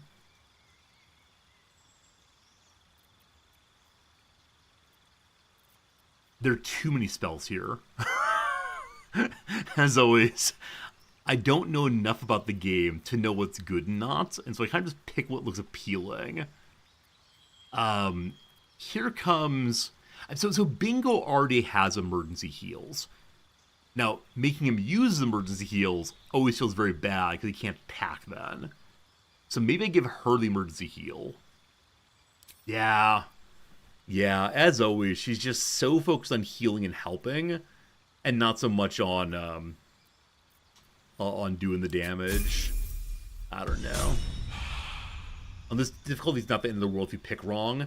So when you play on the next difficulty up, do you have to make the right choices consistently? I picked up Wind Walk. Transform yourself and all nearby party members into tiny clouds of mist. When transformed, you won't be able to attack, cast spells, or talk. It goes until long rest. That seems pretty bad. Wall of thorns. A wall of pliable, twisted thorns surrounded by entangling vines. More sunbeams. She can also do Hero's Feast or the Big Heal. So this level, druids and clerics seem to overlap pretty substantially. That seems fun. Wait, so if I have Jaheira cast Hero's Feast and Shadowheart cast Aid, they will cancel each other out? You're going to do one, I'm guessing? We like Wall of Thorns a lot. And if it stops enemy movement, I definitely get that, but I don't know. That's 3 level 6 spells. I just can't, unfortunately. I guess getting rid of Sunbeam. I just want to yell praise the sun every possible moment I can. Alright, here are good stuff. So next up is Change Gale spells. Okay. What do I not use? I've used Shield a few times. I want to keep that. Featherfall, either transmutation spell, I need to keep that. I've never used Witch Bolt. Some people seem better. Need to have counterspell, absolutely. Haste is great. I like having a cat, but honestly, Find Familiar seems really, really useless. Yeah, I haven't used them effectively other than isn't it fun having a kitty cat, so...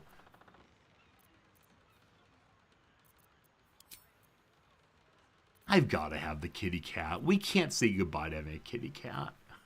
Can we? Probably not. Probably not.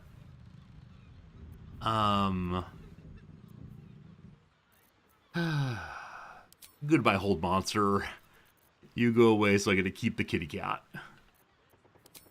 Perfection. Perfection. Killed the dog, may as well get a cat. No. No. We most certainly did not kill any dog. Scratch is back at camp, no worries. Looking ahead. Don't waste a step. Is everyone happy with me because I saved their friend? Or are they angry at what's his bucket for betraying them? Very well. The Dragonborn was Cled's friend. Why? Why would he hurt Lady Marina? The world's so confusing. He was pretending to be a friend. But Lady Marina was kind to him. To us. Anyone who hurts Lady Marina is Cled's enemy. But anyone who helps her is Cled's friend. Thank you. You're welcome. What's his intelligence stat? Can we see that? 12.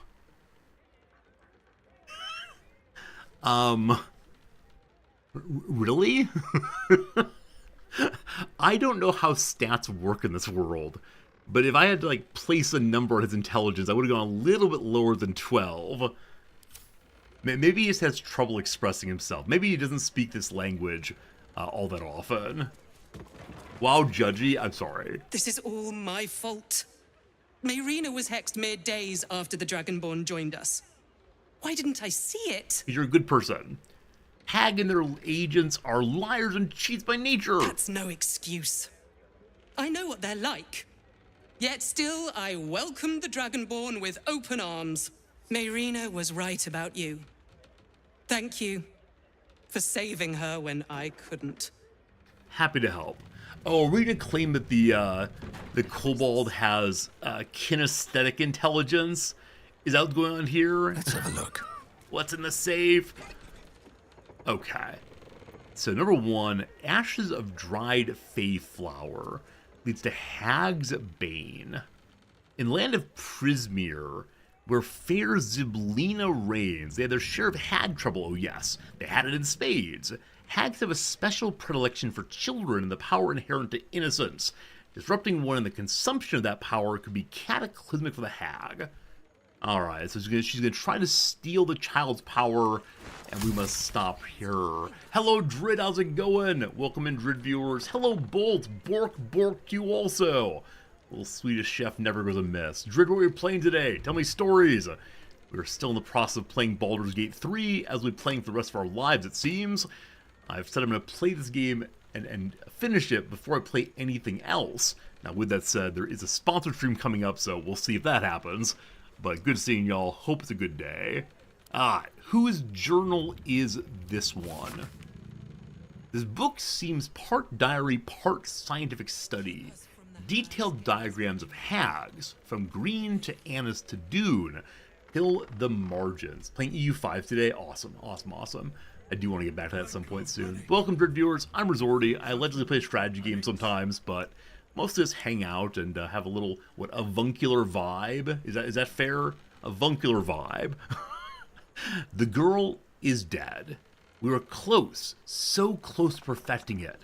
Another day and she would have been safe, but we were too late. It was too much for the mother. I found her swinging from the rafters this morning. Helm, forgive me for not saving her. Forgive me for not saving her child. 2 years old and eaten alive by a hag. What is wrong with this world? It doesn't have to be this way. I'm on to something, I know it. Hags have powerful digestive systems. What allows them to turn a child into a hag. I did not know that. So hags reproduce via digestion. However, their gut flora is incredibly sensitive to certain alchemical agents. With the right ingredients and Helm on my side, I could theoretically force emesis, causing the hag to vomit up a stolen child. I both pray this works and I'll never have to use it. I don't want to see this.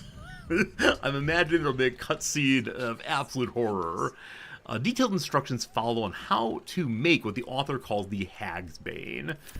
So we have one part of it already. Number 2, A Hunter's Guide to Hags. What's this book all about? An excerpt from A Hunter's Guide to Hags, the legendary dwarven ranger Amandine Heartwood. Text in the excerpt has been underlined several times. All but the most arrogant of hags, from knight to behir, know that death is a possibility. As such, they won't hesitate to bend the rules of the material plane to escape death's clutches, returning stronger than ever.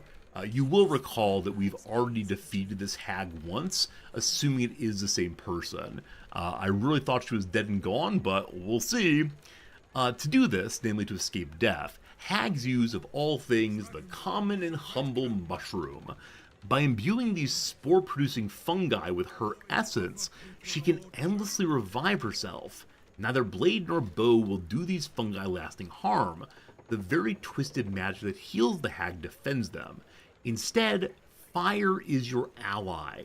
Burn the mushrooms to ashes and your blade will strike the hag's heart true. But a warning, hunter, even in death a hag is dangerous. Be quick, be swift, and be deadly. Those of you who know the game well, back in Act 1, were there mushrooms I could have burned to stop the hag from being reborn. I didn't see any. I didn't think about it at all, of course, but for future playthroughs, would a player know that? There are not any, actually. Okay. Okay. It would be a bit cheesy if you could straight away deal with an Act 3 boss in Act 1, of course. What is heavy? I'm still carrying parts of a dead clown. I need to find his head, I assume. But the torso and pelvis are kind of heavy indeed. I'm also carrying an egg around because, man, I really love the person who that egg came from, or that egg is cared by, we'll say. The person who carries that egg is someone who is dear to us. That will work just fine. Okay, we are encumbering ourselves. No, give me my booze back. I need that booze. I keep it in the camp chest. So I worry though that if I don't have all of the orange items with me, I will need an orange item and not realize that I need it. Now, maybe that's not true. Maybe I shouldn't worry about it. But still. Okay, I believe we've been given Best be on my way. Sworn duty to head out and to... Where's the front door? Here we go. And to go defeat the hag. Yet another job to do that probably requires a long rest before I do it. Gotta figure out who can stop the presses. Let me ask for some direct backseating this moment. Assuming that I do not group up with Gortash, and I will never ever do so, is it possible to stop the presses from printing in any way other than breaking them? Because I spent a lot of time and energy trying to figure out how on earth to stop the presses. But if I either have to like ally with Gortash or go smash them, that will not be happening this playthrough. If that's the case, I should just long rest and get it over with. That everyone hates Bingo now. Because he's a murderer. Most foul. This door is locked. I have a key to a secret... secret door downstairs, but nothing for the front door. Magic.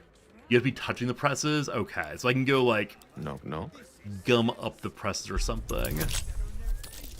Got it. Is that an actual question? It is an actual question, yes. I don't want to be running around trying to find someone who will help me stop the presses if there is no one. What's the wrong button? Yeah, I haven't long rested at all today, nor half of last stream. And I don't want to spend the rest of my playthrough not sleeping for fear of the presses. So that's progress. So I'm guessing I need to sneak in somehow. Now, I've never used a disguise in the playthrough. Maybe it's time to finally use a disguise. Cobblers! Are you selling delicious desserts or shoes? Hello. Looks like shoes. Ah, sir, you've chosen a special day to visit the family home of Archduke Enver Gortash. Oh. We're celebrating our dear son's magnificent achievement with a special run of leather-soled shoes. I didn't realize that Gortash had a family. I've never read someone's mind. It feels intrusive and unnatural. So I'll be nice to her. His one and only. My, but he's made us proud, such humble beginnings. And look at him now. I've been crying happy tears all this 10 day. What more could a mother want for her little boy? Your tadpole squirms. These people are infected with the parasite, but something is off. So this is another person who has the, like, imperfect tadpole inside of them. They sell a whole bunch of boots. I have some shoes to sell you. I believe I have some shoes. Not that I imagine buying any boots here, but happy to sell off some of my junk. I appreciate they're willing to buy my junk. Like, some of these items are genuinely worth almost no money, but every bit of no money counts, obviously. Gotta keep my toys, though. Toys matter a whole bundle. Now, all these bombs, will I ever use a bomb? I'll keep one just in case. But I think we all know I just don't use bombs or potions or really anything. Alright, who else is carrying stuff to sell? I'm gonna just push the add wares button. There we go. Alright. 287 money, glorious. Delicate shoes I've not seen before. I wonder if it's appropriate for Gale, maybe. Alright, thank you for the trade. Now, we'll see if the father knows things. Be very welcome to Perception. Flame's Cobblers, humble family home of our Archduke Enver Gortash. He may not have followed in his old man's shoe steps, but Archduke's not so bad, is it? So we had some perception checks succeed as we came in. Are you Gortash's He's father? the image of me, isn't he? Always was a handsome devil. I don't know what he looks like. What do you sell, my friend? Ooh, these are shiny. Wait, why are they shiny? Tuft-soled shoes. Made of tough, well-worn leather, these boots have survived years of use and can survive many more. Huh. Does the yellow one background mean anything, team? Because they're less expensive than some. They don't give any bonuses at all. Just normal. Huh. Very good. Finest So what was the successful perception check? What on earth did we perceive just before the conversation started? Oh no. There's a book I can read here. What's the cobbler been up to? Letter of orders received and fulfilled at Flim's cobbler shop. After a moderate listing of jobs in and out, there's a large order for 26 pairs of Flaming Fist scout boots, due for delivery at Worms Rock at the end of the current 10-day. The order has been underlined 3 times with a note in the margin that reads, "We'll never get this done in time." I mean, how generous. Okay. So they're happy to have jobs, but... yeah, when perception succeeds and I can't figure out what perception was, or what the perception target was, it's a little bit sad, unfortunately. Maybe the chat log would say, "Oh, cool, thank you." Ah, the portrait of Gortash. The portrait of the boy. Somewhere. Thank you indeed, Celeron. Friends, an ad break is coming. There'll be 3 minutes of ad, and then we will do other things.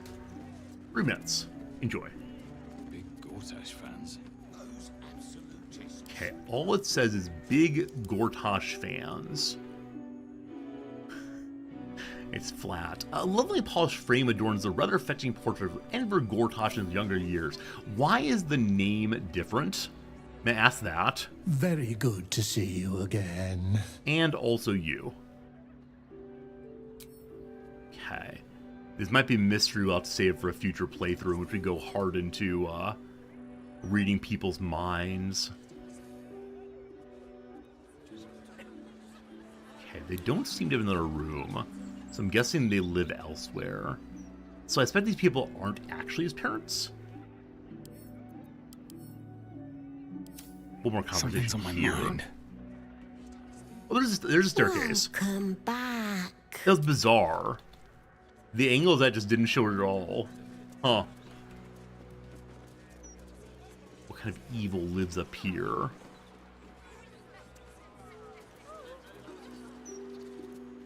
Looking for things to read, notably. People trying to write down their secrets. Here's a little gazette to read. Oh, he's an older one. So the sewer kobolds stop their sanitation. The steel watchers, their giant metal monsters, protect us. Public park, public disgrace. Another gaff from the buffoon duke. Elf song at tavern changes tune. And refugees are arriving. Are vampires real? The patriarch says no. Yeah. No, I know there's not a lot of us to understand about the world. Yeah, reading minds, I don't know. It's just a spell, seems any other, but it just seems kind of inappropriate given the things we're committed to. So, yeah, this mystery will stay for another playthrough, and that is just fine. Cool. Let's get out of here then. Maybe they're doppelgangers. Maybe they're actually steel watchers covered in human flesh. Seems likely. An honest vendor? I've never seen the thing before. Have you fallen foul of a cultist's curse? Been addled by an absolutist incantation? Not sure? Best stock up on charms, just in case. I am always willing to buy some junk for roleplay reasons. If it claims to be holy, if it's a relic, it shall be mine. Protection, of course. Who knows the horrors these cultists have up their sleeves? Can't be too prepared. What are you selling? Okay, a variety of just rings and necklaces and such, with nothing special on them. They're just ordinary jewelry, it seems. I'm a tiny bit surprised, that's all it is, but that's okay. I will again sell half of my basic healing potions. I doubt I'll ever use them again, but still probably good to have some around. Good. Satisfaction? Cool. I appreciate that he's not selling things that are labeled illegitimately. That said, if he's claiming that the individual normal rings are meant to protect people, I guess it gives you armor on that finger. If he phrases things correctly, he is still an honest vendor. We're learning planar binding. I'm sure I'll use that real soon. No one back home will ever believe this. Is that a thing? I don't know. Where are we now? Okay, we looked at this art earlier. We then went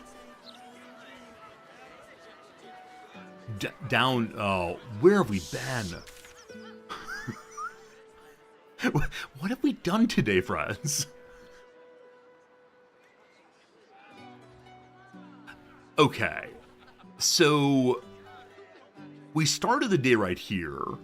We went and talked to our friend the tiefling. We learned where the books are hidden. We know how to get to Loracon, but we didn't bother him yet.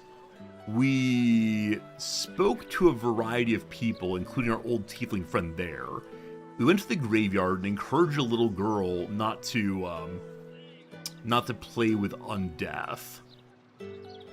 I didn't go into this building because I thought it was the vampire place. It might still be. We then headed down this way. We did some shopping. And we removed a sheep curse. I get nothing done these playthroughs. They'll catch a break. All right, team. Tomorrow we'll get a little bit more nothing done. Should be a fun time.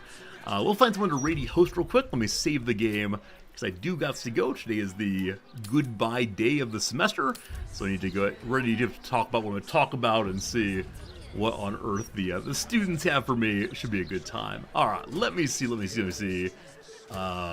spend a lot of time in the city. Raphael Ambrosius Cousteau, good to see you, my friend. There is a ton of this city. It is really, really striking just how much is going on. Hey, thank you for the kind comments, folks. Glad you enjoyed hanging out. I certainly enjoyed it also. Who do we know is playing video games right now? Our friend Sim. We like Simcopter very much. He's playing a game called FTL Fashion Light. It is a game in which one attempts to avoid destruction while flying from place to place around the world. By the world, I mean space, and, you know, There are laser beams and explosions. It's a pretty cool game.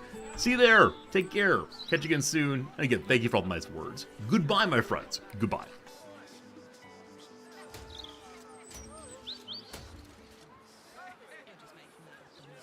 You seen any gazetteers around? Need to see if the new edition's out yet.